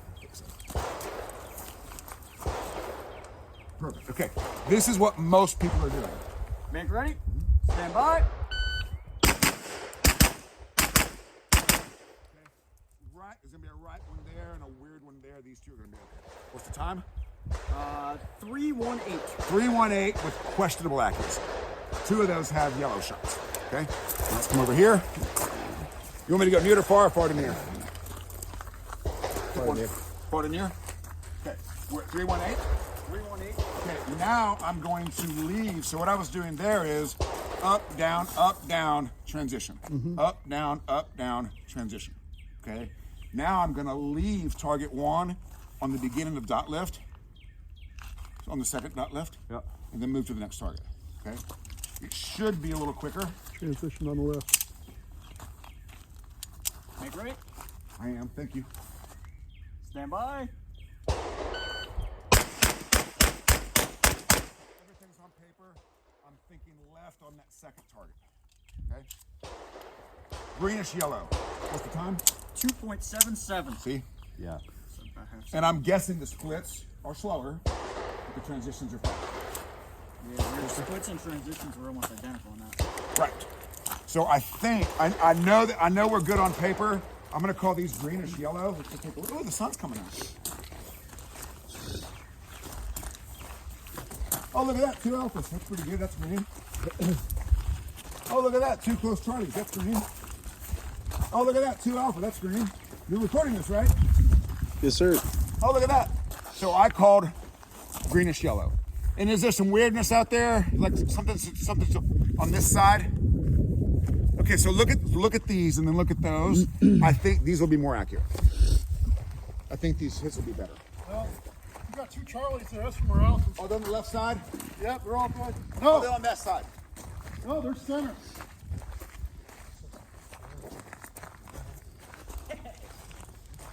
So Nick, is the accuracy better on this side or is it about the same? This is pretty good. Over there, it's a touch better. This is a touch better? Yeah. So that's my point. When you do transitions correctly, it's faster and more accurate. If you come with me, I'll show you how to do it. So another thing I noticed is whenever you're going on this side, it's bang, bang, bang, bang, bang, bang, bang, That's the bang. whole point. And this one's bang, bang, bang, bang, bang, Right. bang, bang, bang. Right. Yeah. They're better shots. This is what I want to do. And we do think this had to touch better. Yes. So this is the run I did with the transitions. So it's an 81st shot, 27 split, 30 transition about the same, 28 split about the same, 28 exactly the same, 27 the same, same. They're all the same.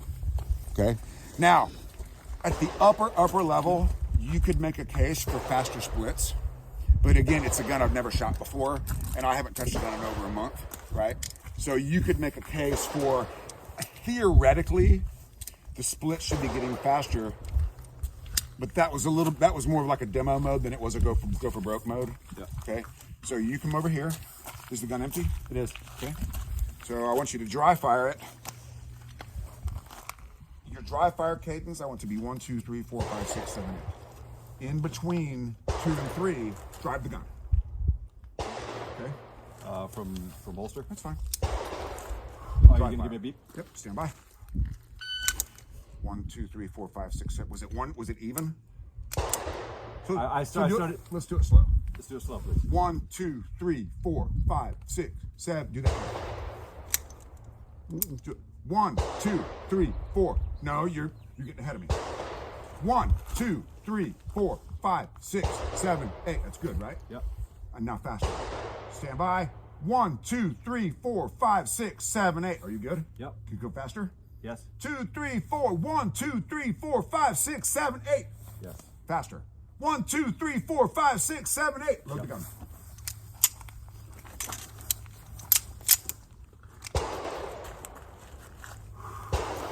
Are you ready? Stand by. Holy moly! Are those good shots? Yes. Holy fuck.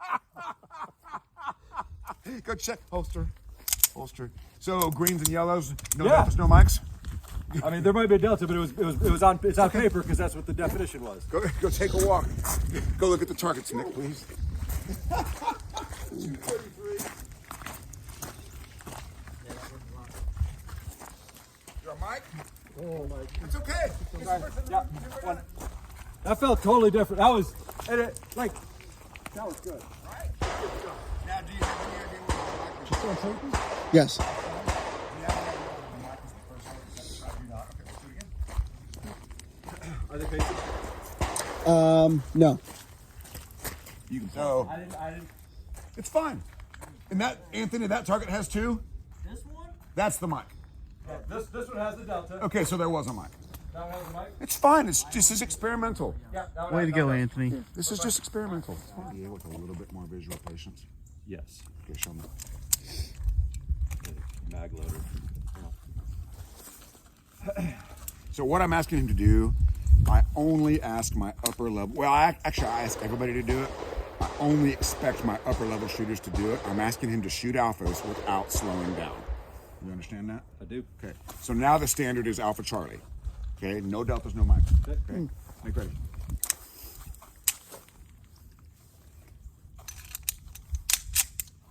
I'm gonna be able to walk again. Like I'm gonna be getting into a shoe before too long. I've had this boot for a month. Are you ready? Stand by.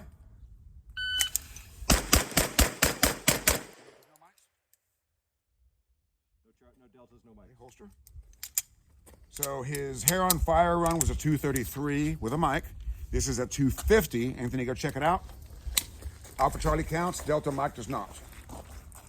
Alpha Charlie. 2 Alpha. Nice. Alpha Charlie. Nice. 2 Alpha. You did it!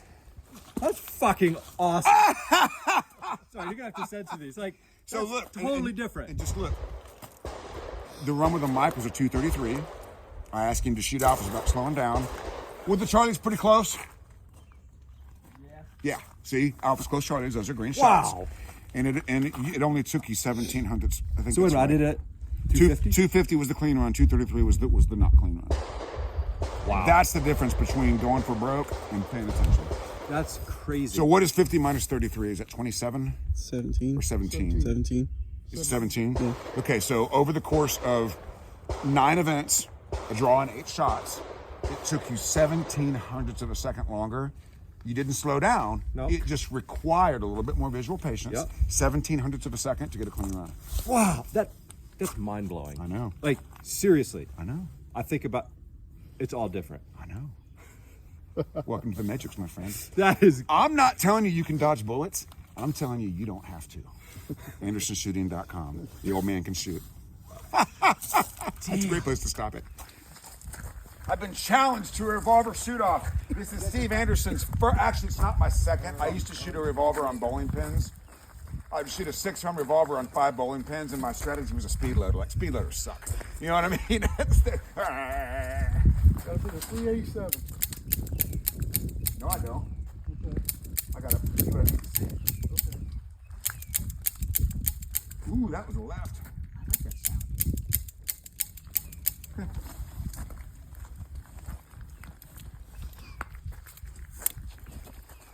Can I do a live fire practice run? Yeah. Nah, I don't need. I'm good. Yep. Are you ready? Yep. Stand by.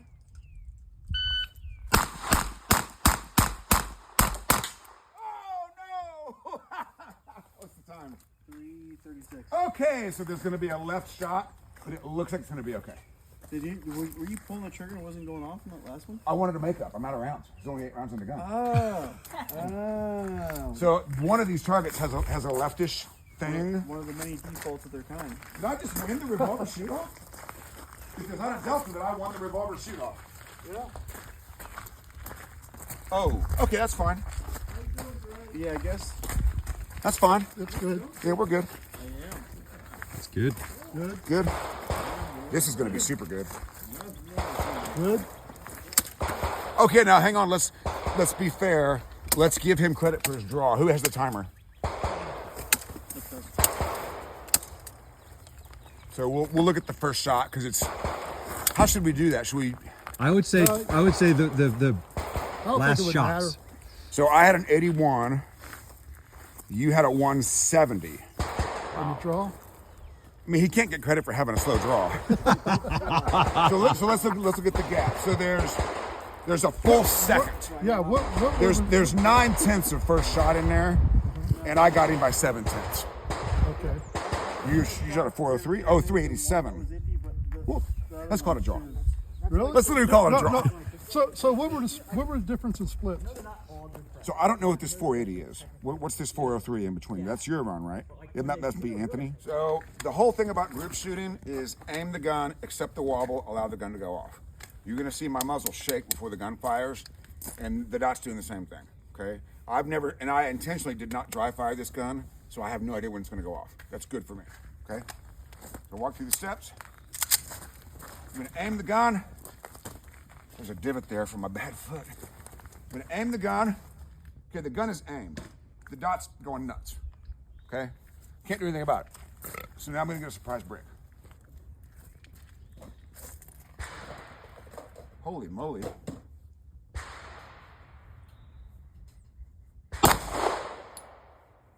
And this gun is not zeroed, correct? It is zero. It is zeroed. That was a surprise. I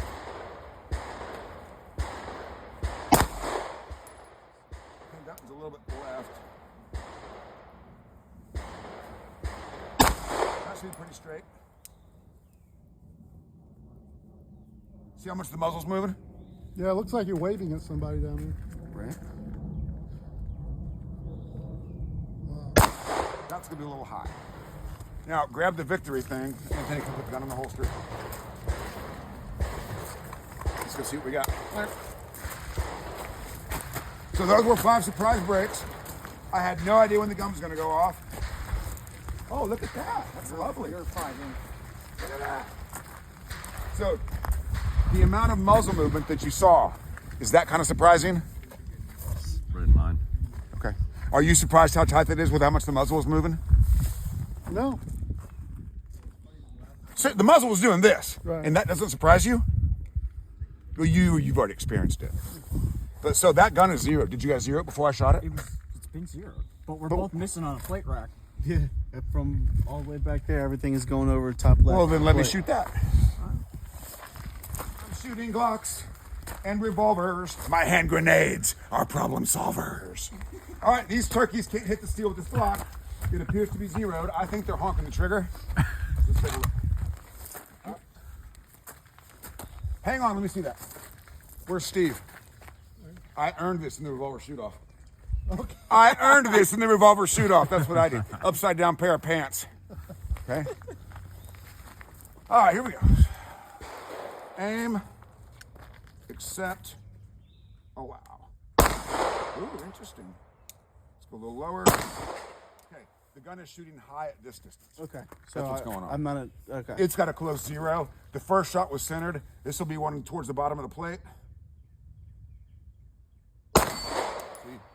It's bottom third of the plate. Because I was aiming at the center and it was going top left every time. Mine, I think, went high. Okay.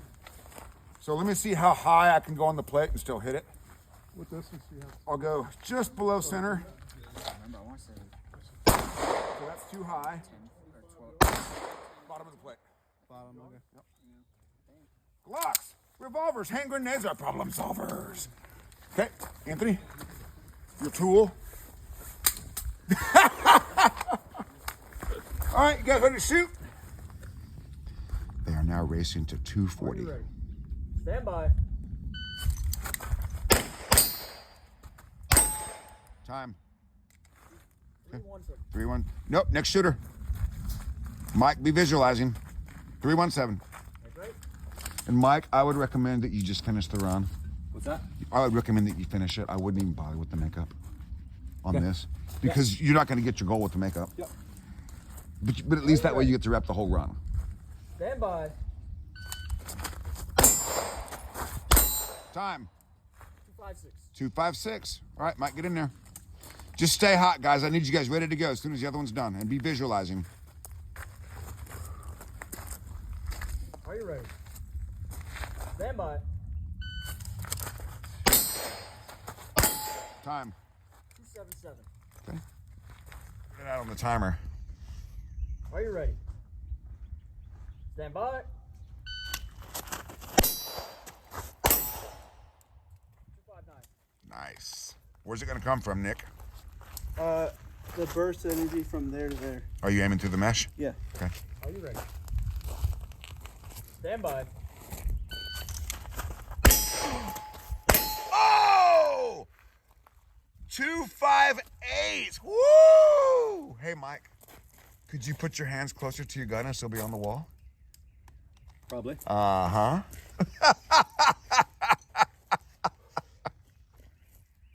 Are you ready? Stand by.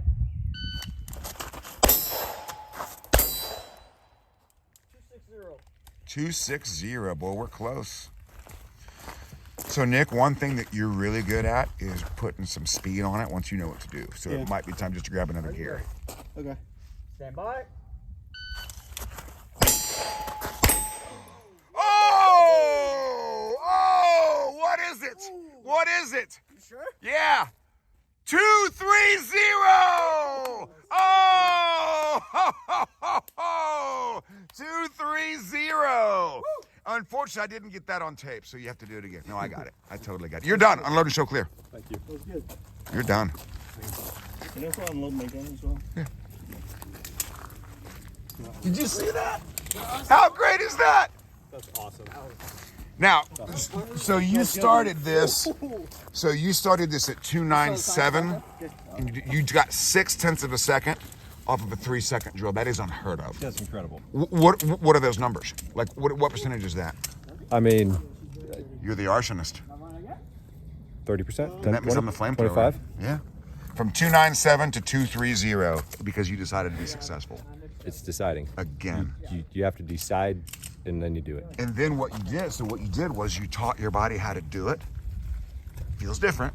Yep. And then you put the dot in the middle of the target. Yep. That's all you ever need to do. Yep. Like that's it. And it's the deciding to do it. Yeah. Like people think they need to work on putting the dot in the middle of the target. They don't. It's a decision. Was that a hit? Okay, do it again.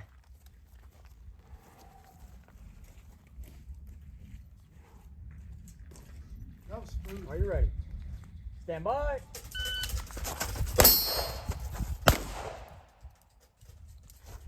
Ant, show me the time, please. Okay. Nick, I need something. All right, so I either need you missing below 240 or hitting. Right now you're missing above 240. Go faster, but the hits aren't gonna be there. Well, okay, you got two choices. Either miss below 240 or hit. What you can't do is miss above 240. And that's what you're doing now. Okay?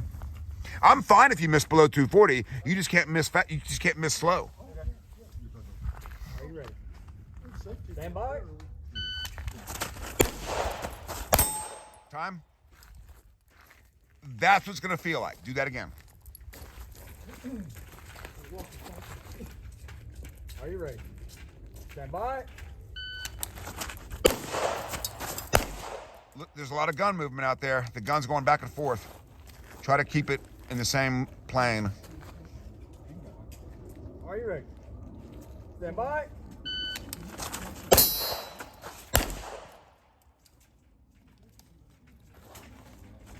Okay. Stand by.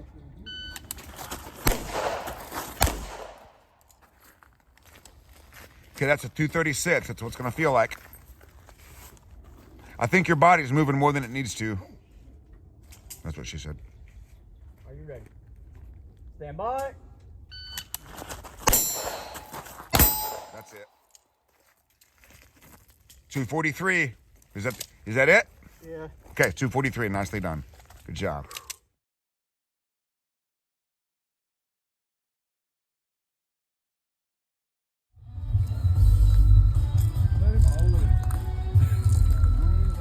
Change the time to 10 seconds. How's that?